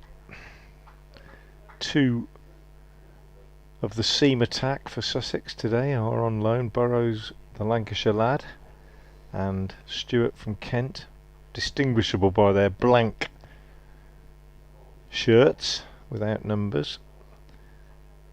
Stewart is in and bowls to D'Oliveira, who plays exactly the same shot this time. Well, not exactly, because it's a little bit straighter as it goes back to the bowler, but solidly from the middle of the bat from the Worcestershire captain. 54 not out, following his excellent 100 in his first game as captain at Leicester 2 weeks ago, when he made 100 in the first innings, 118 not out, and he drops this one down in the crease and there's no run. He made 125 runs in that game at Leicester without being dismissed, D'Oliveira, and now he's got 54. So even if he were out now, he'd have an average of 179 for the season, which isn't bad going. He certainly seems to have taken to the responsibility of captaincy pretty well. Also led the side pretty well in that game at Leicester. Got the big calls right most of the time, I think. Here's Stewart in, bowls to D'Oliveira, and he's forward, pushes back to the bowler, and there's no run, and was just frustrated by that excellent last wicket partnership for Leicester that prevented Worcestershire from starting the season with a really good win. But as quite a few people pointed out, a lot of positives to take from that game, and so far from this one too. 204 for 4 as Stewart comes in again and bowls outside the off stump. D'Oliveira lets that go, keeps a little bit low, taken shin high by Rizwan, ankle high perhaps, but still suggesting that there's a bit of sideways movement in this pitch. And well, it's one of those, isn't it, Adrian, where you say you don't, until you've seen both attacks operate on it, you don't really like to commit yourself too much to judging a surface. But so far so good for Worcestershire, as Grant Stewart comes in again and bowls, and that one again is outside the off stump. D'Oliveira lifts his bat well clear of it, allows it through to the keeper, and there's no run. So 204 for 4, D'Oliveira 54, Barnard 30, and the men out: Libby 11, Pollock 77, Haynes 2, and Azhar Ali 20. Yes, and these two have really rebuilt this innings. A partnership now of 71, as Frank was saying, between this pair. Delray Rawlins, 3 overs for 20. Tom Haynes just wanting a little bit of control here at the moment. He's still got a slip and a short leg in place. A backward point, cover mid-off. There's a sweeper on the cover boundary, mid-on, mid-wicket. the deep backward square as Rawlings is in and driven handsomely by Barnard. That's a beautiful shot. He really is a quality player, and he gets applause from Brett D'Oliveira. I mean, that was just a classical extra cover drive, beautifully played by Ed Barnard, and I make no apologies for saying he's one of my favourite county cricketers. Now he's very good in the field, he's a good bowler, he bats beautifully. I don't think I've seen him bat as high as 6 for Worcestershire, but that's maybe a measure of how well he's playing. Rawlings in again, bowls, and Barnard stretches forward, plays it into the offside, and a feature of this pairing has been the running between the wickets, just a little dab into the offside, and he looked at D'Oliveira, and D'Oliveira was already halfway down the track. Barnard goes to 35, 209 for 4. But that was, earlier on there was a beautiful shot from D'Oliveira. That was just a beautiful extra covered drive from Barnard. Rawlings in again, bowls to D'Oliveira. More runs here. Oh, well, there should have been, well, that was interesting. I'd said how well they'd run between the wicket, and then very nearly there was a run out. It was played to backward point. It was to the right hand of Henry Crocombe. And he'd set off at Brett D'Oliveira, but Barnard was having none of that. And in the end, D'Oliveira had to put the brakes on and scurry back into his ground. Rawlings again, in and bowls, plays into the offside, does D'Oliveira, and that's a comfortable single. And that's 2 singles they picked up in that area in this over. And these two are just very successfully rotating the strike for Worcestershire. And that's led to a change in the field. I thought it might. Alistair Orr's coming out from short leg, and he's going to fill exactly that gap. So if you want to get rid of a close fielder, that's the way to do it, isn't it? You know, pick up singles in that gap. And now all of a sudden, the pressure off the batsman a little bit. Now there's a big gap on the leg side. In comes what was horrible ball, full toss, driven away, and that got the treatment it deserved, I'm afraid, from Ed Barnard. Full toss and driven away through backward point. Nothing much that backward point could do about that. 4 more to Barnard, who now goes on to 39, and Worcestershire to 214 for 4. And he's just struggling to keep a lid on this at the minute, is Tom Haynes, because Worcestershire are rattling along here at 4 and over. Gary Rawlings in his 4th over, figures of 0 for 30. He's in again, bowls, and Barnard lets that go outside the off stump. It is the end of the over. Worcestershire 214 for 4. With D'Oliveira on 55, Barnard on 39. And the partnership between these two now worth 81. It's come in good time. And to be fair, apart from the drop when D'Oliveira was put down, a chance to Alsop when he was on 19, and we feel sorry for Tom Alsop because he had to leave the field having damaged his hand. But these two haven't looked in any real trouble at all. No, they've played pretty well, haven't they? They have. They really have. Ominously well, from Yes. a Sussex point of view, No, I would say. I would agree. Grant Stewart is in from the Digley end and bowls, and D'Oliveira pushes out into the covers, and the fielding is done by Burrows.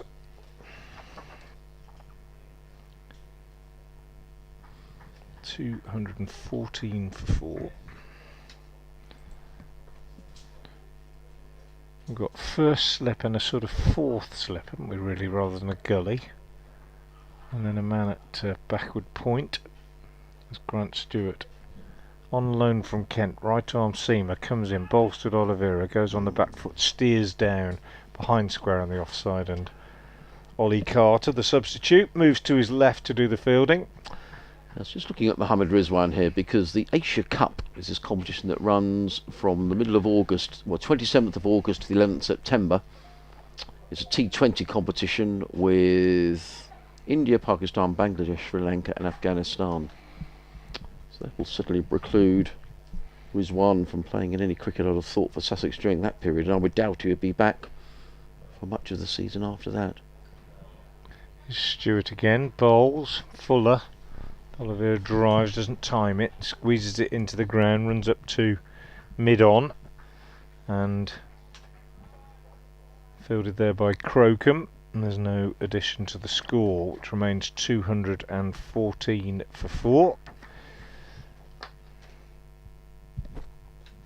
Good crowd here at New Road for the first day of a championship game.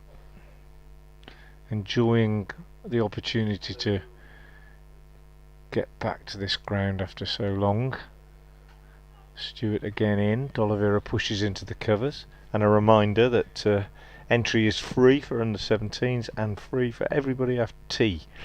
So if you're working up in the city, or if you live in St John's or you're not too far away, come down after tea and watch some cricket. It won't cost you a penny, and you'll still have a good chance to see a couple of hours of county cricket. Grant Stewart in again, bowls now to D'Oliveira short, and D'Oliveira ducks underneath it, taken by Rizwan,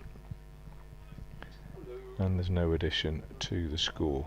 Game began with a flurry this morning with Ed Pollock, recently returned to Worcestershire from Warwickshire, coming out and batting with great purpose, as he generally tends to do, and he made 77 this morning out of the first 92 runs.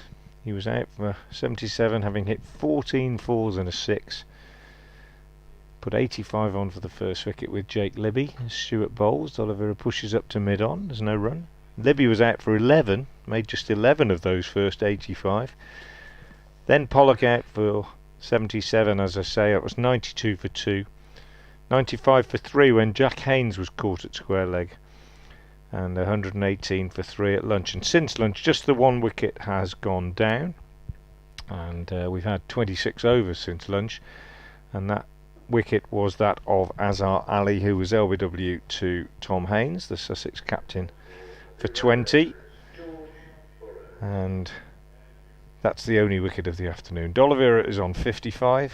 Barnard is on 39. It's 214 for 4. And George Burrows being reintroduced into the attack at the New Road end after Delray Rawlins' rather expensive little spell.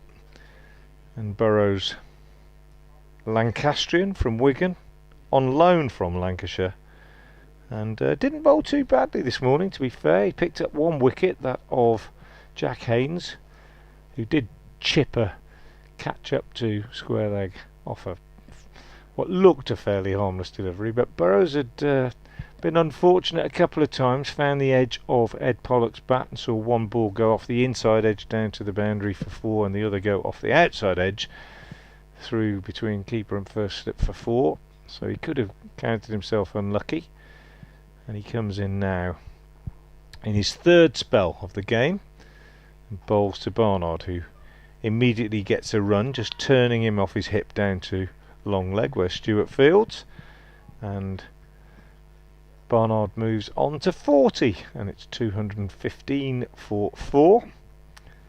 Burrows then in his 11th over, 1 for 44 so far. The other bowling figures, if you're just joining us: Stewart 14 overs, 4 maidens, no wicket for 30.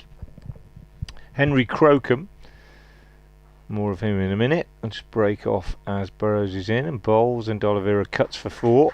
Short and wide, and cut away behind square. Easy 4 for Brett D'Oliveira. 59 now to him. 219 for 4. Going back to those bowling figures, Henry Crocombe 10 overs, no maidens, no wicket for 40, and I think he could feel a little bit hard done to because he's bowled better than that.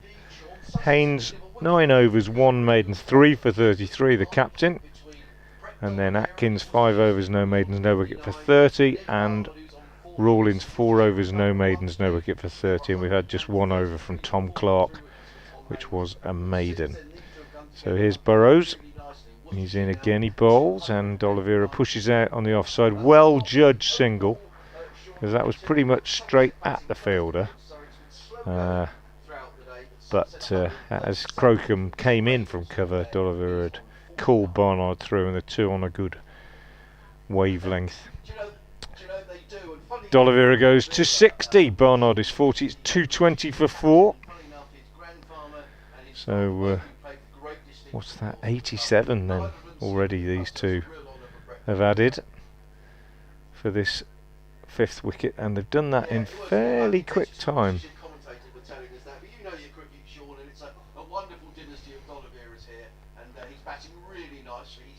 In comes Burrows again from the New Road end, bowls, and Barnard is forward, pushes out on the offside. D'Oliveira interested in a single at the non-striker's end, but sent back in the end by Barnard. Well, I think by Barnard. Possibly it was D'Oliveira that made the decision. Both batsmen initially taking 2 or 3 steps down the pitch and then aborting the run. Score remains 220 for 4. Update coming imminently for BBC Hereford and Worcester FM listeners.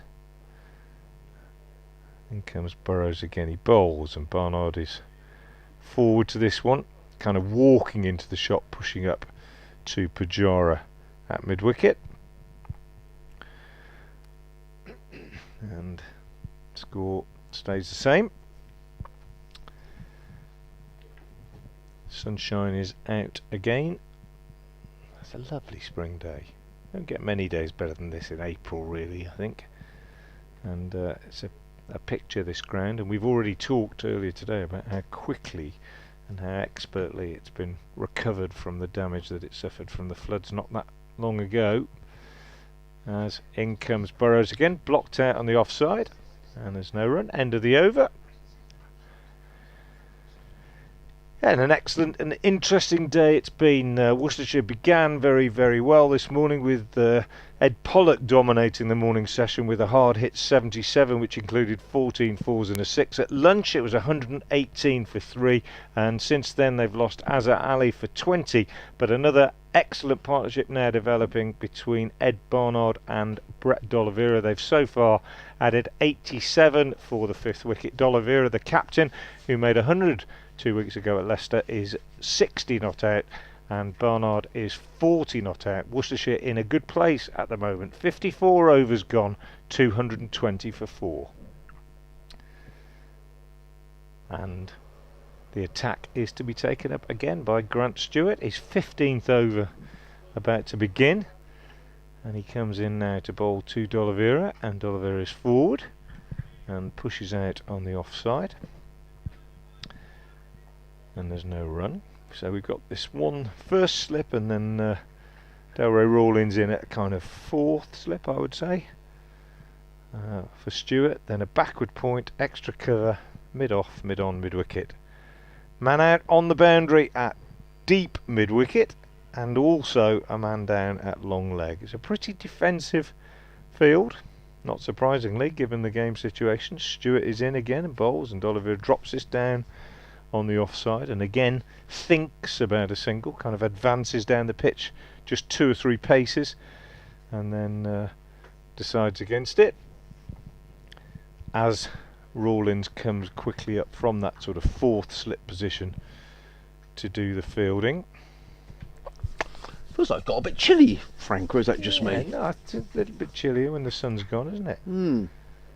I see John, the Sussex physio, walking around. He's got a bobble hat on him. It's not that. It's not that cold. No. It's fashion statement. Stewart in again. D'Oliveira will get a run this time because he's split the field really on the offside, and the substitute Ollie Carter has to move to his right to do the fielding, and they get 1. D'Oliveira 61, 221 for 4. Well, should really, Frank, be coming up towards tea if we were on time, but we've got another 9 overs to go. I mean, I'm amazed that the over rate is only showing at -2, to be honest.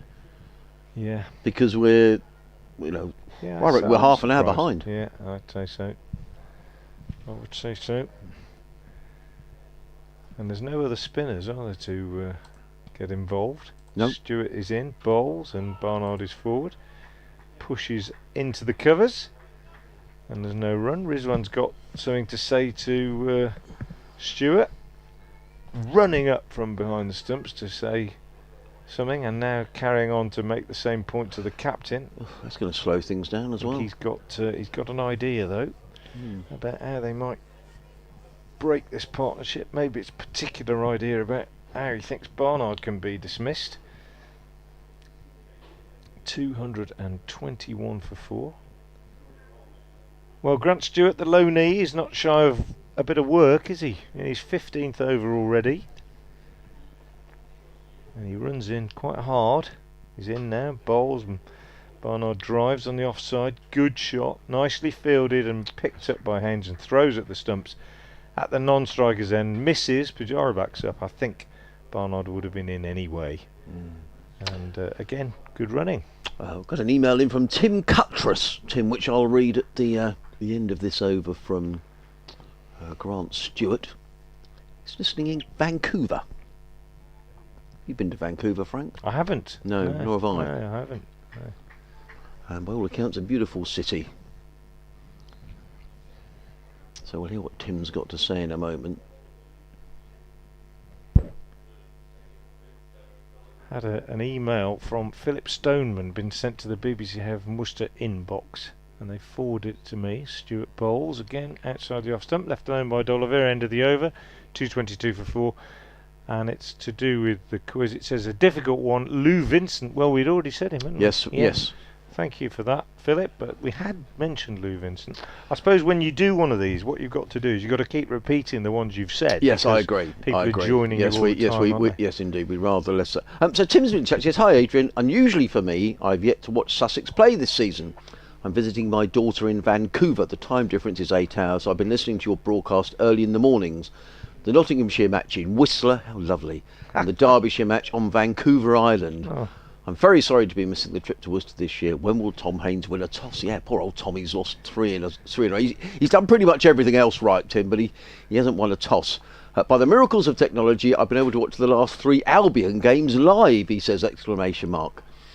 You can take the man out of Sussex, but you can't take Sussex out of the man. All going well. I should be back at home for the Durham match next week. Best wishes, says Tim. Thank you, Tim, for getting in touch. As in comes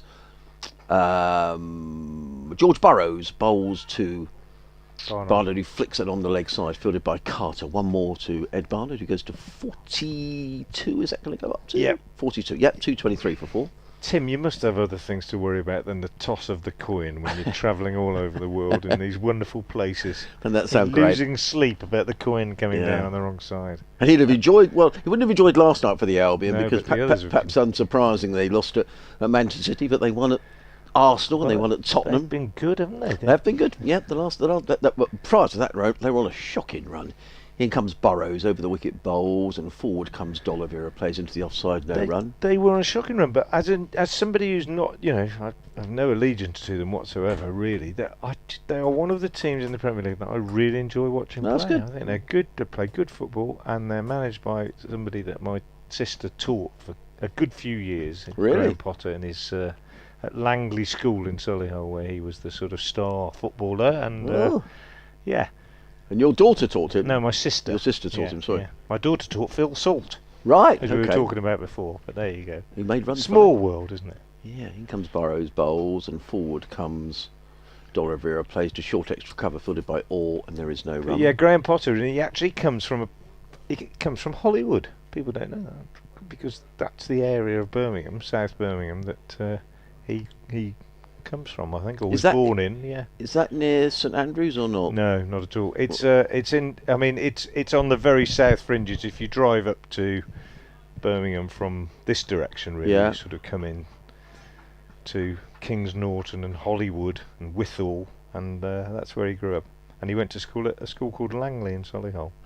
In comes Burrows, bowls, forward comes D'Oliveira again, plays to short extra cover, fielded by Orr, and there is no run. And I believe he's a Villa fan, Graham Potter. Yeah. Really. Often strange when you hear that managers are actually fans of other teams, isn't it? Yeah. Well, he's he's very well respected, Frank. Yeah. But as I say, prior to this little run of form, they hadn't won in 7 games and only scored 1 goal, so people were getting a bit twitchy. Yeah. But they are a team that their conversion rate has not been good, has it? They don't score many played goals. Some lovely stuff. In comes Burrows, bowls, and cutaway. That's going to be 4 runs. Too much width there from George Burrows. They'd been a good over prior to that, but cutaway firmly by D'Oliveira, beautifully played down to third man. He goes to 69. I think that's going to click over to in a moment, and the total to 231 for 4. Unless it's gone up before I could look. I don't think that went up. I was looking. No, I think it'll go up in a minute. I'm not sure. Let's watch. No, maybe no. It's already gone. They were very quick in that case. Slow. They knew it was going for 4. 227 for 4. One of the things 65 to you're D'Oliveira. saying about Burrows, one of the things about a young bowler like this going out on loan is just, he's played 250 over games for Lancashire, but he's not played championship game. It's just learning how the margins for error are so much smaller, isn't it? In on bowls to D'Oliveira, who plays that to backward point, fielded by Rawlins, who throws at the non-striker's end, trying to catch Ed Barnard out, but Barnard was safely in his ground. End of the over, 227 for 4. D'Oliveira 65, Barnard 42. This partnership, almost sort of not in the blink of an eye, but it is 94. Extraordinary. Yeah. 93. I'm sorry. It's the way they've played, isn't it? They've just put the bad ball away. They've run well. They've kept the scoreboard ticking over.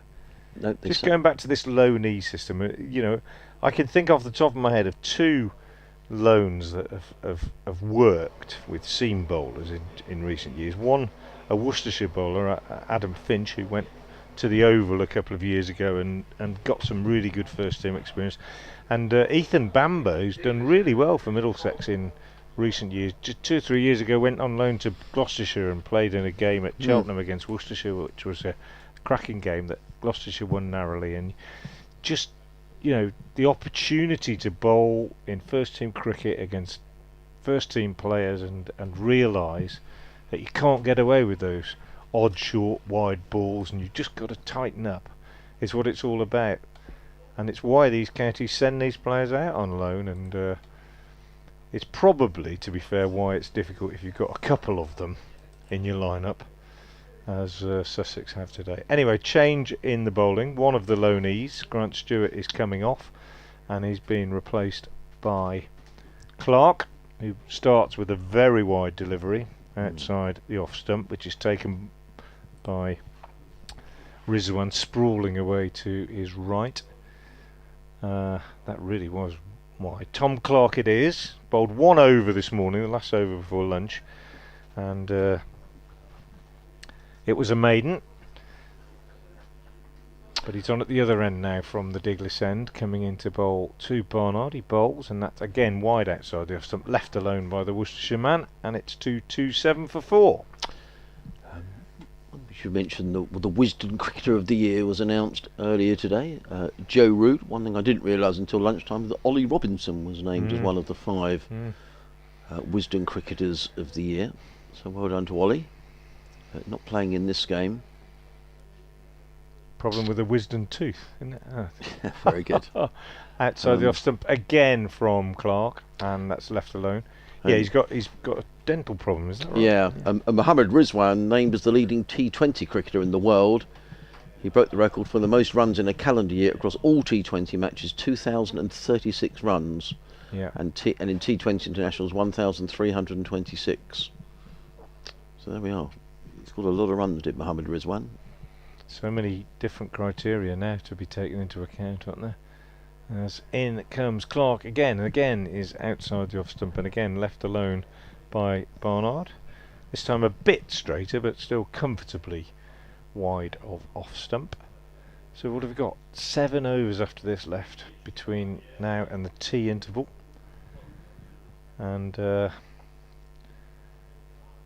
fairly late finish in prospect, I would suggest, on this, the first day of county championship cricket at New Road in 2022. And shot. 4 runs for Ed Barnard here, expertly played again. Beautiful shot. He just lets the ball run off the face of the bat and just steers it down to third man. He knows there's only one slip in. It's a top class cricket shot. The sort of thing you see played in white ball cricket all the time, but with no third man. You've only really just got to get a little bit of a bat on it, and you're guaranteed to get 4. Beautiful shot, though. Away. Yeah, lovely. It was a touch shot, wasn't it? It was a touch, rather than a shot played with a big modern bat where you're smashing it down the ground. It's just a shot of a player who has great touch. 46 to Barnard. Lets that go outside the off stump. He had mixed fortunes, Ed Barnard, in the first game at Leicester. In the first innings he made 57, and in the second innings he was out first ball. So He's approaching his second 50 in 3 knocks. He's on 46 at the end of that over. D'Oliveira has 65. And after 57 overs, Worcestershire are 231 for 4. Hey, you're listening to live cricket on the BBC. BBC Radio Sussex, BBC Hereford and Worcester. Myself, Adrian Harms, alongside Frank Watson. If you're watching via the club stream, a very good afternoon to you too. Hope you're enjoying the pictures and you can see it is the most... We've just been bought some cake. Yeah. We've just been bought some cake. How about that? Lovely. Thank you, John. 2 bits each. Looks like a bit of lemon drizzle. And don't know what the other one is, but it looks really nice. Got some icing and some nuts on the top. So anyway, in comes George Burrows running in over the wicket, bowls and clipped nicely by D'Oliveira onto the leg side. Picks up his 66th run. And Worcestershire to 232 for 4. As the sun is out across pretty much half the ground. A bit more cloud around this afternoon, but plenty of pale blue sky.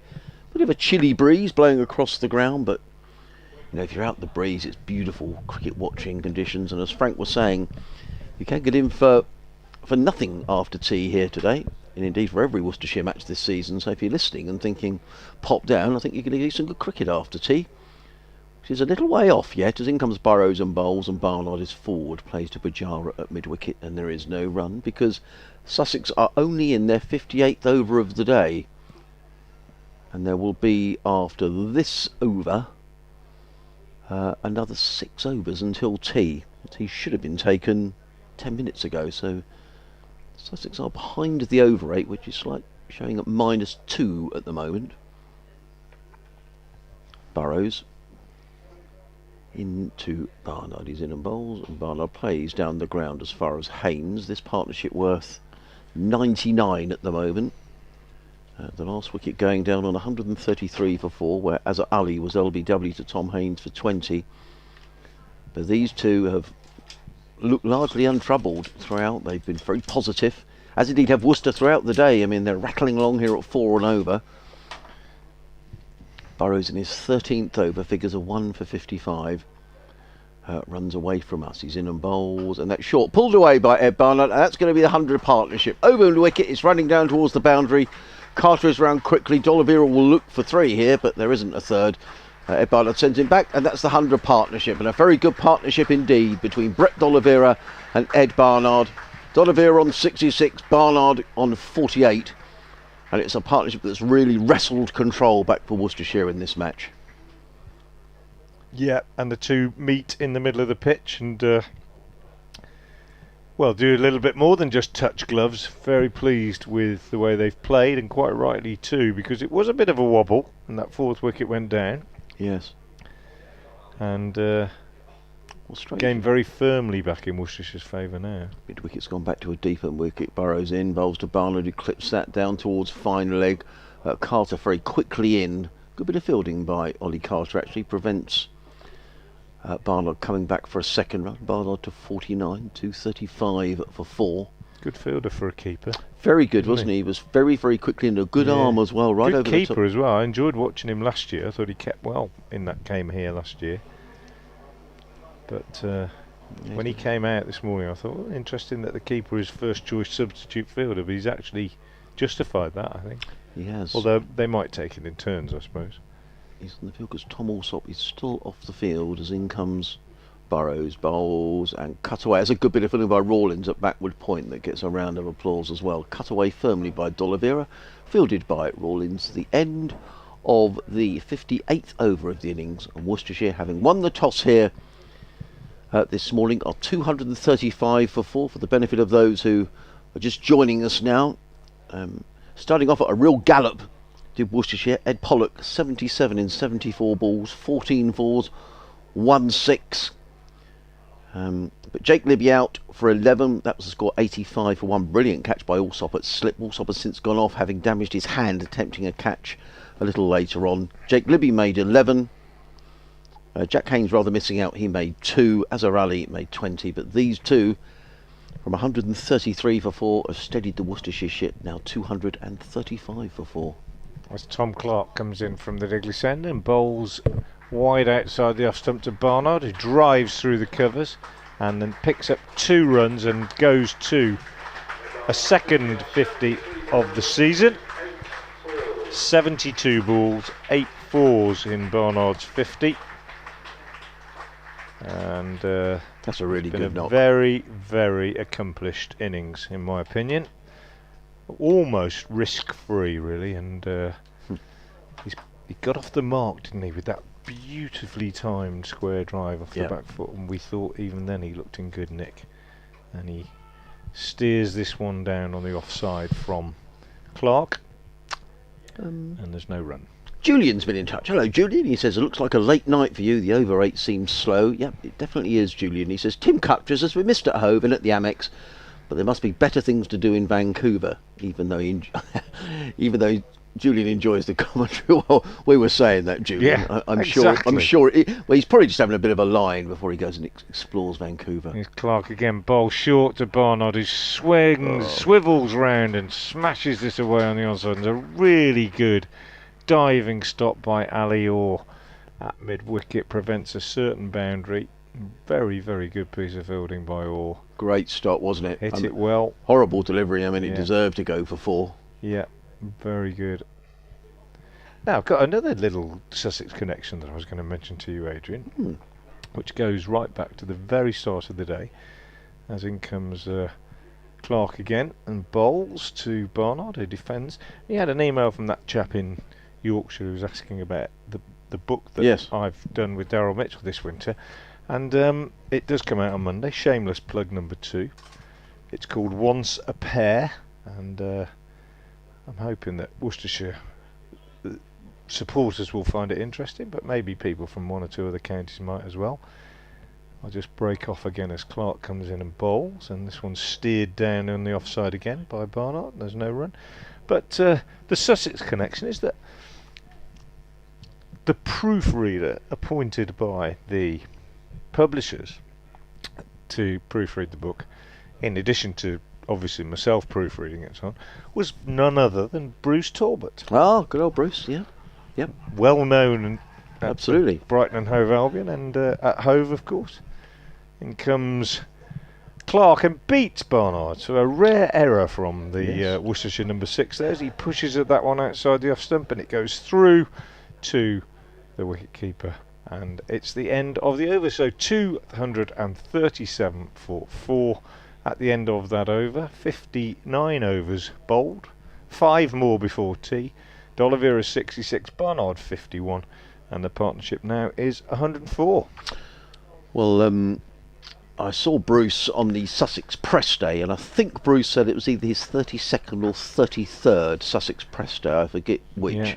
But he'd been to a few of them with Bruce. And what Bruce doesn't know about Sussex cricket probably isn't worth knowing, to be honest. But as I say, works for the Albion as well now, does Bruce Talbot. Probably up in Manchester last night, I expect.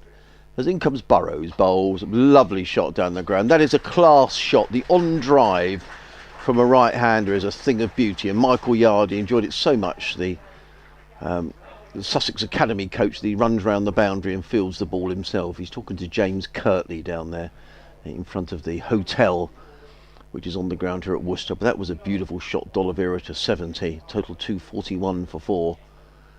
And the runs are coming very freely here for Worcestershire at the moment. Lane's trying to juggle his bowlers around as the sun momentarily disappears. Burrows is in bowls, and D'Oliveira is forward. A ball of good length, plays it into the offside, fielded by the alert Ali Orr. And there is no run. So thank you, Julian, for getting in touch. D'Oliveira 70, Barnard 51. George Burrows in his 14th over. Figures of 1 for 62, making his Sussex debut today, as indeed is Grant Stewart, with the Sussex bowling resource pretty stretched at the moment. Burrows on his way again. Bowls and carved away. A misfield by Rawlins at backward point, who I think has hurt his hand actually. Sussex do not need another injury. He chases after the ball and fields, and I think he's hurt his left hand, Delray Rawlins. I think he's going to be okay, but he's just wringing his hand. It's still quite cold for the hands, isn't Yes. it? There? Yeah, and it has got chilly. I mean, I'm sitting in here and I thought, thinking, oh, Yeah. it's just got a little bit parky in the last Yeah. half hour or so. He looks a bit of discomfort, does Delroy. He's staying on the field, which is the good news. Poor Tom Alsop will have to find out what's happened to him, but he hasn't come back on the field. having injured his hand, as in comes Burrows, bowls and run down to third man. This time Rawlins does field successfully with his left hand. Let's see what he does. I think he's okay. He's shining the ball on his trousers, so let's hope Delray's okay. One more to the total though. Barnard goes to 52, the total 243 for 4. Still another 4 overs to go. 3 overs after this until tea. And coming up to 4 o'clock. As Burrows turns, just the one slip in place. Runs away from us into bowl to D'Oliveira, short down the leg side. An athletic take by Mohammad Rizwan, which I'm not sure he needed to make it look quite as athletic as that. It looked like he was sort of parrying the ball around the left-hand post. Yeah, I was going to say it was one of those where the goalkeeper makes it look really, really spectacular when he perhaps doesn't need to, wasn't it? Maybe we're being a bit harsh, but it was a nice take. Remember Gordon West that played in goal for Everton? Yes, Everton, yeah. I think he was always a goalkeeper that favoured the spectacular. Yeah. In comes Burrows. In again and bowls, and D'Oliveira plays it onto the onside to pick up a single. Pujara has to move swiftly to his right, but he can't prevent a single being taken. It is the end of the over. Worcestershire 244 for 4. D'Oliveira on to 72. Barnard on 52. George Burrows 14 overs, no maidens, 1 for 65.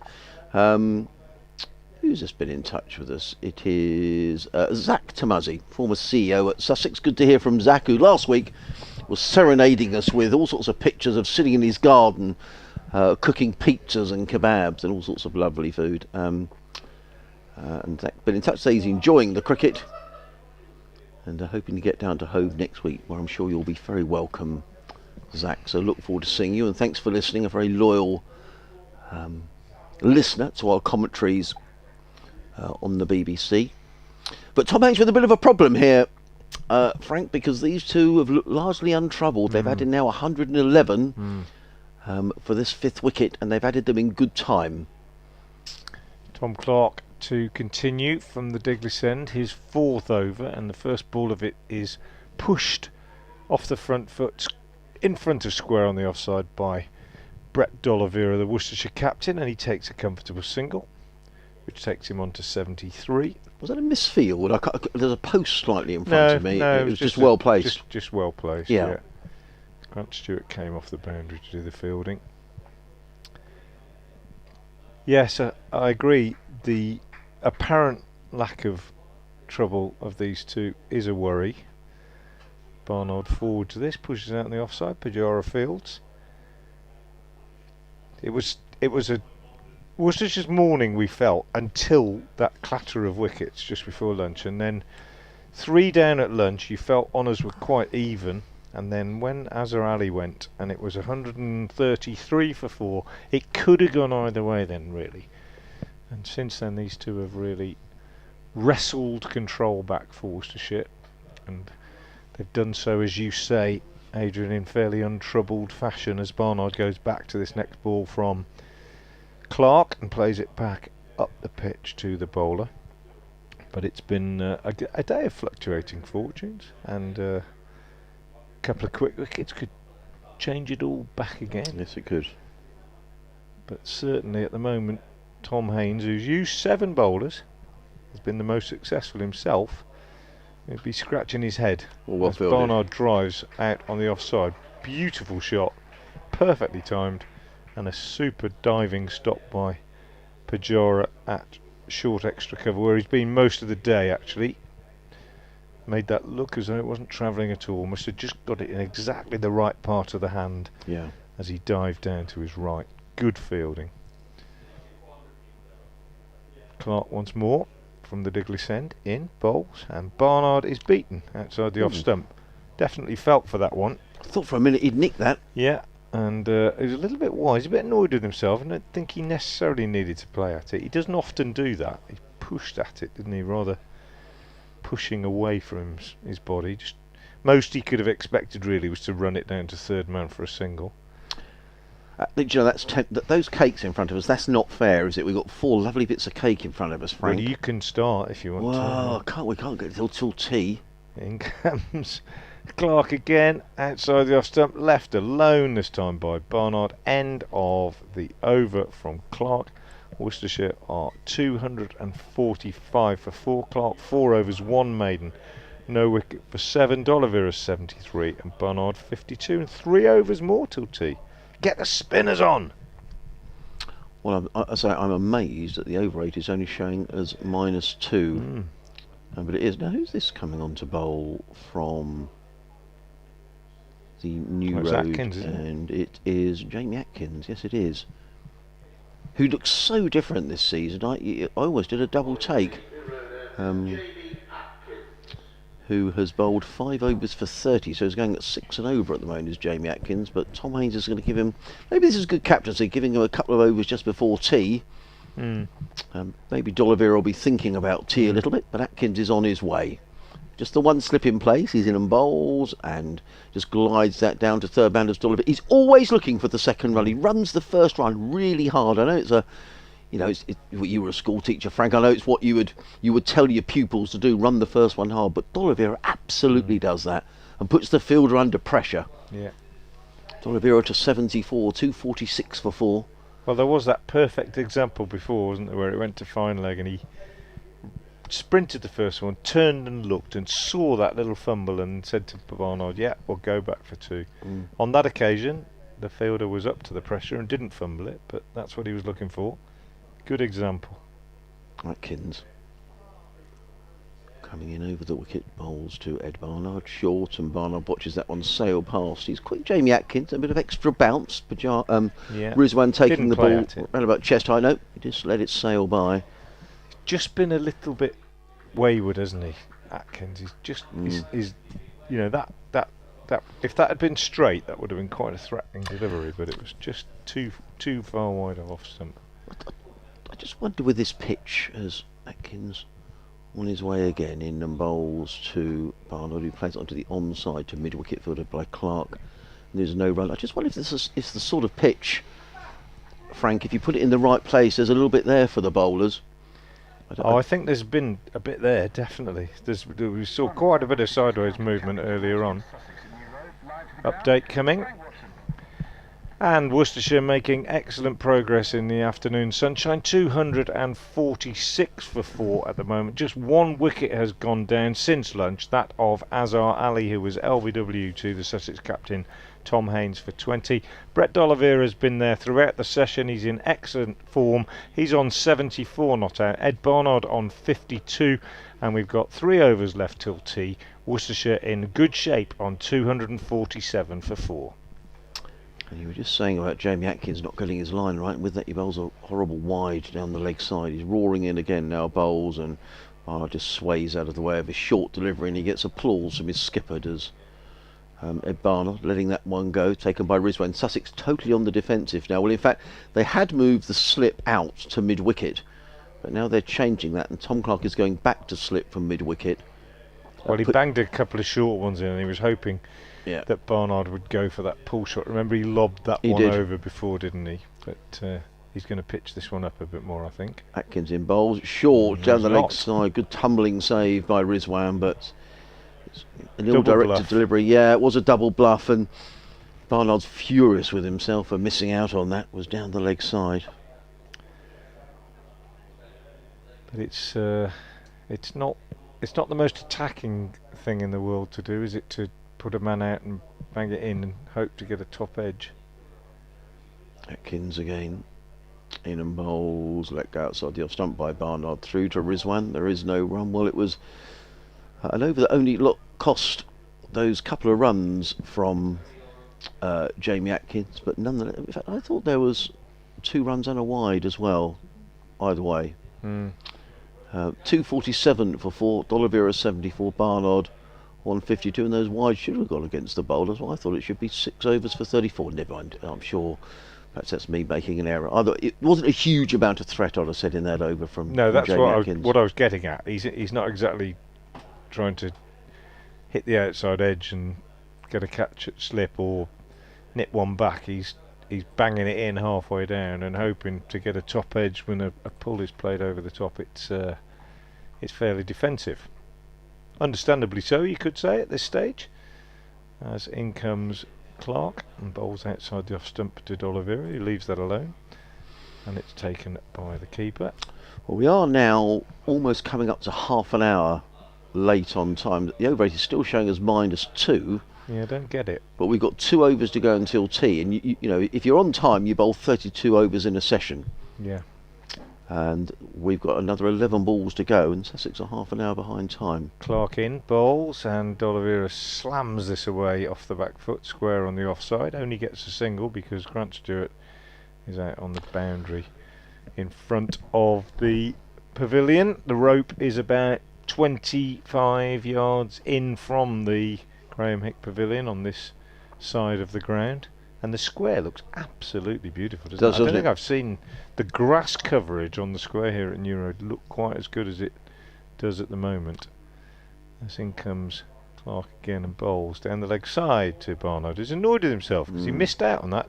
All he needed to do was just get a bat on it and he would have got 4, but he was just fell over, got his head a little bit too far inside the line and missed out. And he's annoyed, you can tell, with his body language as he replays the shot. See Mike Yardy and James Kirtley down below is chatting away to George Burrows, the young seamer making his debut in this match. And in again comes Clark outside the off stump, left alone by Barnard.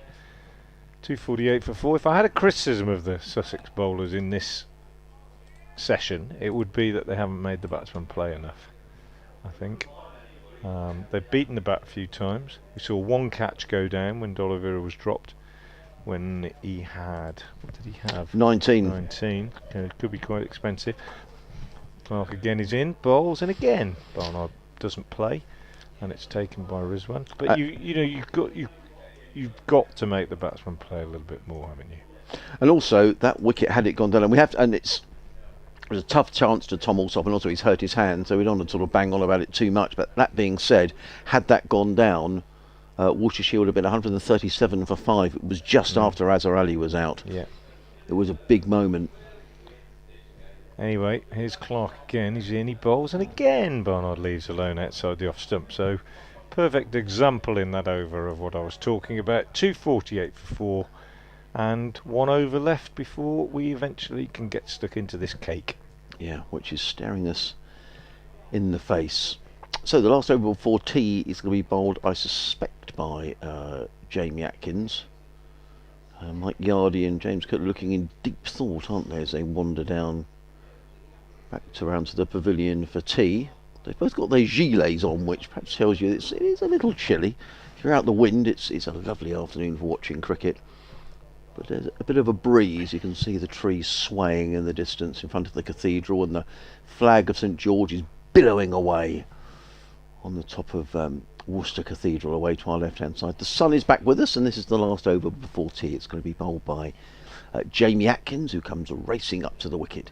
He's in and bowls to D'Oliveira, who had to really stretch for that and plays it down to deep backward point where it's fielded by Orr.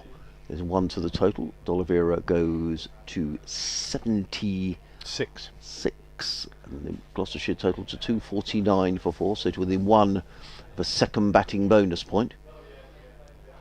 Sussex, who actually didn't collect any bonus points at all last week at Derby. They picked up the 8 for the draw, but no bonus points. They've done better here today already with 1 bowling bonus point in the bag.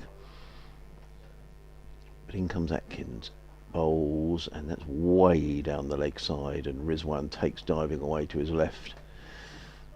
I guess there's a danger here with Jamie Atkins. Things aren't quite going as well. You can bowl a bit too fast, and he's obviously bowling to a plan, and then he's got these 2 men set back on the leg side in terms of Carter and Pujara. Tom Haynes Tom Haynes is saving 1 at mid-on. There's sort of almost a leg gully.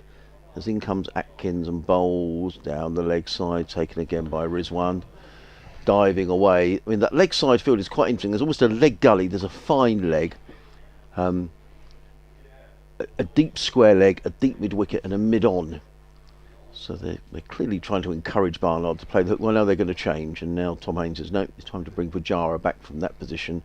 He's coming in on a 1 saving position, I think, or is he going into slip? Now he's going into a 1 saving position at square leg. He's coming a little straighter. Atkins in again. Bowls. Oh, that's a horrible ball down the leg side. That's another wide. And he's really struggling here. Yeah, he Is is. Jamie Atkins. That's 250. Yeah, 250 up. And in fact, the ball beat Rizwan and raced away for 4 wides. I thought Rizwan had taken it, but it was way down the leg side, so 4 wides. Jamie Atkins, he doesn't look happy, does he? He's struggled throughout the day, just hasn't got his line of length right. And is that struggling slightly to see the scoreboard? I think this is his 7th over. Or is it Yeah, his 7th. Yeah. 6.3 overs, no maidens, no wicket for 38. Yeah. And I would say actually that well, don't mean Joe Kine, those figures probably don't quite. He just hasn't bowled well at all. He's coming around the wicket. What can he do coming around the wicket? He's in and bowls to Barnard, and that's short, and Barnard just ducks underneath it. Taken by Mohammad Rizwan. There is no run. Sussex totally on the defensive now, coming up to tee. Still that sort of leg gully or short fine leg in position. Pujara is having a chat away to umpire. Wharf is at mid-wicket. Tom Haynes at mid on. There's still a deep square leg as in comes Atkins. Racing in bowl, short, and Barnard plays it to that fielder at leg gully. And there is no run. Who's that in there? I think that might be George Burrows. Or is that Grant Stewart? Yeah, it's more. In fact, it's neither of the two. It's Tom Clark. My apologies. A little way away from us. That's my excuses. Atkins turns down in front of us and is on his way, coming into bowl. I think this is the last ball before tea. He's in and bowls, and Barnard lets that one sail through to Mohammad Rizwan. That's the end of not the best over that Jamie Atkins has ever bowled in his life, but we get to tea nonetheless, and Worcestershire are 254 for 4. 254 for 4. D'Oliveira on 76. Barnard is on 52. And I have to say, Frank, that is very much Worcestershire's session, because they came out after lunch on 118 for 3. So they've added, 32, 136 in that session. For also just the 1 wicket, and these two have batted really, really well. Yeah, they have. Ed Barnard, 52 not out. Brett D'Oliveira has been there for the whole of the session. He was 16 not out at lunch, so he's added 60 to his overnight score, and he's done it really well. He's been a very measured innings from the Worcestershire captain, and they've put themselves into a very good position. Sussex, having got themselves kind of back into it after the Pollock assault this morning, looking a little bit bereft of ideas, I thought, in that last 15 or 20 minutes. Not helped, I guess, by the fact that when Tom Haynes turned away from his seamers to the one spinner that he's got, Delroy Rawlins, Delroy Rawlins appeared to be bowling without much control today, and went for actually 30 off just 4 overs. You want your left arm spinner to give you a bit of control as a captain. So difficult for Tom Haynes so far. And at the moment, Worcestershire in good shape at tea. They are 254 for 4 off 64 overs. And I'll just give you the bowling figures before we leave you. Grant Stewart, 15 overs, 4 maidens, no wicket for 32. Henry Crocombe, 10 overs, no maidens, no wicket for 40. Burrows, 14 overs, no maidens, 1 for 65. Tom Haynes, 9 overs, 1 maiden, 3 for 33. Atkins, 7 overs, no maidens, no wicket for 38. And Rawlins, 4 overs, no maidens, no wicket for 30, as I said. And Tom Clark, 5 overs, 1 maiden, no wicket for 8. D'Oliveira then on 76, Barnard 52 at tea. Worcestershire 254 for 4. Do join us for the remaining 32 overs when we resume at around about 4:35.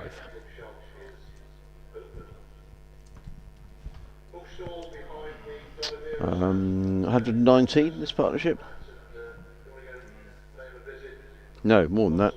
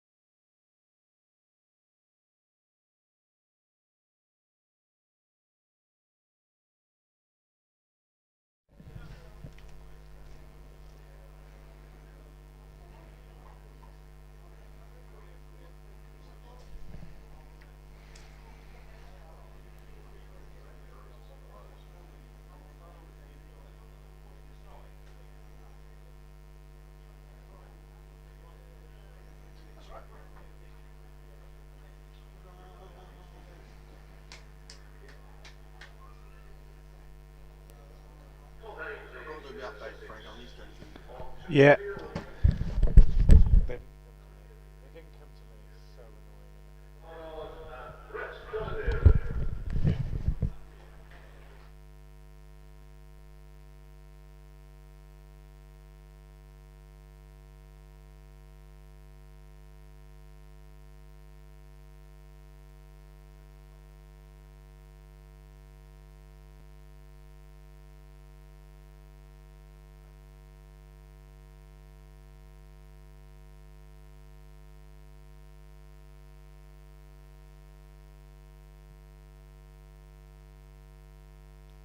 Ward, it says.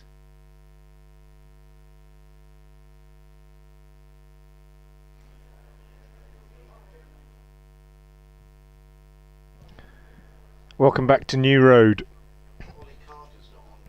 where play is about to begin in the third and final session of this first day's play in this LVCC game between Worcestershire and Sussex. T Worcestershire 254 for 4, with Brett D'Oliveira and Ed Barnard, the two batsmen at the crease, having added 121 so far for this fifth wicket. And the Sussex skipper Tom Haynes reintroduces himself to the attack. He's been the most successful of the Sussex bowlers so far today, having taken 3 for 33 in 9 overs so far. Picked up the first 2 wickets this morning and the only one to fall in the afternoon session. And play has just resumed after tea, with Worcestershire 254 for 4. Sussex's captain Tom Haynes has taken up the attack from the Diglis end. He's been the most successful bowler so far today, having picked up 3 of the 4 wickets to fall. But Sussex in danger of seeing this game slip out of their reach a little bit, after getting themselves back into it. When Azhar Ali was out, it was 133 for 4, and Worcestershire in need of a bit of rebuilding, but that's come in the form of an excellent partnership. So far, 121 added for this fifth wicket by the captain Brett D'Oliveira, who's still there on 76. Ed Barnard is with him on 52. We've got 31 overs left in the day, and Worcestershire looking to build a significant first innings. 254 for 4 in the first over after tea.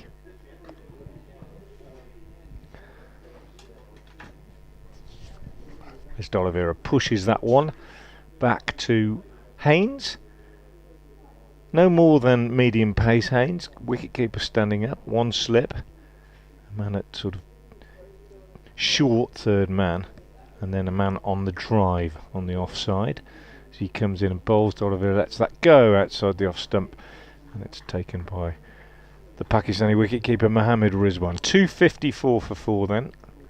If you're just joining us, and I know people do join us late in the day when they're coming home from work and that kind of thing, it's been an interesting day's cricket. Worcestershire off to a flyer this morning thanks to Ed Pollock, as Haynes comes in again and bowls to D'Oliveira, who cuts this one out to Grant Stewart, fielding on the cover boundary, and they take a single. First run of the evening session. D'Oliveira goes to 77, 255 for 4. Off to a flyer then.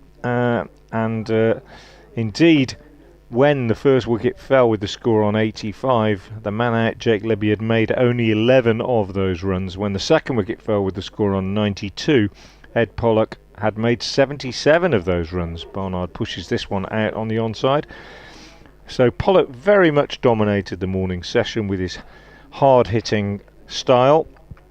At lunch, with Jack Haynes the third man out, Worcestershire were 118 for 3. They lost Azhar Ali, as I said, in the afternoon session, the only wicket to fall. He was out for 20, 133 for 4 at that point, but this partnership since then has made a real difference, and at the moment, with D'Oliveira 77 and Barnard 52, they've added, as I said, 122 for this fifth wicket, and they've put Worcestershire in to a position of some authority, and they've left Tom Haynes, the Sussex captain, searching around really for a method, a way of breaking through with this partnership. He's brought himself back on, bowled a tidy over after tea, and he's now turned to the man who, in my opinion, Adrian Harms, has been the next best bowler today, although his figures don't show it in being 10 overs, no maiden, no wicket for 40. But for me, Henry Crocombe was pretty unlucky, and those figures don't do him justice. Yes, I will agree with you, Frank. It's and he was unfortunate, and he had Brett D'Oliveira dropped soon after lunch when D'Oliveira was on 19, but the chance went a begging. Sadly, Tom Alsop hurt his hand in the process as well. He still isn't on the field. In fact, Harrison Ward is the new Sussex 12th man. Ollie Carter isn't out on the field now, as in comes Crocombe and bowls, and D'Oliveira is forward, placed in mid-wicket, fielded by Rawlins, and there is no run. Now, Ollie Carter has gone off. Now, we're unsure about exactly why that has happened, but Harrison Ward is certainly here. Maybe Ollie's perhaps going back to Sussex. Who knows quite what's happening? Perhaps there's some club cricket that he's going to play in, but we shall wait and see. But certainly a new 12th man, as in comes Crocombe over the wicket, bowls, and forward comes D'Oliveira, plays to mid-on, and there is no run. Sussex on the defensive here, just a slip. The only close fielder, there's a third man, a sweeper on the cover point boundary, a cover mid-off, mid-on, mid-wicket, and two men back on the leg side. There's a deep mid-wicket and a fine leg. It's not such a lovely day now. The cloud is still high, just a few patches of blue, as in comes Crocombe and bowls, and D'Oliveira is solidly forward. A ball of good length, plays it straight back down the track. Crocombe fields off his own bowling, and there is no run, but it's certainly got a little chillier. And that's happened sort of during the afternoon. Listening to the weather forecast across the Brighton area tomorrow, looks like it is going to be a lot colder, but I think we're going to miss any of the forecast rain that's meant to be scheduled for that part of the country, as Crocombe on his way again, bowls, and D'Oliveira again is forward, plays to mid-wicket, fielded by Cheteshwar Pujara, and there is again no run. It's been a real problem for Sussex so far this season, taking wickets. Perhaps not entirely surprising considering the length of the bowling injury list, but in the first game against Nottinghamshire they took 9 wickets in the match. At Derbyshire last week they took 8 in the match. In comes Crocombe and bowls, and D'Oliveira forward, plays into the offside, and again there is no run. Good over after tea though from Henry Crocombe, and I agree with Frank, he's pitched the ball up, he's looked much more threatening than most of the other bowlers. He's made the batsman play much yeah, more. He has. That's exactly you're exactly right, Frank. And he's back to his mark already. Bowled well last year in this game, didn't he? Yes. Look at his figures in a minute. He's in and bowls, and D'Oliveira runs that down to third man. He picks up a single. Does Brett D'Oliveira off, I think, the last ball of the over? Yes, indeed it is. So just one run coming. Henry Crocombe, 11 overs. No wicket for 41. D'Oliveira goes to 78. Is that right? Yep. Yeah, 78. And Worcestershire to 256 for 4. If you're listening for the first time today, a very warm welcome to live cricket on the BBC. BBC Radio Sussex, BBC Hereford and Worcester. Myself, Adrian Harms, alongside Frank Watson. If you're watching via the Worcestershire Club stream, warm welcome to you as well. Just how cold it is. A few people here just sitting in front of us in the shade. It's more sort of, there is one guy in a t-shirt, but the majority of fleeces and puzzles at the minute. Here comes Tom Haynes from the Diglis end, bowls to Brett D'Oliveira, turns this on the onside, and they take no run as Ali Orr comes in to do the fielding from mid-wicket. 256 for 4. Yeah, it's a little bit chilly now. The light isn't as good as it was. It's, as you said, still a bit of blue sky around. It's no danger of it being unplayable. No. But it's a bit gloomier than it was before. Here's Haynes again, bowls, and D'Oliveira is pushing back up to mid-on. No run. Free entry if you're in Worcester and you're thinking about coming down. We've still got 30 overs left in the day. Yeah. Free entry for everybody, so why not?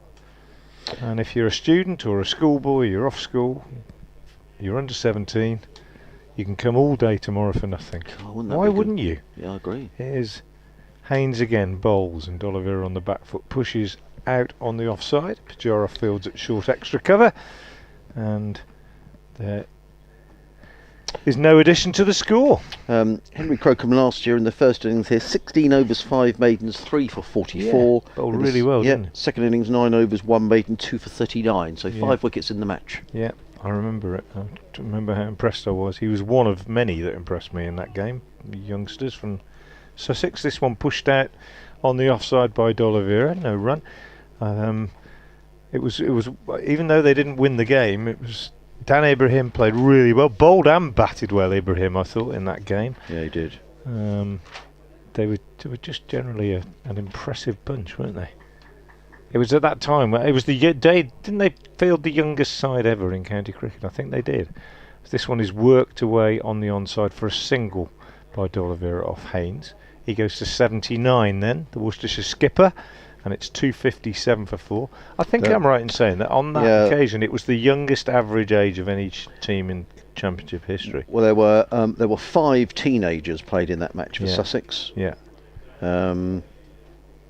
The oldest player in the side was Finn Hudson-Prentice, who was 25. There we go. This one is cut for 4, bottom edge, totally fluky from Barnard, short outside the off stump, went for a cut, didn't bounce much actually, that one. He's not exactly a bowler who hits the deck hard. He floats it up there really, doesn't he, Tom Haynes? And Barnard gets a very fortunate boundary. Won't bother him. He's gone to 56 and it's 261 for 4 at the end of the over. Yeah, Sussex made 264 in that first innings last year. Jack Carson, the off-spinner, made 87. That was his highest first-class score. Daniel Ibrahim in the second innings made runs. He made, I think it was 94 that he made second time around. Did Daniel Ibrahim? Yeah, 94.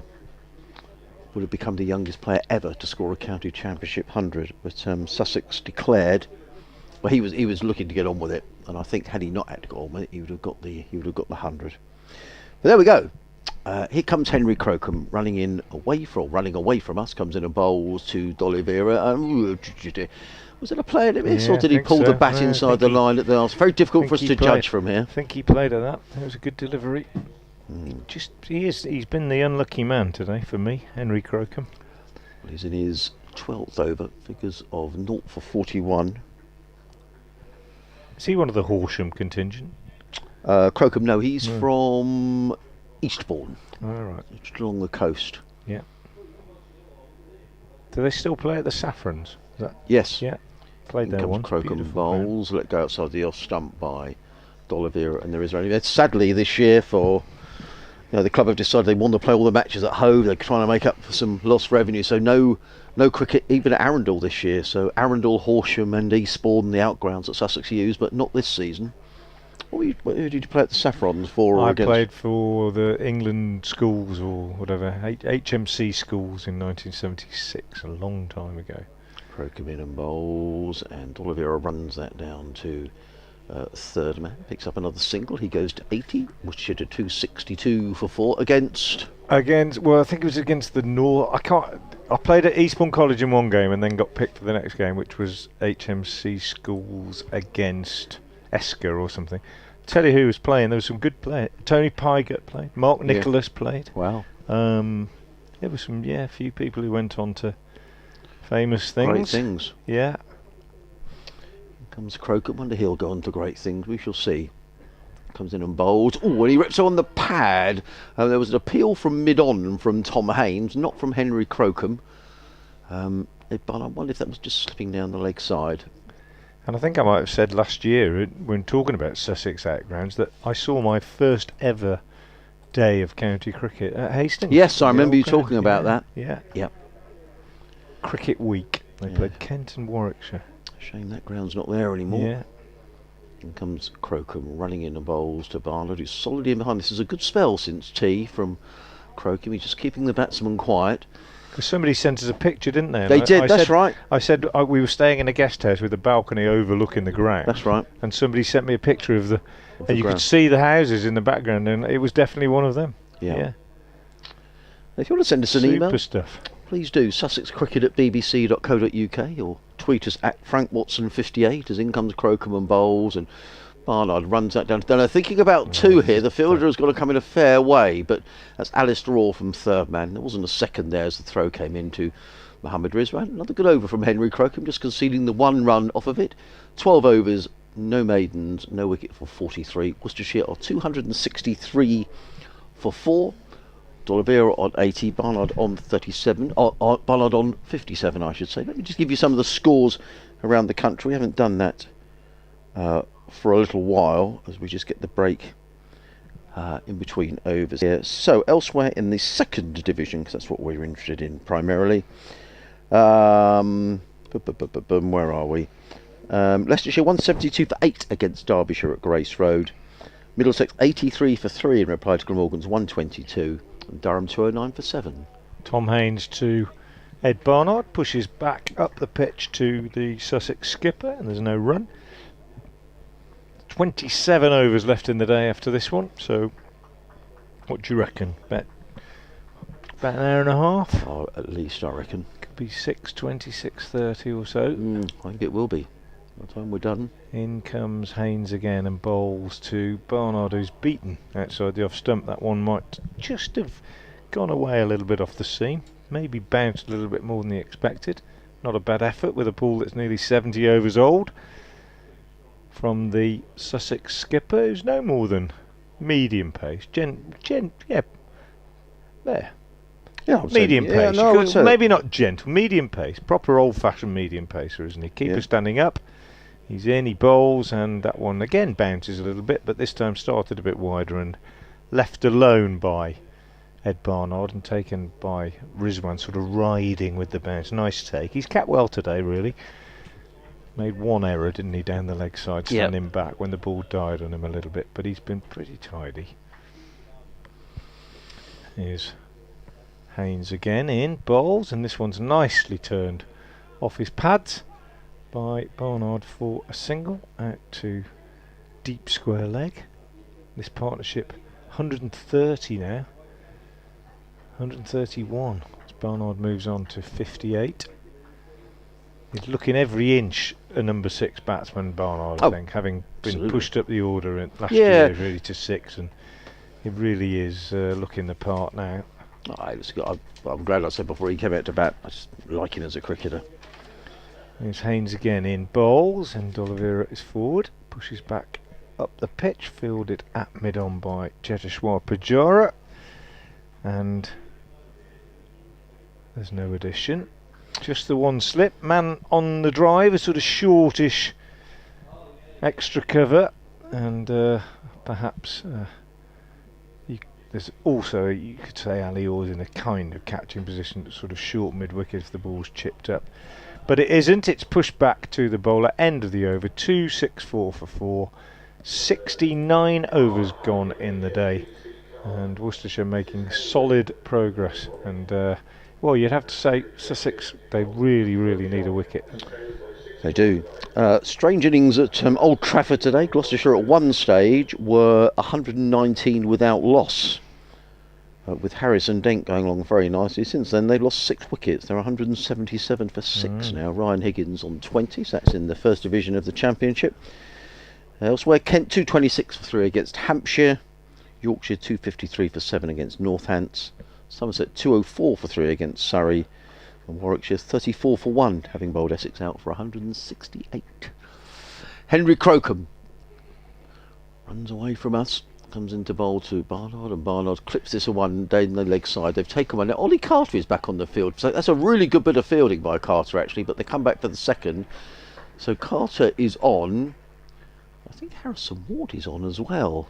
So Sussex with 2 12th men. Certainly Ollie Carter is back on the field. 266 for 4.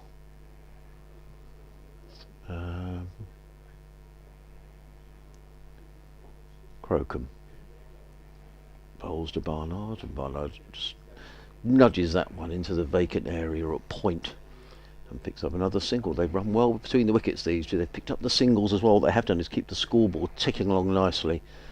Barnard to 61, Worcestershire 267 for 4.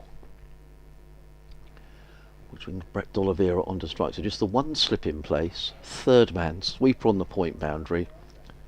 Cover, mid-off, mid-on. 2 men back on the, well, there's a fine leg and a deep mid-wicket, so he can just nudge one on the leg side. There's one every time for D'Oliveira if he wants it. In comes Crocombe in, and oh, that is not a great deal of keeping by Mohammad Rizwan. Down the leg side, he doesn't clip the ball cleanly, and that's going to be a bye, which I'm sure Mohammad Rizwan will be disappointed with. Named the Wisden T20 Cricketer of the Year today. Ollie Robinson, amongst the top 5 Wisden Cricketers of the Year, headed by Joe Root. Comes Crocombe, bowls and just tucked through mid-wicket. There's one there every time with the square leg all the way back. Carter feels it. I'm not sure I'm that keen on that tactic, because he's picking up a single for just a defensive flick on the leg side, to be honest. Barnard 262, Worcestershire to 269 for 4.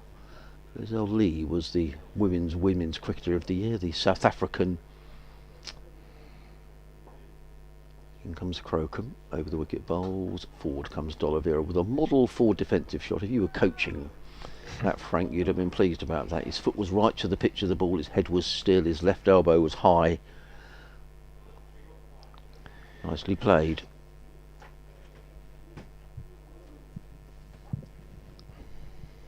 Comes Crocombe, over the wicket bowls, and D'Oliveira again just plays it onto the onside. There's a single there every time. Frank. Yeah. It's played onto the onside by D'Oliveira. End of Crocombe's over. 13 overs. No maidens, no wicket for 48. 270 for 4. D'Oliveira 81. Barnard 62. These two coming together when the score was 133. Sussex will be looking now. They'll be thinking about the new ball. I'm sure that's in Tom Haynes' mind. He's probably keeping Grant Stewart back for the new ball. I would suggest that maybe he'd like to keep Henry Crocombe back for the new ball as well, because Crocombe has bowled as well as anybody, really. That must be on the skipper's mind. I see no reason why they wouldn't take the new ball either once it becomes available. You've got to do. I mean, he's had a problem since the start, hasn't he? Really, Tom Haynes. Let's be honest. I'll just expand on that during this over as he comes in himself to bowl, and that's short and cut by D'Oliveira, and he picks up a single as Grant Stewart fields on the boundary at backward point. And that is, he's come into the game with the side decimated by injuries, lots of problems, particularly in the seam bowling department. So he's opened the bowling with one low knee, and the first change was another low knee, and a very inexperienced one at that. And so he's had difficulties. Comes in now and bowls again, and Barnard pushes back at the pitch. He's got one spinner in the side who's clearly not had a good day when he has had a little bowl. He's been lacked a bit of control, Delray Rawlins, and so what he's done, Haynes, is he's fallen back on a fairly sensible policy of fairly rapid rotation of his seamers as he bowls again, and Barnard drives very sweetly up to mid-on, but Pujara does the fielding, and he's been the best of the bowlers himself, really, with his military medium. Couple of the younger bowlers in particular, Atkins and Clark, have been a little bit wayward, a little bit too short generally, and it's been a learning exercise for the whole unit, really. And he comes in again and bowls, and Barnard drops down on the onside, and I can understand what he's doing there. It's a bit of sort of damage limitation to some extent with the seamers bowling from this new road end, although Crocombe, as I keep saying, I think has bowled better than his figures of 13 overs, no maidens, no wicket for 48 suggest, but he hasn't really been backed up. Stewart's bowled reasonably well, but not looked particularly penetrative. As in comes Haynes again and pushes up to mid-on. And I suppose it says everything that the captain, who's a batsman primarily and a sort of, a fill-in medium pacer, has been the best of the bowlers. 3 for 41 as he approaches the end of his 13th over. But I think in mitigation, they came into the side with lots of injuries, missing key bowlers, and they're just trying to make the best of a bad job. As Haynes bowls again, Barnard defends again up to mid-on, end of the over, 271 for 4, and we've had 71 overs. We've got 25 left in the day, and yeah, I hope I'm not trying to sound disrespectful to Tom Haynes and the Sussex attack, but started off, didn't they? You know, you come into a game with a depleted attack and a couple of low knees, and you hope that everybody's going to be at their very best, and to be fair, a couple of the young bowlers in particular haven't been today. But that's the way it is. That's the way it goes. It's all about learning. I would agree. But these two have looked largely untroubled. I mean, it looks a good wicket, but I don't think it's quite a good wicket as it was at Derby last week. I think there's a bit in it for the bowlers, and Sussex need to find that. As in comes Crocombe, the sun is out, bowls clipped away nicely by D'Oliveira. Carter is again very, very quickly again. They're going to come back for the second. This could be really tight, but the throw didn't match some of his earlier throws, and a very good bit of fielding, a bit of batting, I should say, by D'Oliveira, who was quickly back for the second run. 273 for 4. He wanted to straight away there when he hit that, didn't he? Yeah, he really did. Partnership of 140 between these two. Made 100 at Grace Road in the last match, D'Oliveira, and he's looking as if he may be in for another one here.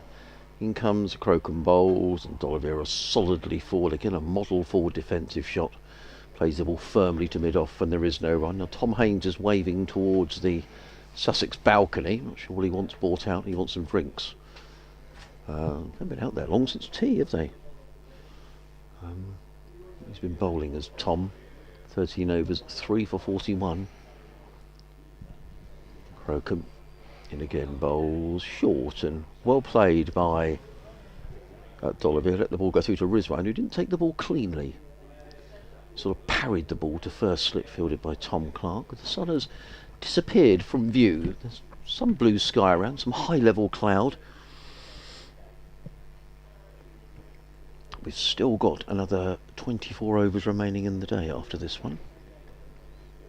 There's Crocombe on his way, bowls, and forward comes D'Oliveira, punches it into the offside, fielded by Pujara, and again there is no run.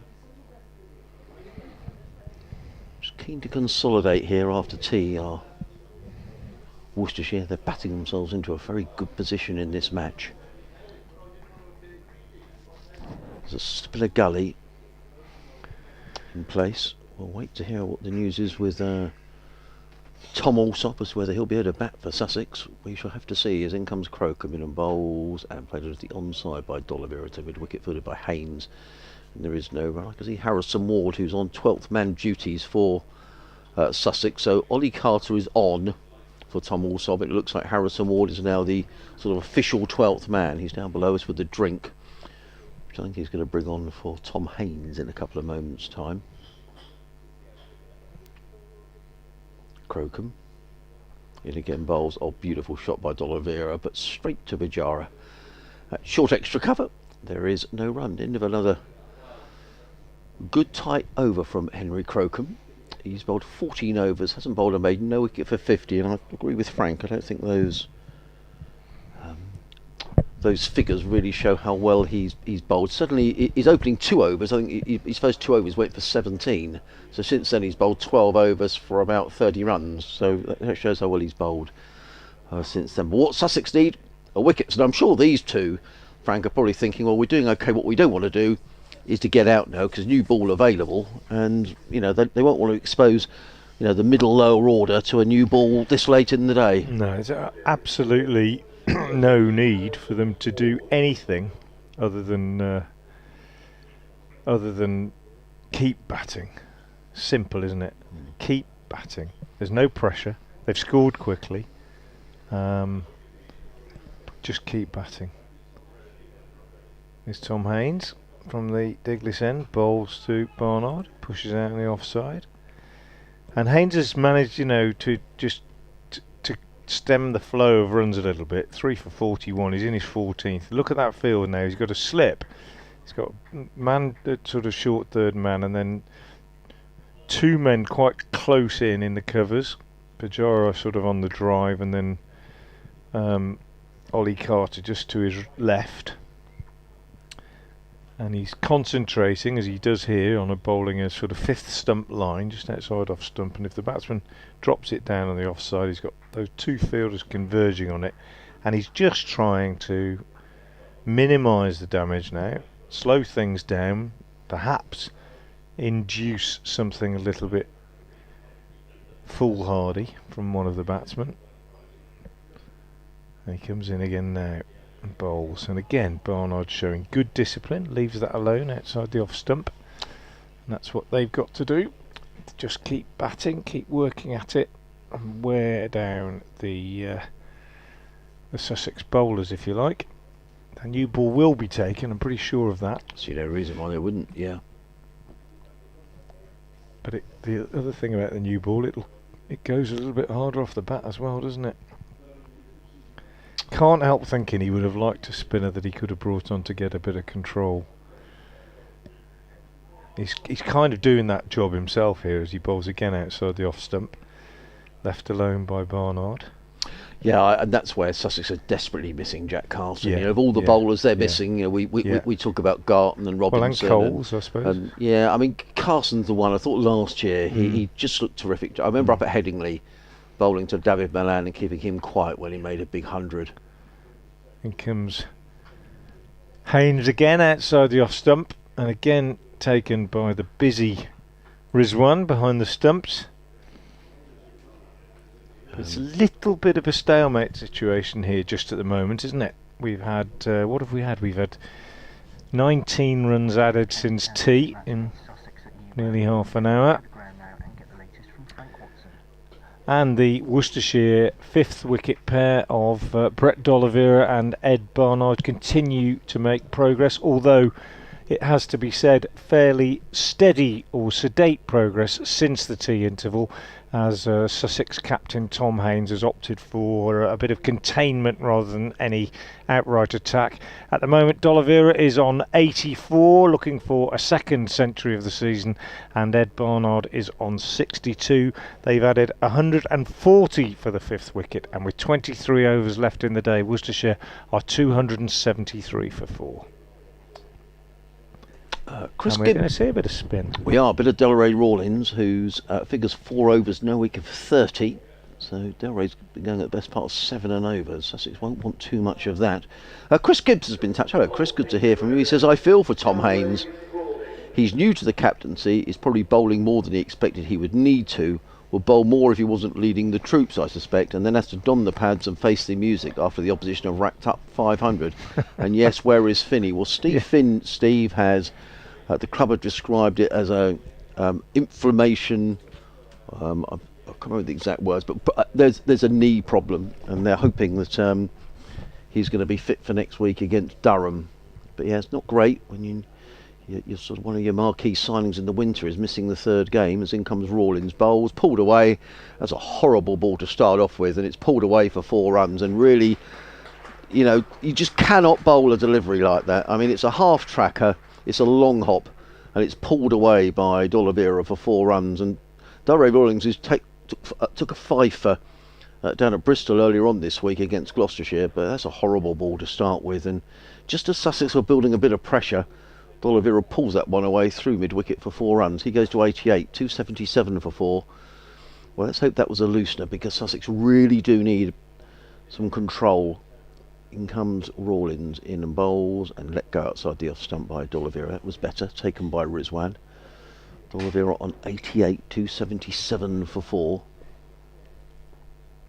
Rawlins in again, bowls, and D'Oliveira inside the line just plays it to backward point, and there is no run, fielded by Ali. Got another 22 overs in the day after this one. New ball, 6 overs away. Rawlins in, bowls and cut away. He's annoyed with himself, D'Oliveira, because he's picked out the one fielder backward and square on the offside, who is Ali. There's a slip, backward point, cover mid-off, mid-on, mid-wicket, sweeper on the cover boundary, and a deep backward square as in comes Rawlins.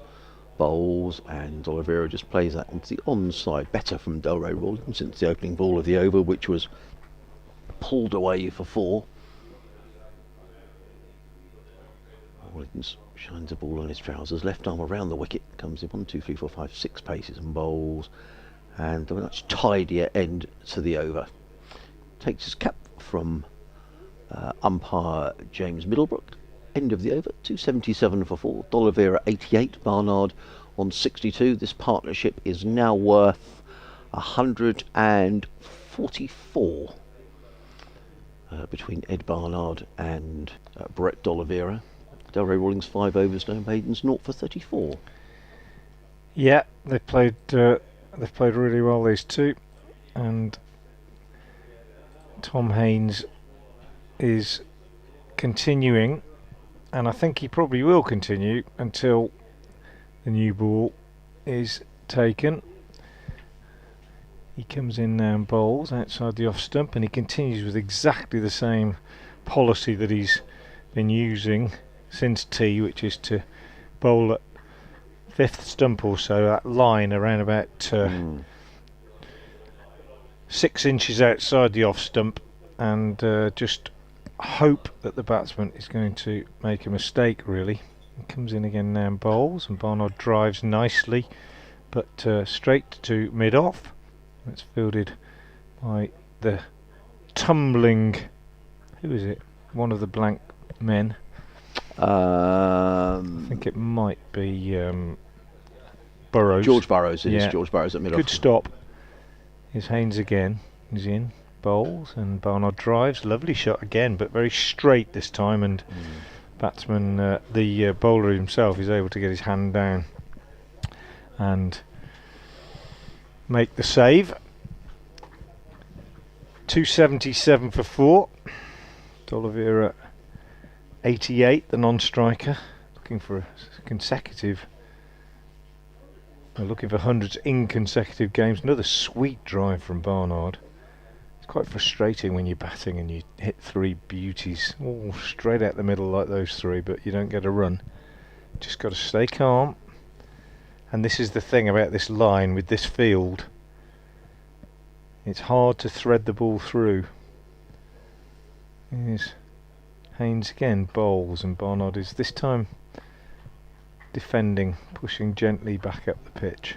But he's doing a good job, isn't he, Tom Haynes? At least he's keeping things quiet. He knows the new ball is available just around the corner, and he's doing his bit. He's going, a little over 2 and over, which is really good in comparison to some of the other bowlers. He's bowled well. He's bowled well all day, hasn't he?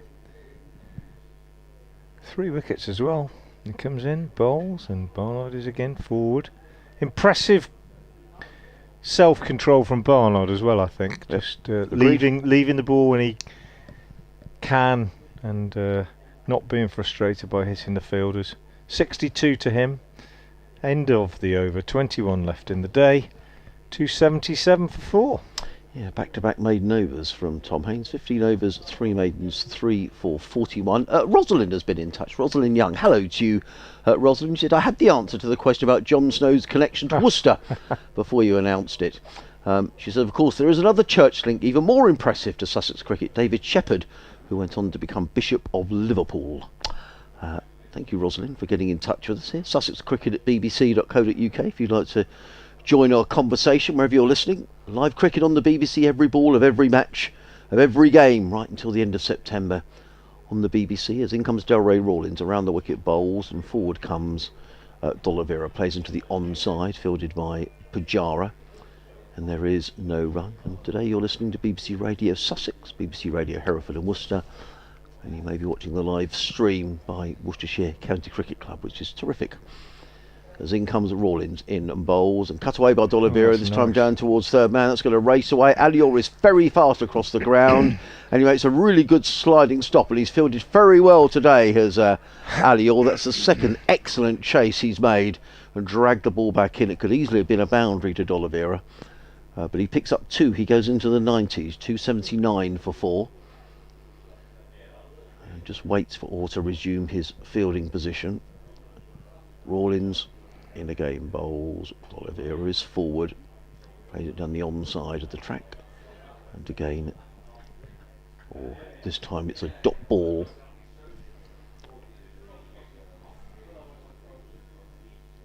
sun has disappeared almost entirely now. A few blue patches around, but in comes Rawlins again, bowls, and D'Oliveira meets that delivery and just plays it back down the pitch. Rawlins feels of his own bowling, and there is no run. Better line and length from Delray Rawlins with the last couple of deliveries. As I say, picked up 5 wickets for the seconds this week down at Bristol. In and bowls, cut away straight to Orr at backward point, who fields well, sends in the throw that Rizwan does well to take above his head. Pujara was backing up, had he not been able to do so, but Orr very quickly to the ball. Williams is really getting through his overs quickly, comes in and bowls, and D'Oliveira again plays down the much better over from Delray Rawlins, just going for 2 runs. 6 overs, no maidens, no wicket for 36. The over 8 is -3. Sussex over 8 hasn't been great today, and you'd have thought with the new ball available in another 4 overs, they would probably turn to the quicker bowlers, which may slow the over 8 even more. The sun is back out on the cathedral. Doesn't that look wonderful, Frank? Yep. The cathedral lit up by some late afternoon, early evening sunshine. Yep, absolutely beautiful. Almost sort of honey-coloured stone, isn't it? Yeah, lovely. Yeah, it does look beautiful. And we have a change. I think it's Grant Stewart coming back with 4 overs more to be bowled before the new ball has been taken. He can't accuse Grant Stewart of shirking any kind of responsibility today, and he's bowled pretty tidily. He's only gone for just over 2 and over. 15 overs, 4 maidens, no wicket for 32. Possibly, if you were being really critical, you could say that he hasn't really threatened, but he's been tidy, done a good job, I think, for his temporary captain, you could say, because he's on loan from Kent, and he's there at the Diglis end now, preparing to bowl to Ed Barnard. 1 slip, the only close catcher, as he comes in and bowls, and Barnard drives nicely again, but again straight to, well, not quite straight to Pujara at mid-on. He had to move a bit to his left, but nonetheless he cut the ball off, and no reward for Barnard for another nicely timed shot. Interesting time to bring him back. You'd have thought he would have taken the new. It makes me wonder. I mean, Sussex last week at Derby didn't take the new ball when it was available, so I wonder if they're going to do similarly today. Well, Stewart is in again, bowls, and Barnard gets 4 this time. Short and wide outside the off stump, and he just plays that so well. Stands up on his toes, and just a back cut, I think they used to call it, sort of straightish bat, but just steered behind square, timed beautifully on the offside, and he goes on to 66.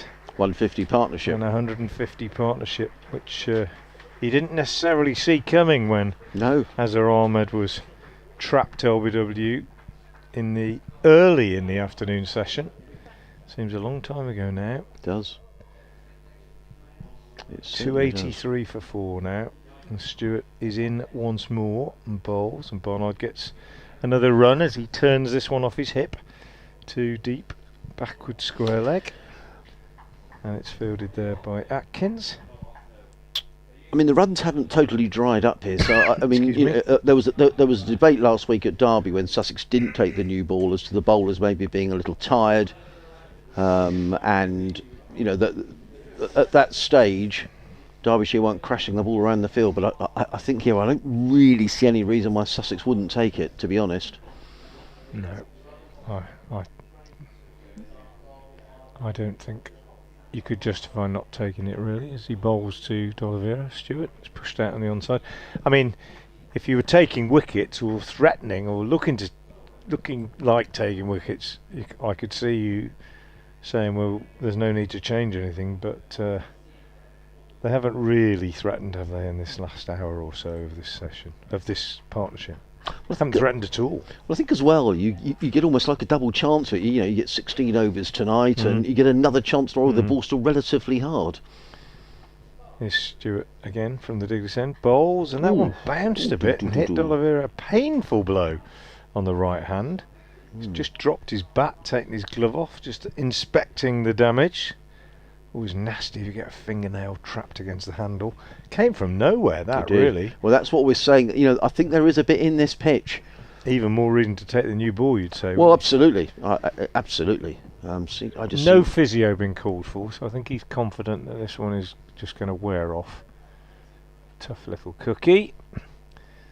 And he's put his glove back on and getting ready to resume the innings. But as you say, just an indication, still a bit there. I think you put it in the right place, and certainly at Derby last week, nothing like that happened for pretty much the 4 days. So I think there is a little bit in it. Well, Stuart might be quite encouraged by that.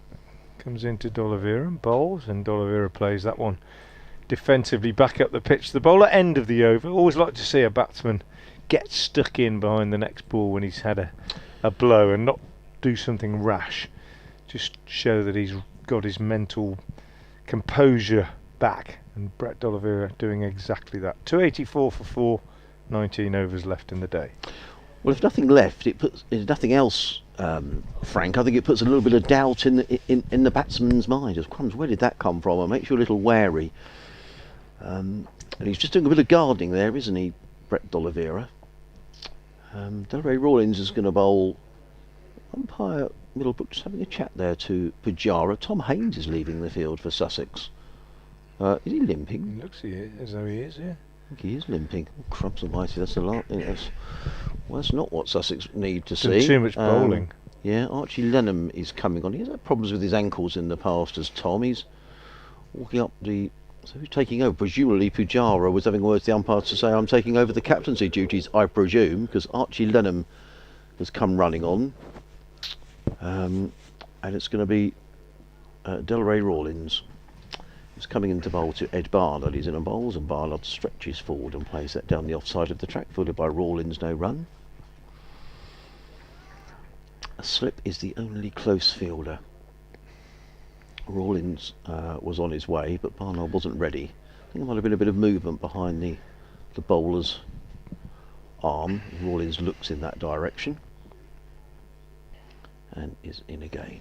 And Barnard back on his stumps. He's annoyed with himself. He said, Barnard, that was short. I think he was thinking he should have pulled that through the leg side, but there's a big gap through mid-wicket. There are 4 fielders on the leg side, 3 saving 1. There's a backwards square leg mid-wicket and a mid-on, as in comes Rawlins again and bowls, and cut away by Barnard, or an attempted cut away, and he missed it straight through to Rizwan, and there is no run. These two are certainly looking to play their shots. They haven't gone completely into a shell here with the new ball approaching, possibly. We'll have to wait and see what happens as Rawlins in again, and Barnard is playing down the ground, fielded by Archie Lenham, who gets in the throw. It misses the stumps, but it's backed up by Alistair Orr, who's fielding at point. One more to Barnard, who goes to 68. Worcestershire 285 for 4. Field pretty much... Well, in fact, there is a change in the field for Brett D'Oliveira. The offside field has been reinforced with an extra cover coming across from square leg as Rawlins is in, bowls to D'Oliveira, and Rawlins has got a much better line about it now as the sun is back with us. New Road looking wonderful again. Rawlins bowls, and D'Oliveira cuts this firmly straight to backward point, fielded by Ali Orton. D'Oliveira's annoyed with himself as well. He picked out the man. It went straight to Ali Orton, probably a yard either side, and that would have been 4 runs. It was a dot ball in the scorer's book, who are sitting next door to us here in the room next door to where Frank and I are. 285 for 4. 78 overs have been bowled with this ball. The 2 batsmen having a little natter. D'Oliveira on 90, Barnard on 68. Yeah. Delray Rawlins, 7 overs, no maids, 0 for 37. Has been a little tidier in the last couple of overs, which is a relief as far as Sussex are concerned. Just looking at that flag on top of the cathedral, and it's changed round a little bit, and yes, we're looking at it's a northeasterly, which is the exact opposite of what we normally get. We normally get the wind from the southwest over there towards Malvern, and that's northeasterly, isn't it? That probably explains why it's a little bit chillier than we expected it to be. And Grant Stewart, kind of running into that breeze from the Diglis end, comes in now and bowls to Barnard, who works this one away on the onside and takes a good single, because it wasn't quite straight to Pujara. He had to move a yard or two to his right, but it was one of those where as soon as he hit it, he was positive in his running and his calling, and D'Oliveira is never slow to respond. And they take another single, which takes Barnard on to 69 and the total to 286 for 4. One more over after this before the new ball could be taken, probably will be taken. And Grant Stewart busily in again from the Diglis end, and again a single taken. D'Oliveira turning us on the leg side. It's a leg by, in fact, as he missed it, as it was angled in at him, was going down the leg side. And the total moves on to 287 for 4. There is a box of balls lying at the side of the ground there, which I'm just getting my binocular note, so it's not a box of balls. Well, it's just practice balls, I think. They keep them in a sort of suitcase now, don't they? Yeah. Oh, actually, there are 2 boxes, and there is a brand new ball lying alongside one of the boxes. Right. So it's pretty much certain that they've already picked the one they want, I reckon. Grant Stewart in, bowls, and Barnard steers this one down to third man, where it's fielded by Burrows. 289 for 4. Barnard on to 70. I think he endeared himself to Mohammad Rizwan there, because I think Rizwan was looking directly into the sun as the throw came in. 288 for 4, I should say. I beg your pardon. Well, I'm sure that Worcestershire have got their eyes on maximum batting bonus points here. Frank, what do they need? Another 112 in 30 overs. You'd fancy it, wouldn't you? One more to D'Oliveira as he turns this one from Stewart out on the onside. Moves on to 91. Yeah, and I mean, you just need, they just need to go steadily, don't they, to get that? They don't need to do anything crazy. Sort of 110 off 30, I suppose. Maybe asking them to be positive. But if D'Oliveira reaches 3 figures, I would imagine he'll be possibly a little bit more aggressive thereafter. Stewart bowls. Barnard plays out in the offside. Not that he's been overly defensive, I don't think. So he made 91 off 184 balls. Steady going, really, isn't it? Yes. Batting at 5, came in when the third wicket fell shortly before lunch, and just batted since then, really. Very even tempo to his innings. Likewise, Ed Barnard, 137 balls so far for his 70. He waits now. Stewart is in, bowls, taken on the pad as he tries to turn this on the leg side. A strangled appeal from Mohammad Rizwan, but yeah, I think it was obviously going down, and they've gone through for another leg by, and it's the end of another over. So one more before the new ball is due. 17 left in the day. Barnard 70, D'Oliveira 91, Worcestershire 290 for 4. Very quick recap. The men out today: Libby 11, Pollock 77, Haynes 2, and Azhar Ali 20. And the wicket takers, well, 3 have been taken by the captain Tom Haynes and 1 by Burrows. Well, it's interesting you mentioned about that new ball being by the box, because Tom Haynes just came running on with a ball and he's given it to umpire Middlebrook, and that ball you were looking at, Frank, has gone, I think. There you go. So I think that means that, because Tom Haynes is back on the field, Archie Lenham is off, so I think the new ball, I would be amazed if it's not taken at the end of this over. Had an email in from Clive Jacobs on Sussex Cricket at bbc.co.uk, which I shall read in a moment. Clive, thank you for getting in touch, one of our regular contributors. Always good to have your support. In comes Rawlins around the wicket to bowl to Ed Barnard, short, and Barnard thrashes that one away through Backwell Point, but we'll just get a single fielded out on the boundary by Harrison Ward. I think that's Harrison Ward who's out there, who gets in the throw. It's 1 more to the total. Tom Alsop is off the field for Sussex and has been for some time. Got a nasty blow on the hand in attempting to take a slip catch. In fact, it was Jamie Atkins out there who got in that throw. My apologies. As in comes Rawlins again, bowls to D'Oliveira outside the off stump. There is no run taken by Mohammad Rizwan. The total remains on 291 for 4. You're on BBC Radio Sussex, BBC Radio Hereford and Worcester. Adrian Harms and Frank Watson bringing you the commentary as in comes Rawlings again, bowls and pulled away, and that's going to be 4 runs. Too short from Delray Rawlings, and D'Oliveira tucked inside the line and pulled the ball over mid-wicket for 4 runs. He goes to 95, and Worcestershire to 295 for 4. Clive says Sussex have sadly not got a cutting edge for this match, and deprived of their first choice attack, the young Sussex bowlers are stuck to their task manfully, but with limited success thus far. It sounds like another decent pitch, but the harder new ball cannot come soon enough for Sussex, despite the risk of runs coming quickly with the new ball. In comes Rawlings again, bowls, and D'Oliveira is annoyed. He looked to clip that away, back to the square on the leg side, misses out, and there is no run. Unless Tom carries on with the old ball to keep it tight, as he did last week at Derby. Yeah, I don't think that's going to happen. And finally, Clive says, and I'll read this last paragraph in a minute. As in comes Rawlings, bowls, forward, stretches D'Oliveira straight back down the track. There is no run. Why Sussex have so many blighted in the bowling department is a mystery, but this is long of absentees who may have made the starting 11. And it hasn't helped Tom Haynes. In comes Rawlings, and D'Oliveira plays defensively into the offside. There is no run. It is the end of the over. It hasn't made Tom Haynes' job any easier as a skipper for the beginning of the season, says Clive. Thanks for getting in touch. The 12th men are coming trotting on. A towel and maybe a refreshment drink for the Worcestershire batsmen, and I would be flabbergasted if Sussex don't take the new ball, and that's probably why these batsmen are having a drink and a bit of refreshment. The old ball has been thrown to umpire Wharf at the Digley's end, and Grant Stewart, who's bowled a couple of overs, probably doesn't need any sort of a loosener, and I would imagine we're going to see the new ball taken straight away here by Sussex. Let's just wait for the official signal from Alex Wharf. Umpire Middlebrook is going down and having a natter to him. 295 for 4. D'Oliveira. There we are. The new ball has been taken.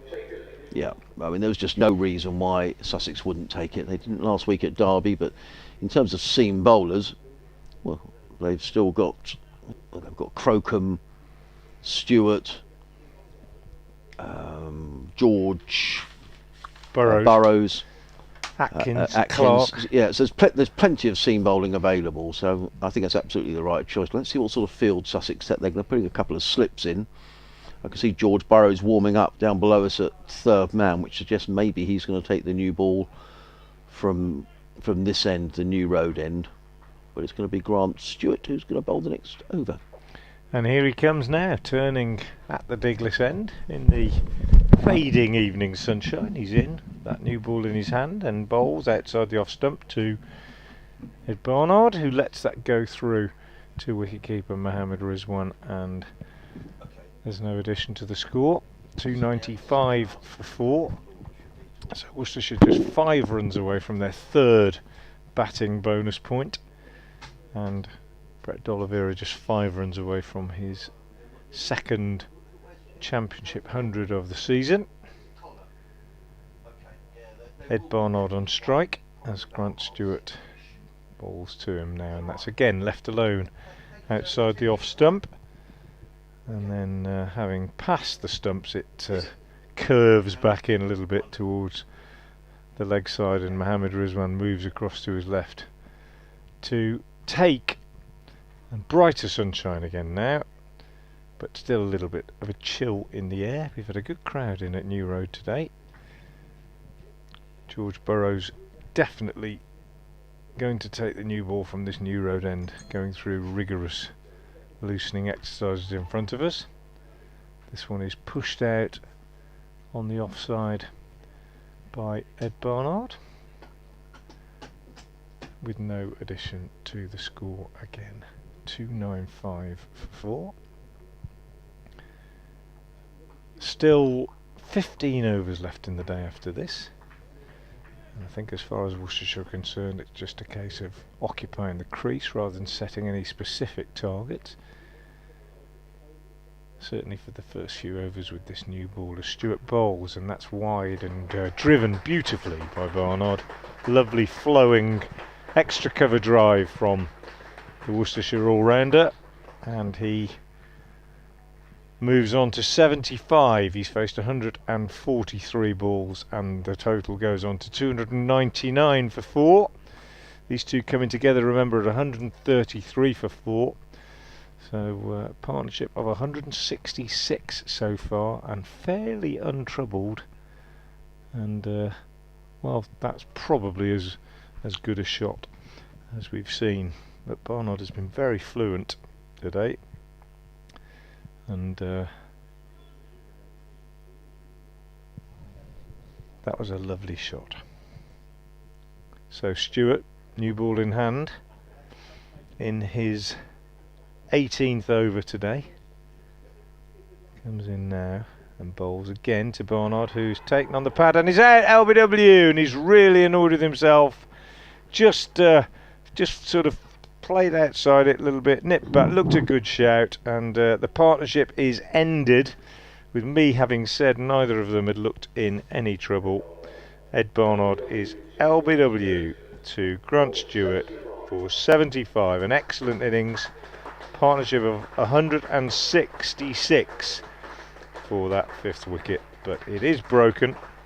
A very important breakthrough as far as Sussex are concerned, and Ed Barnard's anger with himself clear for all to see, and possibly because I think he fancied his own chances of making 100 here. But he gets a warm round of applause as he goes off, and Worcestershire lose their 5th wicket with a score on 299, and Brett D'Oliveira will be joined very shortly by Ben Cox, who's coming in now, the Worcestershire keeper. And Cox coming in with the new ball to face. First over with the new ball, bringing that breakthrough and ending that outstanding partnership of 166. Yes, thanks, Sean. And you joined us literally, and Sussex have got a wicket, and it was a wicket they really need. Ben Cox making his way out in the sunshine. In the first over, the first wicket in Sussex colours for Grant Stewart, signed on loan from Kent yesterday. He's taken the wicket of Ed Barnard. He's an LBW for 75, but Worcestershire now 299 for 5. That breaks a partnership of 166 between Ed Barnard. Just having a chat, Barnard, with Brett D'Oliveira out there in the middle, discussing the approach they're going to take, which one imagines would be just to bat through this next few overs, pick up whatever's there, but not do anything extravagant. 299 for 5, and 1 ball left in this over from Stewart. The loanee from Kent, who's just picked up his first Sussex wicket, and he will be bowling to the new batsman Ben Cox. 3 slips and a gully now in place, much more attacking field as Stewart comes in and bowls, and Cox lets that go outside the off stump. End of the over, the first with the new ball. Successful one for Sussex. Worcestershire 299 for 5, D'Oliveira 95, Cox yet to score. And the full scorecard today, well, the men out anyway: Libby 11, Pollock 77, Haynes 2, Azhar Ali 20, and now Ed Barnard for 75. Well, it's just the breakthrough that Sussex wanted. We saw no reason not to take the new ball, but Ed Barnard was absolutely furious with himself, wasn't he? Yeah, he was. He played around while he was looking to play it through the leg side, and he knew he was out the minute he hit the pad, didn't he? He hardly bothered to look at the umpire, to be honest.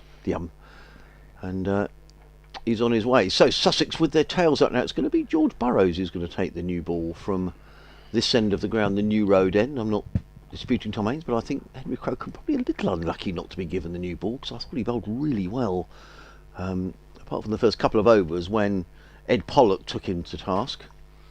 However, it is going to be Burrows. If Sussex could just grab a couple of wickets here with the new ball, it won't seem quite such a bad day. The sun goes in and Burrows comes running into bowl to D'Oliveira. He's in and bowls, and D'Oliveira up on his toes plays it to backward point, picks up another single. He goes to 96 and the 300 up for Worcestershire. And good applause around New Road from what's been a very good crowd here today, I think. Frank, Yeah. you know they've Yeah. and they've stayed as well. And why wouldn't you on a lovely day like today? A bit chilly if you're in the breeze and out of the sun. But Worcestershire very much with their eyes on maximum batting bonus points. Ben Cox is the new batsman, and they do bat a long way down, Worcestershire, because they've still got Joe Leach to come, who's a more than handy campaigner coming in at number 8. Josh Baker's not too bad either. The young left-arm spinner's already got a first-class 50. Dylan Pennington's got a first-class 50. Comes Burrows, bowls, let go by Cox outside the off stump, taken by Rizwan, and there is no run. But it was really important that Sussex got that breakthrough with the new ball. But a really good partnership. Late update. And Worcestershire have just lost their 5th wicket, that of Ed Barnard, who shared a brilliant partnership for that wicket with the captain Brett D'Oliveira of 166. But Barnard perishing in the first over with the new ball, the 81st over of the innings. LBW to Grant Stewart, as I say, for 75. Brett D'Oliveira still there, in sight now of a second century of the season. He's on 96. He's been joined by Ben Cox, who's yet to score. Worcestershire have brought up their 3rd batting bonus point, and in the 82nd over they are 300 for 5. Burrows back to his mark. 2 slips in place, 2 slips and a gully. Backward point, cover mid-off, mid-on, mid-wicket. Fine leg. There's Burrows, 1 wicket to his name already. 1 for 66 in and bowls and hammered away through the offside. That's a brilliant bit of fielding by Ali Orr at backward point. That's not the first time he's done that today. He didn't get any applause. Maybe it wasn't as good a stop as I thought, but it was fair hammered away by Cox, and all got down well to prevent the ball going for 4 runs. Cox yet to open his account. D'Oliveira within 4 of his century, and what a fine century it would be as well. Burrows turns just away to our left hand side. We're looking over Tom Haynes' shoulder. He's fielding at mid-on, and we're at a very wide mid-on as Burrows makes his way in and bowls, and Cox lets that one go outside of the off stump, taken by Rizwan. There is no run. Got to make this new ball pay if Sussex make the batsman play as well. You were mentioning that earlier on today, Frank. You didn't feel that maybe Sussex have made the batsman play as much as they perhaps ought.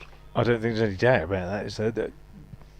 Certainly the backup seamers, I would say. I mean, Stewart's bowled fairly straight, I think, and Crocombe, but and Haynes, I wouldn't really count in that, but the other seamers, Burrows, Atkins, Clark.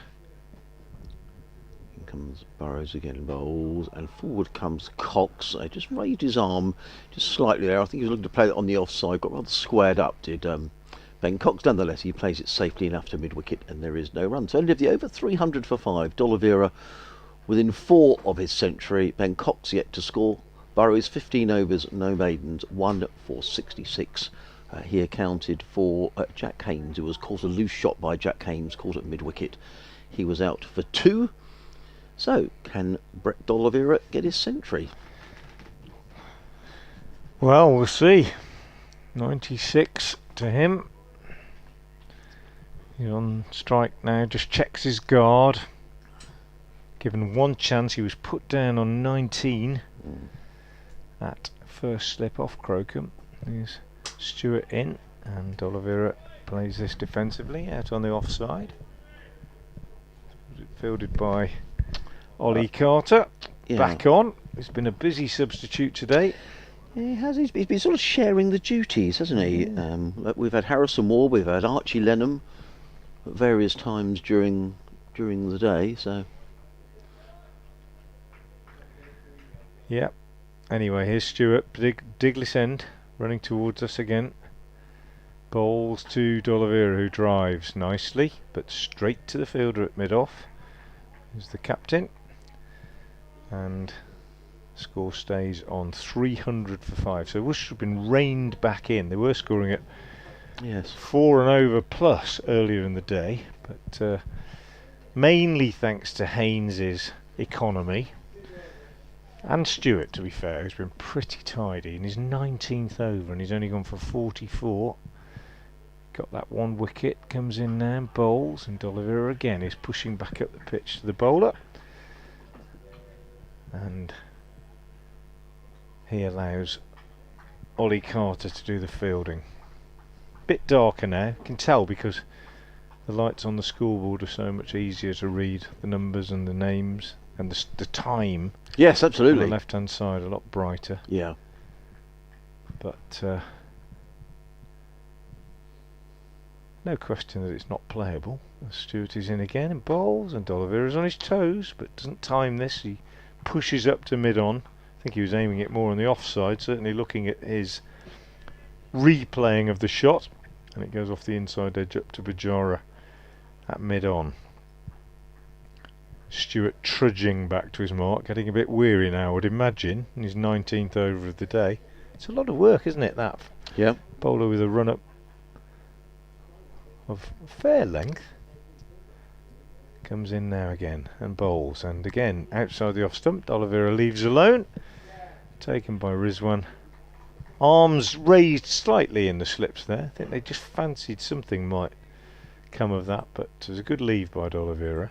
He's gone for a little stroll, the Worcestershire captain, just getting his mind together perhaps. So don't force it, don't want to make any silly mistakes trying to get this 4 runs. Wait for the bad ball. 96 not out off 195 balls. Stewart is in again and bowls, and he lets that go outside the off stump, and it's the end of the over. 13 left in the day, still 300 for 5, and Stewart now 19 overs, 5 maidens, 1 for 44. Good cricket all round, wasn't it? A good tight over from Grant Stewart, and by the same count, good batting by Brett D'Oliveira, who I'm sure wants to go through to his century, but he'll know as well that he'll want to be there tomorrow morning. He won't want to expose with a new batsman in Ben Cox. They won't want 2 new batsmen out in the middle to face the new ball. But that's what Sussex will be hoping for. If they could open up both ends here, they'll feel they've had a decent day, without it being an outstanding day, but they'll feel they're still very much in this match. George Burrows is going to bowl the next over from the New Road end of the ground. 2 slips and a gully in place. And he comes running in right arm over the wicket to bowl to the right-handed Ben Cox. He's in and bowls, and Cox drives handsomely. That's a lovely shot. What a lovely way to get off the mark. Just straying there onto leg stump was George Burrows, and clipped away beautifully by Ben Cox. He goes on his way with a boundary. Very reminiscent, actually, of the shot that Ed Barnard played. Although Barnard's was a cover drive from memory for 4 runs to get on his way, and that was just clipped away. Timed so beautifully. Yes, it was. And poor old... It was a leg stump half volley, and it should get clipped away for 4 by a good batsman, but it was just the ease and the timing of it, just perfect. Yeah, beautiful. A little bit, the skipper has to chase all the way back and field the ball from in front of the ground hit pavilion. Skipper, who's probably been the pick of the Sussex bowlers today, he's picked up 3 wickets. He looks a tad weary, doesn't he? Well, he does. When you think that it was only on Sunday that he made 200 and whatever it was, 34 up at Derbyshire, batted for 2 days. 243. I should know that.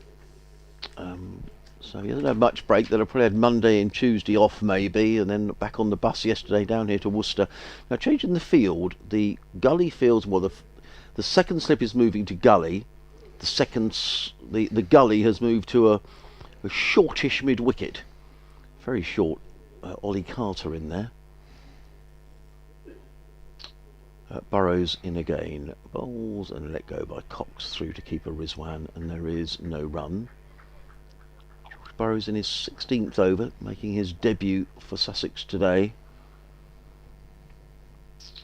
As I say, picked up the wicket of Jack Haynes, who was caught by Henry Crocombe at mid-wicket. That made it 95 for 3.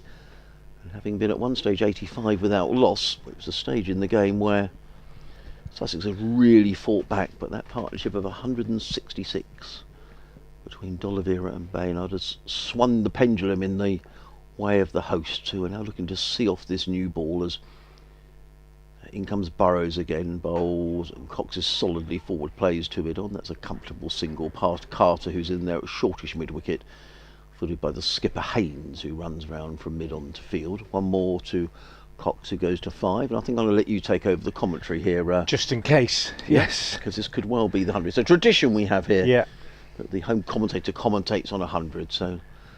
we're hoping we're not tempting fate. No, and I think, let's be fair, I think Brett D'Oliveira has deserved 100. I think he's batted beautifully. He was given that life on 19, but it's been a real captain's innings.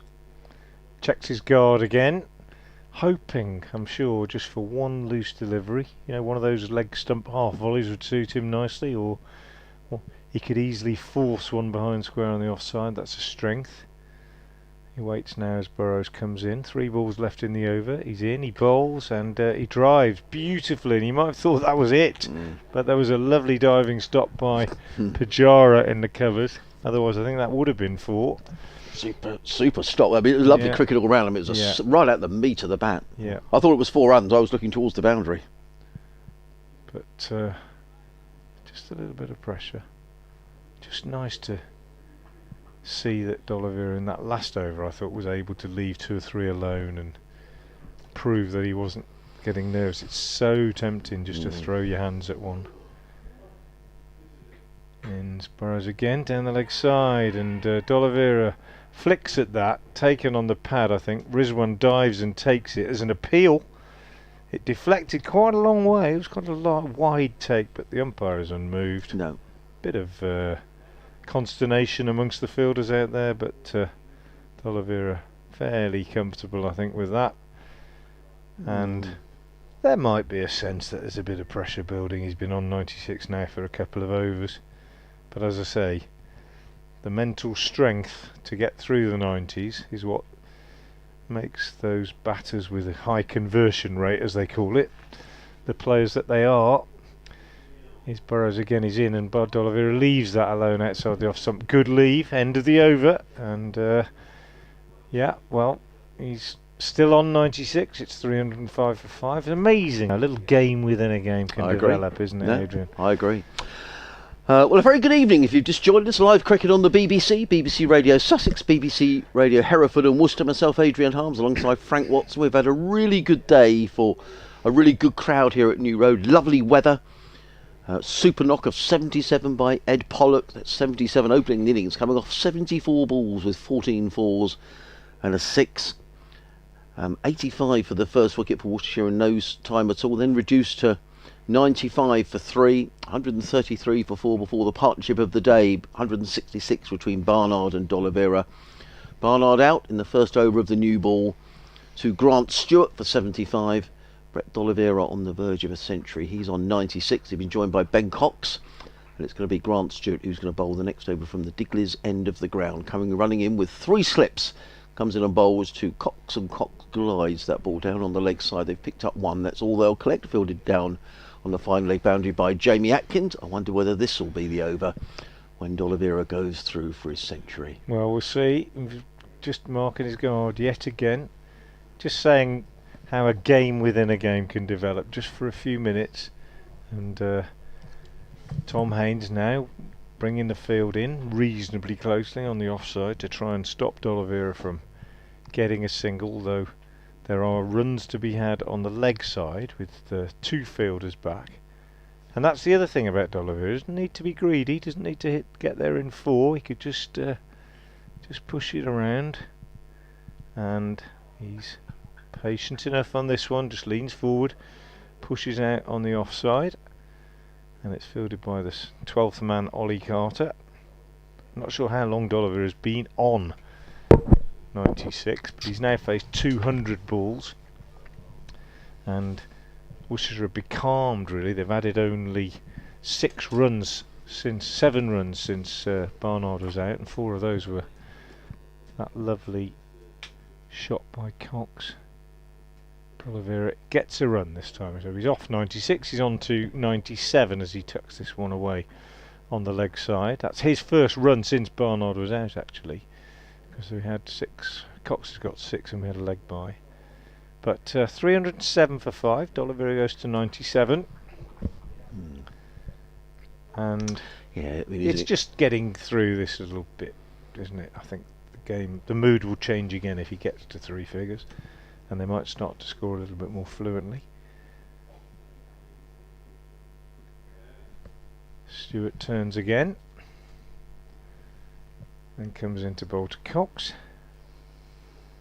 and Cox lets that go outside the off stump, taken by the keeper. Yeah, so you know, from Oliveira's point of view, as we said earlier, he's going to want to be there tomorrow morning, but he's got 11 overs to survive after that. And I'd have thought Worcestershire, if they only had another 20 or 30 runs here this evening, will be if they can go in 5 down, having elected to bat, yeah, they'll feel they've had a good day. If they just lose the 1 wicket to the new ball, yeah. But really important for Sussex, they make the most of this. If they can pick up a couple of wickets, they'll feel right in this game. Stewart is in again, and outside the off stump, left alone again by Cox. Yeah, you'd think, wouldn't you, if, as you say, if Worcester got through and they're only 5 down, and then they can get through the first 20 minutes, half an hour tomorrow, and you've still got the hard-hitting Joe Leach to come next, they might feel that they're in a position to do some real damage. That would be the perfect scenario, but it's all about doing it one step at a time, isn't it? And the first step is to get through to the rest of the day, really. Here's Stewart again bowling to Cox, and he's in, and Cox drives nicely up to mid-off, tumbling stop by Tom Haynes. They take a single, Cox keeps the strike, he goes to 7, 308 for 5, and Stewart now 20 overs, 5 maidens, 1 for 47. And the good thing about Cox keeping the strike, Adrian, is it means you can take over a bit of commentary, because if he hadn't got a single, it would have been me on Oliveira again. Just looking last week at Derby at the close of the first day, Derbyshire were 327 for 2. So Sussex have done better on the opening day here than they did. They picked up 3 more wickets, but I think this is a track giving a little bit more help to the seamers. There's been, not that it's not swinging around or giving huge, but I think there is a bit there for the seamers. It looks to be like a really good wicket. Little bit in it for the bowlers, but you've got to work hard to get your wickets, and that's the way it should be, without it being almost impossible to get batsmen out. So it is going to be George Burrows who's going to come in from the New Road end of the ground. 11 overs remaining in the day. Runs in and bowls to Ben Cox, who plays that onto the leg side. They've taken one. There'll be 2 here for Ben Cox because Grant Stewart needs to run around a long way at fine leg to retrieve the ball. But it's 2 to Cox. He goes to... Has that gone up already? 9. Goes to 9. There we go. 310 for 5. 2 slips. No third man. There's a backward point cover mid-off, a mid-on and mid-wicket. 2 men back on the leg side. There's that deep mid-wicket and a fine leg. Ollie Carter in at a shortish mid-wicket. As in comes Burrows again, and bowls wide of the off stump, taken by keeper Rizwan, and there is no run. It's just an observation. I don't like to criticise field placings, but I'm not sure with a new ball having been taken and just 6 overs old, I don't really see the need for a deep backward square.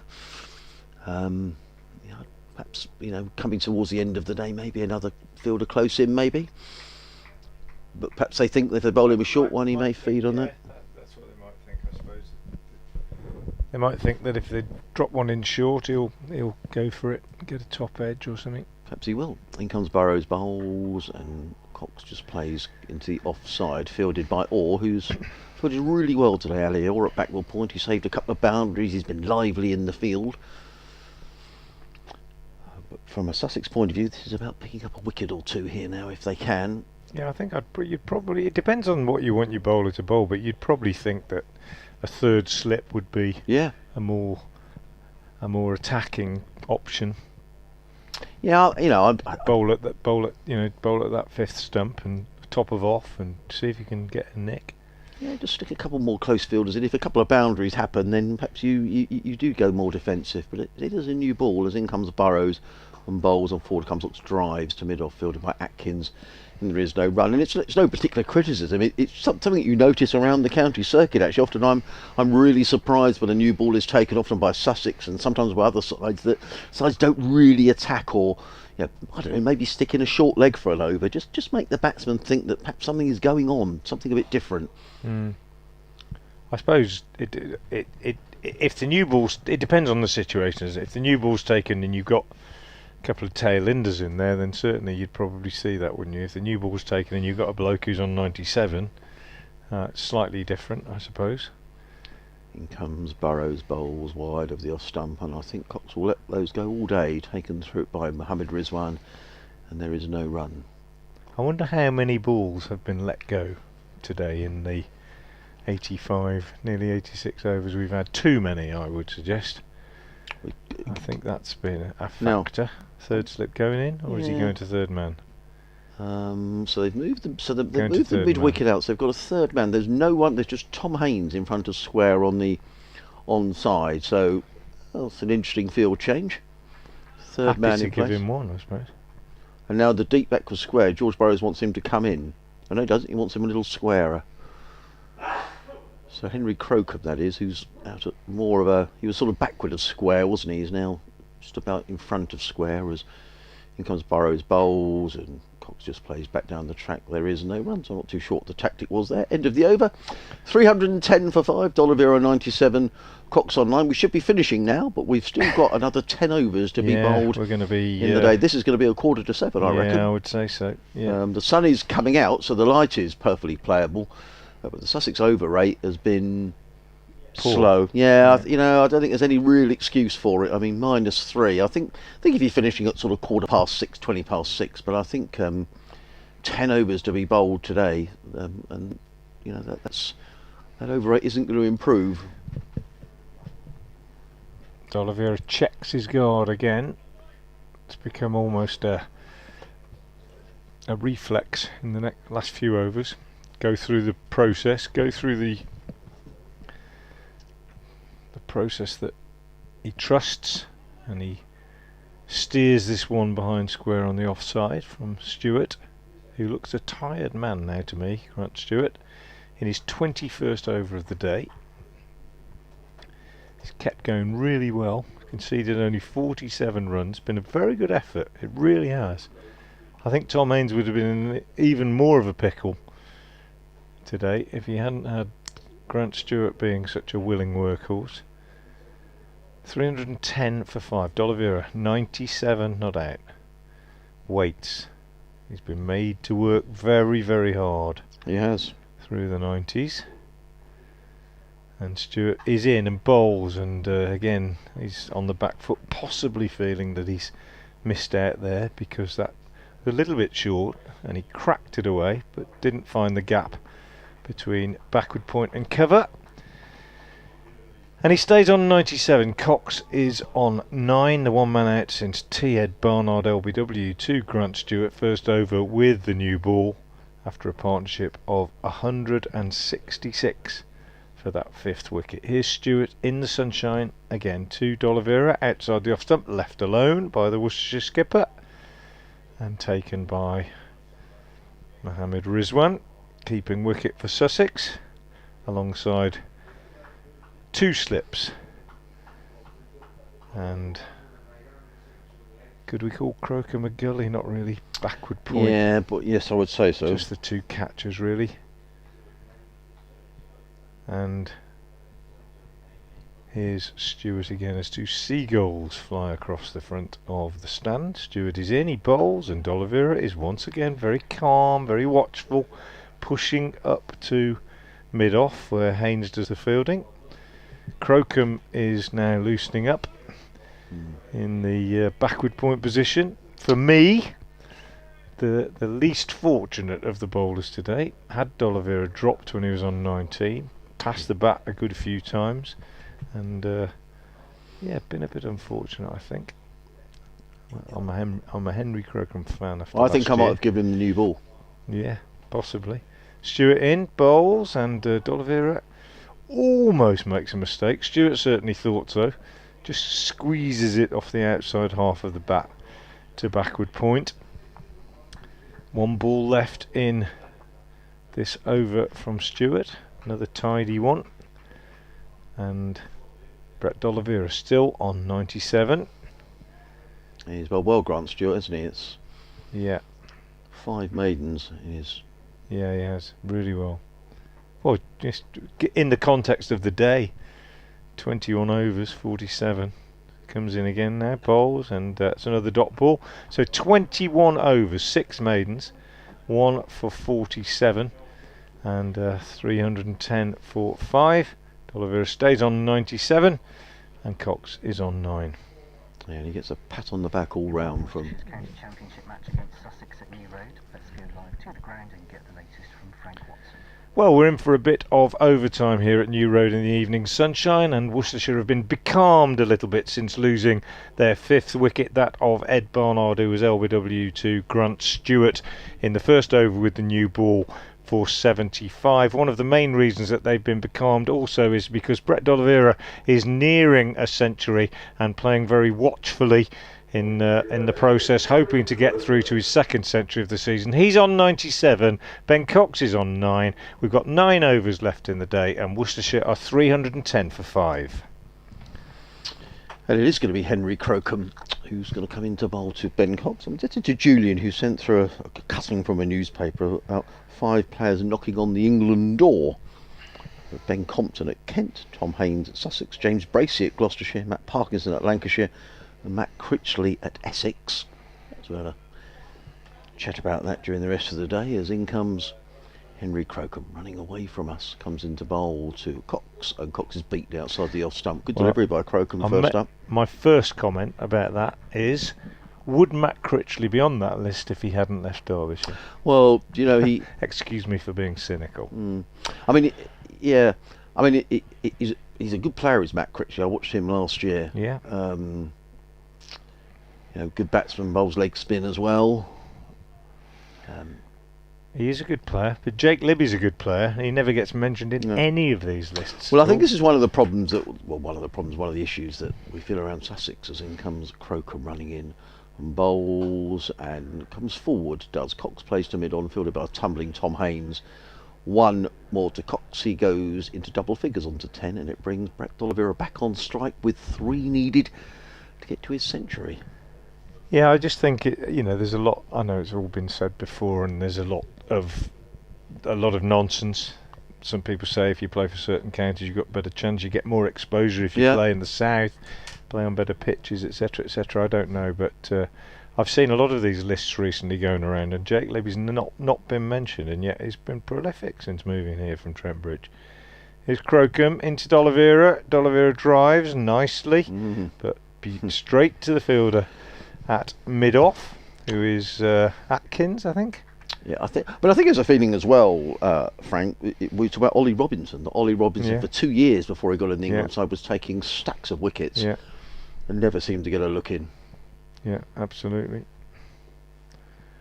Anyway, here's Crocombe again into D'Oliveira and bowls, and D'Oliveira whips this one off his pads, and it's gone down to long leg. He's taken 1, he's come back for 2. It'll take him to 99. Good bit of fielding by Stewart down there. It's been good in the field as well as with the ball. He has. 313 for 5. But the Critchley point is a good one. Now, I agree that he's a good player and he bowls leg spin, etc. But I go back to my previous point. Would he be on that list if he hadn't left Derbyshire? And I know that a lot of people up in Derbyshire who would say they don't think he would. Here's Crocombe to D'Oliveira, the Worcestershire captain, on 99, 313 for 5. Crocombe is in, he bowls, and D'Oliveira turns that on the leg side, thinks about a single, decides against it as George Burrows moves to his right at mid-wicket. Beautiful evening here at New Road now, sun shining, we've still got 8 overs left in the day. And the Worcestershire captain on the brink. Made 100 in the first game at Leicester in the first innings.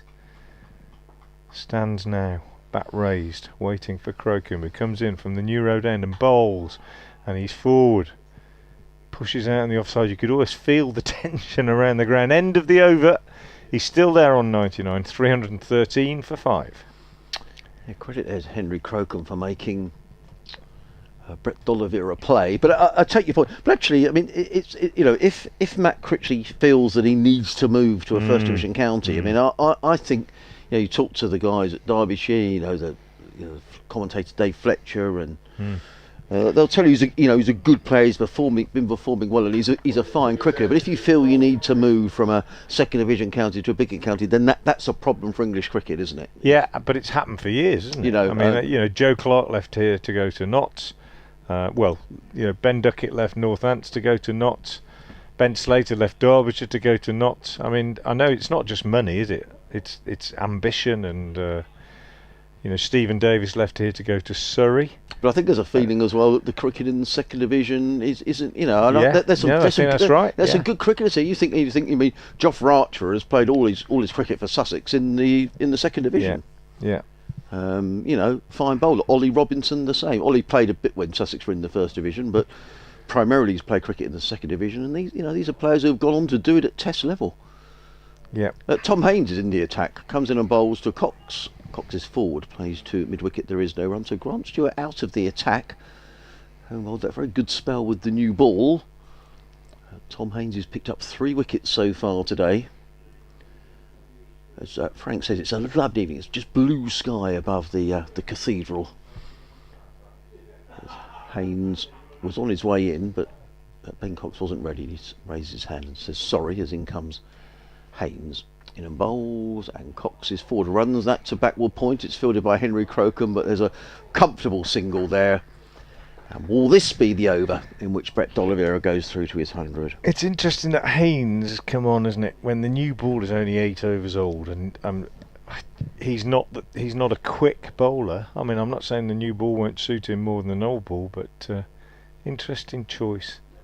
I think he's been hamstrung by the fact that some of the stand-ins haven't bowled that well today.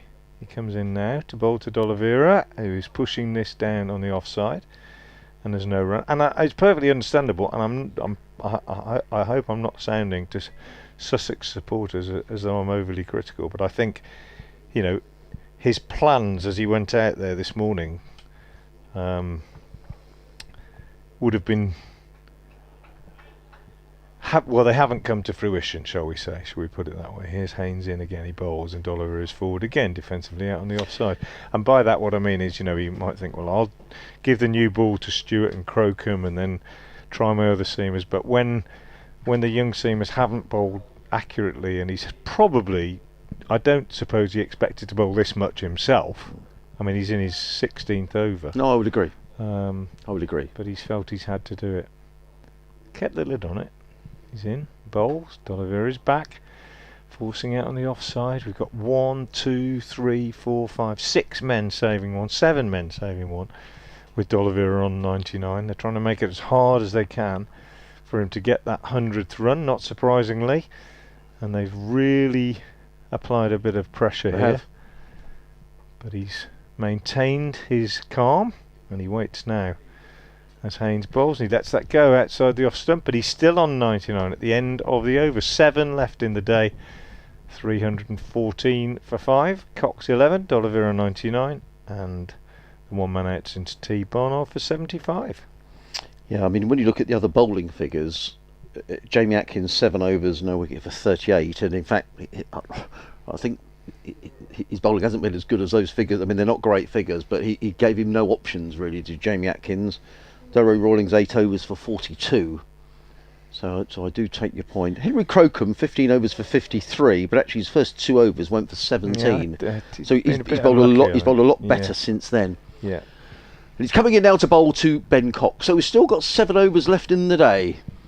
As Henry Crocombe is on his way from the new road end. 2 slips go down. He's in and bowls, and down the leg side. I don't know if he got a bit of bat on that, or were they leg buys? We shall see. They're coming back for the second. They'll need to hurry as the throw comes in. Buys, and let's just wait for the umpire's signal. Indeed, they are leg buys. And good bit of running there by Ben Cox, who gets a round of applause from his skipper coming back for the second run. Mohammad Rizwan chased the ball down to the boundary. 316 for 5. Crocombe back to his mark. and runs in again. Comes into bowl to Cox, and Cox eases that through. The offside runs here. There could be at least a couple of runs as Pujara needs to chase back towards the cathedral side of the ground, but it's 2 more. Cox goes to 13. Is that going to go to? Yes, there we are. Total to 318 for 5. So you'd think with, depends if D'Oliveira gets to his 100 or not. You know, 6 overs to go. You know, Worcestershire may be around the sort of 340 mark at the end of play if they. Yeah. Which I'm sure they'd have settled for at the start of play. 340 for 5. If you win the toss and bat, I think you're probably quite happy with that. Very much so. Crocombe on his way, but then cut short his run. I don't know if he got his run up a little wrong, did young Henry. Cox waits. Still the 2 slips in place, which you would expect with the new ball. Only, what, 9 overs old. Crocombe in bowls, Cox forward, and he glides. Well, I think he intended that to go there. It goes down to fine leg. Picks up another single. D'Oliveira with another chance for his century. 2 balls left in the over, and Brett D'Oliveira on 99. Just having a little pause, just to gather his thoughts, having a little chat with Ben Cox. I fancy just that little run down to 3rd man, you know, for this single. He waits, remarks his guard, settles into his stance. Crocombe moves away from us. In, bowls, and there it is. D'Oliveira turns the ball on the leg side and takes the single. His 10th first-class century. Delighted with that. He punches the air in celebration. He's had to work really hard for that, and that is his 2nd century in consecutive games. Brilliant effort by Brett D'Oliveira. 216 balls. 2nd 50 taking a lot longer than the first. He reached his first 50 off just 82 balls and 11 fours in that. 216 balls, 11 fours, and his 10th first class 100 and his 2nd in successive games in the county championship since taking over the captaincy. A brilliant effort from Brett D'Oliveira. Congratulations to him. Worcestershire 320 for 5 and 2 balls left in this, the 90th over. 6 left in the day. After this, Ben Cox now on strike. He's on 14. Crocombe is in, bowls to him, and Cox pushes back up the pitch to the bowler, who does his own fielding. Quite a loud clang of the ball on the bat. You can hear how much newer it is than the one that was out there for most of the day. And the crowd that are here, still here, will have enjoyed that moment for Brett D'Oliveira. A favourite son, not just because of his name, immensely popular around the ground, as Crocombe is in and bowls, and Cox plays back up the pitch to the bowler. End of the over. D'Oliveira calling out the 12th man for something. Pair of gloves, I think. 320 for 5. 6 overs left in the day. Well, yeah, can I add my congratulations, really, Brett D'Oliveira. I mean, that was a real captain innings, wasn't it? Coming in just when Worcestershire were just in a little bit of trouble. They'd lost that 3rd wicket, 95 for 3 he came in at just before lunch. Went to lunch on 16, started off very positively, but he's been much more circumspect, as Frank was saying, since Ed Barnard was out, and that's a bit of an exodus now. I think a few people think, well, it was in the 100, it's time to get home now. Just 6 overs left in the day. But D'Oliveira will know his work isn't done, because he will know that he will want to be there in the morning and see Worcestershire through to, well, you'd think the first priority will be to get to a maximum batting bonus points, and therein to post a really big score and put Sussex under some pressure when they come to bat sometime tomorrow. But it's going to be Tom Haynes who's going to carry on from the Digley's Road end of the ground. Figures of 3 for 42 for Tom Haynes. Keeper Rizwan is standing up to the stumps. There's a slip backward point. Give you the rest of the field in a minute as Haynes is in bowls to D'Oliveira and looks to glance that one down the leg side. Not taken cleanly by Rizwan, but he prevents any buys.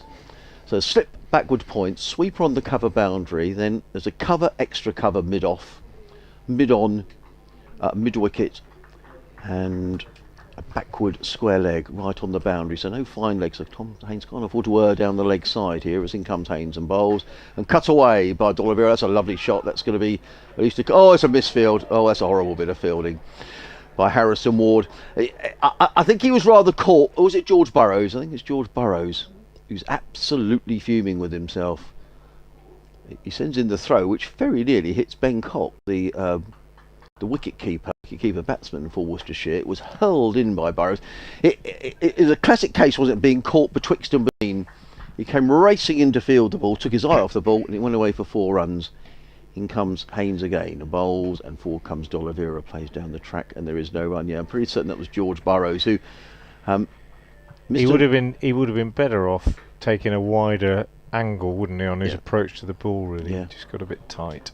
Yeah, travelling quite hard. He was keen. A long day. He's bowled 17 overs. Yeah, and he was just keen to get the throw in. In comes Haynes, bowls to D'Oliveira again, who's forward to ball. Good length, plays onto the onside, and there is no run. 324 for 5. D'Oliveira 104. And George Burrows stands with it. And it's a lonely old place sometimes, because all out here sweeping on the boundary is a long way from the action, and is annoyed with himself that he let that happen. Didn't mean to do it. But at the end of a long day, in comes Haynes, bowls again. D'Oliveira lets that go outside of the off stump. There is no run. I'll rattle through the scores in the other games as we go through. Derbyshire have bowled Leicestershire out for 213 at Grace Road. Sam Connors, who I thought bowled really well last week for Derbyshire, picked up 4 wickets in that match. Derbyshire 17 without loss in reply. 16 wickets have gone down in the day at Glamorgan. As in comes Haynes and bowls, and D'Oliveira plays onto the onside. There is no run. It's a dot ball. 3-2-4 for 5. D'Oliveira 104. Cox is on 14. So wickets are plenty. Nobody's really made any runs in that game today of any note. 3 wickets there for James Harris for Glamorgan against his old county. Durham barred out for 230 by Nottinghamshire. Knots in reply are 45 without loss. And Liam Patterson-White, who picked up 5 wickets at Hove with his slow left arm, picking up another 5 for today, 5 for 54. So Nottinghamshire, who were beaten at Trent Bridge last week, I think everybody's favourites for promotion this season. They've won 1, lost 1, but on top you would think Durham. In the First Division, Essex 168 all out, Warwickshire 75 for 2 in reply. At Somerset 283 for 6 at the Oval. Tom Abel 121 not out.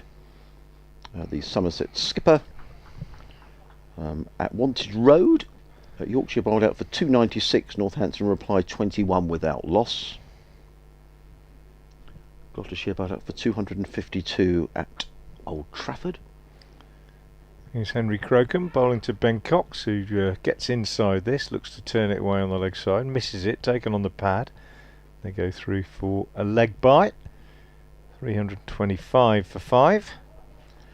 Final score, close of play at Canterbury, Kent 271 for 7. Daniel Bell Drummond making 149. So Worcestershire top scorers in the day, or close to it? Yes, yeah, they are. So. They are. Crocombe to D'Oliveira. He's in and bowls, and D'Oliveira steers this down on the offside, takes a single. Good run again. It's run well. Hard to remember that he's been in there since way before lunch, Brett D'Oliveira. He'll want to see it through now. A real captain's innings, just as it was when he made his 100 at Leicester 2 weeks ago. And in that game, he made 118 not out. And again, he came in when it was a bit of a crisis. This one from Crocombe is outside the off stump, just short to Cox and left alone. Yeah, I mean, Worcestershire at that time were 32 for 3, I think, when he came in, and similarly, he stuck around for a long time, and they were able to build their recovery around that. Not so today, with had Pollock having played so well this morning, but they've certainly built the innings around Brett D'Oliveira's 100 and that excellent partnership of 166 with Ed Barnard for the 5th wicket. Here's Crocombe in again to Cox, who gets a single, pushing out on the onside. gently but dribbling up towards the Sussex captain Tom Haynes at mid-on, and Cox immediately calling his skipper through for the run. 327 for 5. Cox moves on to 15, and Worcestershire just hoping now to get through the remaining 4.2 overs without losing a wicket. Crocombe is in, bowls, and Cox plays this out on the offside. Fielded by Pujara, and there's no run.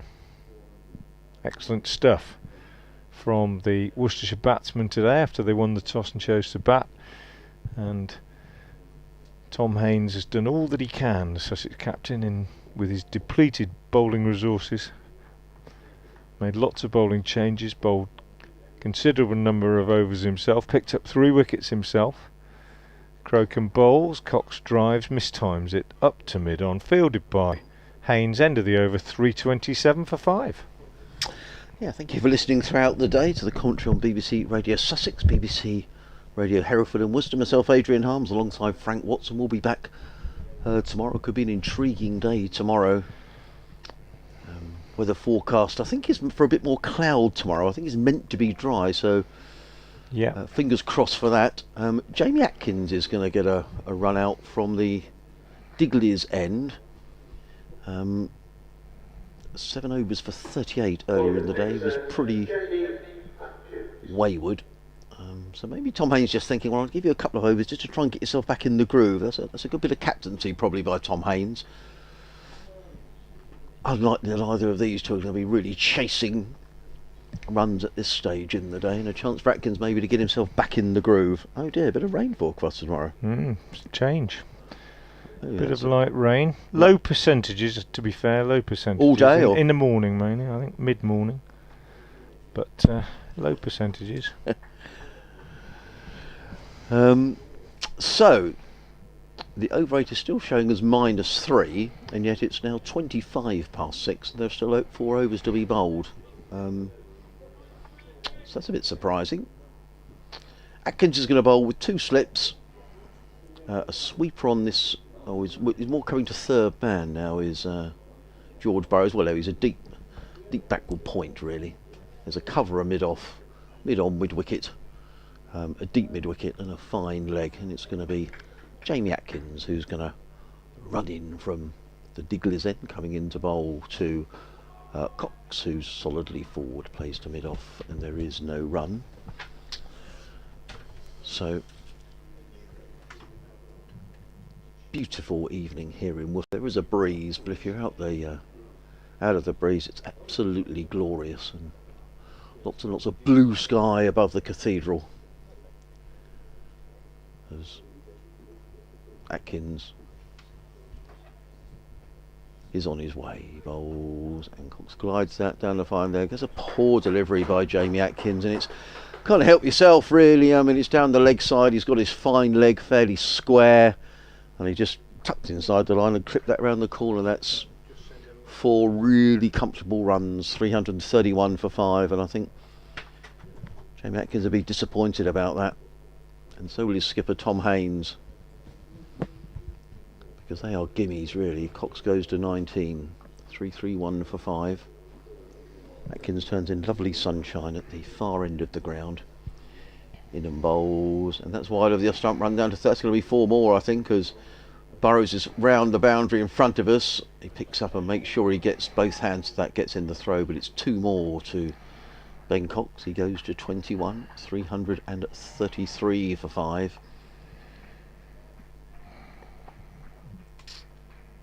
I think it's I can see the thinking between Tom Haynes giving Jamie Atkins a couple of overs here, but he's got to reward his captain by bowling a line and length. Let's see what he can do with this delivery. He's in and bowls, and Cox is forward and plays that one through point and picks up another single because Burrows needs to race round the boundary. Cox goes to 22, 334 for 5. 2 more balls remaining of this over, then 3 more overs to be bowled tonight.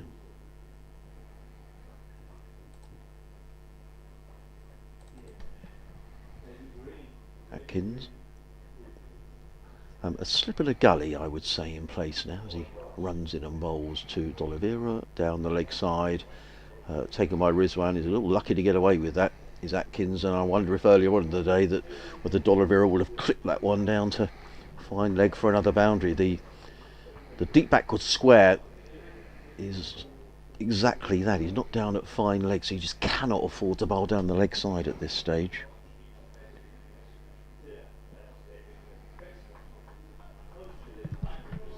Atkins back to his mark, on his way again, in and bowls, and D'Oliveira is forward, plays it straight back down the offside of the track. Pujara runs across to field. It is the end of the over. 3:34 for 5. D'Oliveira 105. Cox is on 22. Atkins 8 overs, no maidens, no wicket for 45. And he's had one of those days, Jamie Atkins. Perhaps tomorrow will be his day, but he just hasn't got his line and length at all right today as the young 19-year-old. And you know, it happens with young cricketers, doesn't it? You know, yeah. He's trying his hardest. Of course, and, you know, it's just not happened for him, and he just needs to forget about today, and hopefully tomorrow will be a better day. Yeah, I couldn't agree more, and that's the point I was trying to make when I was saying that Tom Haynes has had to adapt his plans. He would have sat down with the coaches and they'd have talked about what they were hoping was going to come out of the day, but you've got to react to what actually happens, and that's probably why he's bowled as much as he has. Here's Crocombe from the New Road end, bowls to Cox, correctly forward, pushes back to the bowler, and the score stays on 334 for 5. An excellent day as far as Worcestershire are concerned. 2 overs left after this in the day, and just changing the field as man comes in from deep mid-wicket to a more conventional mid-wicket, or sort of fairly square mid-wicket, as Crocombe comes in to bowl again to Cox. 2 slips in place. Cox whips this one off his pads down to long leg, fielded there by the tireless Grant Stewart, and Cox moves on to 23, and the total to 335 for 5. Crocombe in his 18th over, no wicket for 60, and I've said repeatedly, I think that probably doesn't do justice to how well he's actually performed today. I think he's bowled pretty well, Henry Crocombe, without any luck at all. Had D'Oliveira dropped at slip when he was on 19, the Worcestershire captain, by Tom Alsop, who left the field injured and hasn't been seen since. Crocombe is in, bowls, D'Oliveira goes back, steers this down to third man, picks up another single, and that takes him on to 106. The Worcestershire captain, successive championship games in which he's reached 3 figures. Outstanding effort from him, ably supported by Ed Barnard in a partnership of 166 for the 5th wicket. Barnard made 75, and all of that set up by the platform given to them by Ed Pollock's rapid 77 this morning.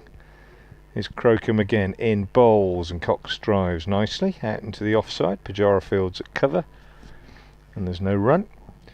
Pollock, who got Worcestershire off to a flyer this morning, 77 of the runs, well, 77 he was out for when the score was on 92, and he faced just 74 balls and hit 14 fours and 1 6. That was the highlight of the morning. Crocombe is in and bowls short to Cox, who cuts down to third man. That's racing down there, and they think about 2, but good fielding down there, preventing them from coming back. They're almost on the way back, but it's Ollie Carter, the Sussex number 2 wicket-keeper, fielding as a substitute down at third man. Quick to the ball and quick to get the throw away, and they only take a single. So 1 ball left in the 94th over, 2 overs left after this. Crocombe aborts his run-up because George Burrows, who's fielding at mid-wicket, decided to go back to the boundary, but his captain didn't want him to, so he's called him back in. Here's Crocombe now in to bowl this ball to D'Oliveira, who plays back up the field, up the pitch to the bowler, and there's no run. 337 for 5. D'Oliveira is 106, Cox is 24, and there are 2 overs left in the day. I'll run through the full scorecard as we go through these last 2 overs. So Worcestershire winning the toss and choosing to bat. Play got underway on time. Jake Libby was the first man out. He was brilliantly caught low down to his right by Tom Alsop off the bowling of Tom Haines for 11. Made out of the 85 runs on the board at that stage. Such was Ed Pollock's dominance.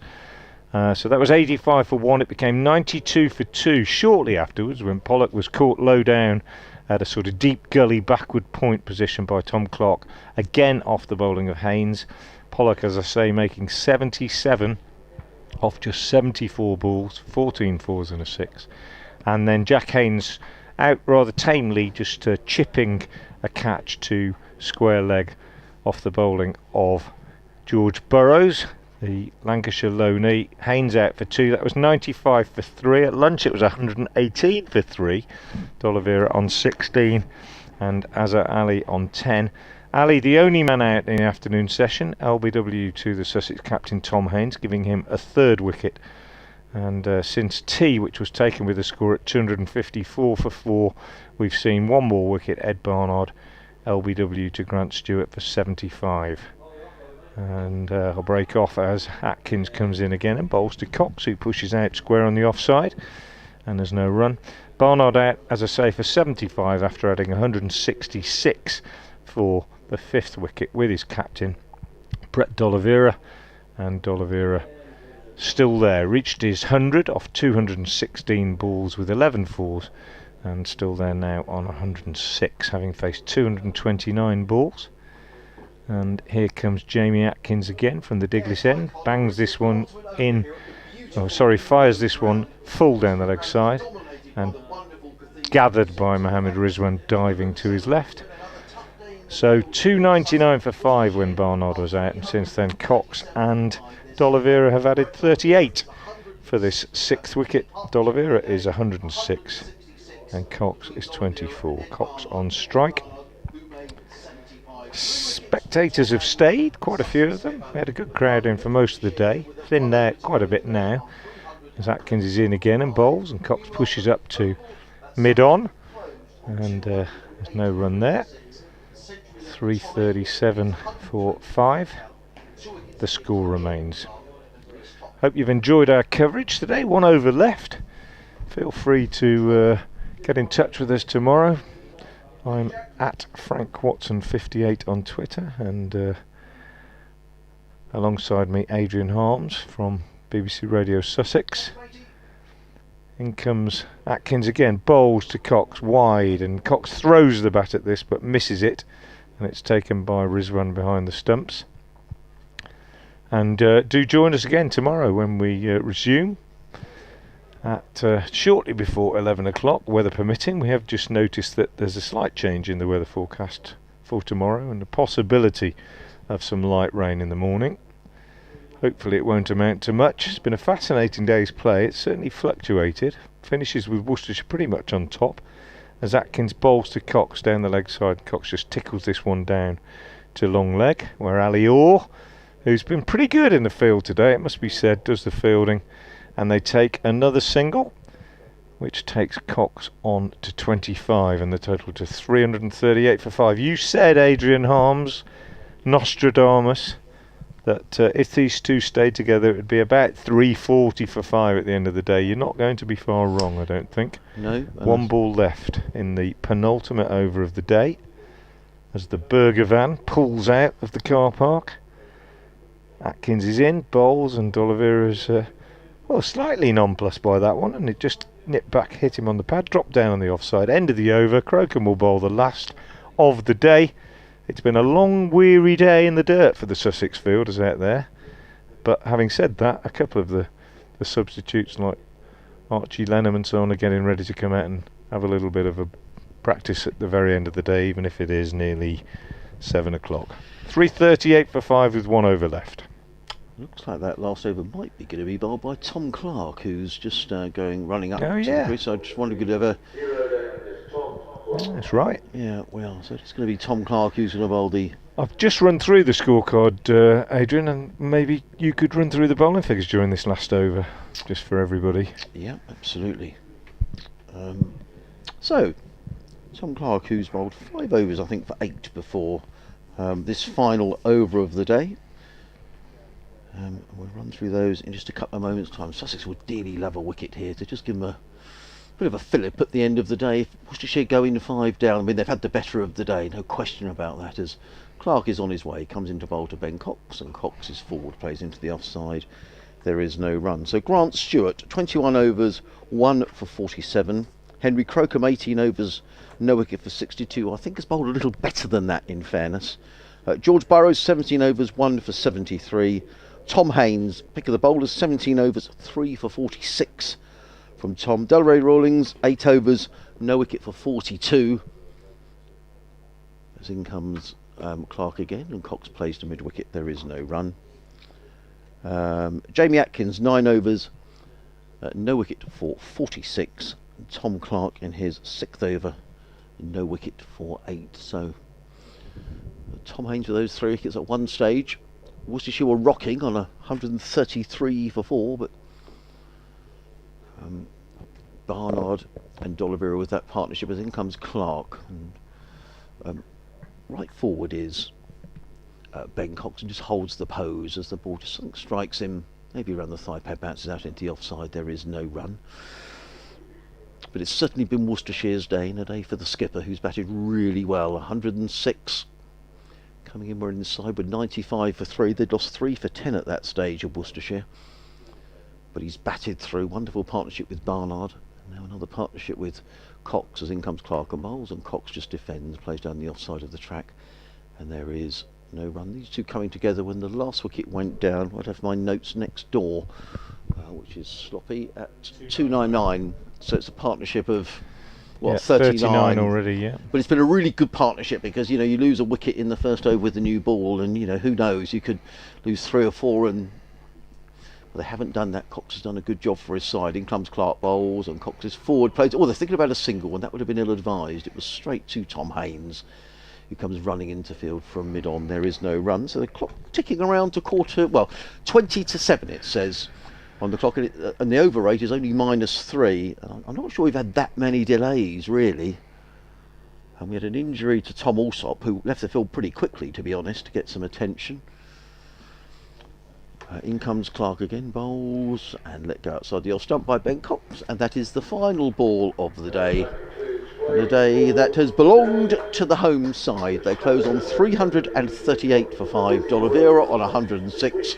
Cox on 25. Sussex have toiled away in the field, and nice to see there Alistair Orr, who's a really, he's a nice young man, Alistair Orr. I'm sure his dad would be very proud of him. The first thing he did was walk up to Brett D'Oliveira and shake his hands. I think that's really, really nice, and so does Tom Clark. So well done to some of the Sussex lads, and Ollie Carter shakes hands as well. So does Rizwan, so does Delray Rawlings. Nice to see. I like that. Yeah. He's batted beautifully, and he deserves the applause. Henry Crocombe shaking hands with him as well. So that's really, really good to see, and so does Grant Stewart as well. Oh, terrific. So end of the day's play. It's been very much a day for Worcestershire. Yeah, Frank. Excellent day. We've run through the scorecard, we've run through the bowling figures. I hope you've enjoyed our coverage. It's been a pleasure to be here, to have Worcestershire playing back at New Road again in front of the members. Brett D'Oliveira leaves the field, bat raised to the members, and makes his way up the steps of the Graham Hick Pavilion. And that's it. Worcestershire 338 for 5. We'll be back tomorrow morning shortly before 11 o'clock, and do join us then.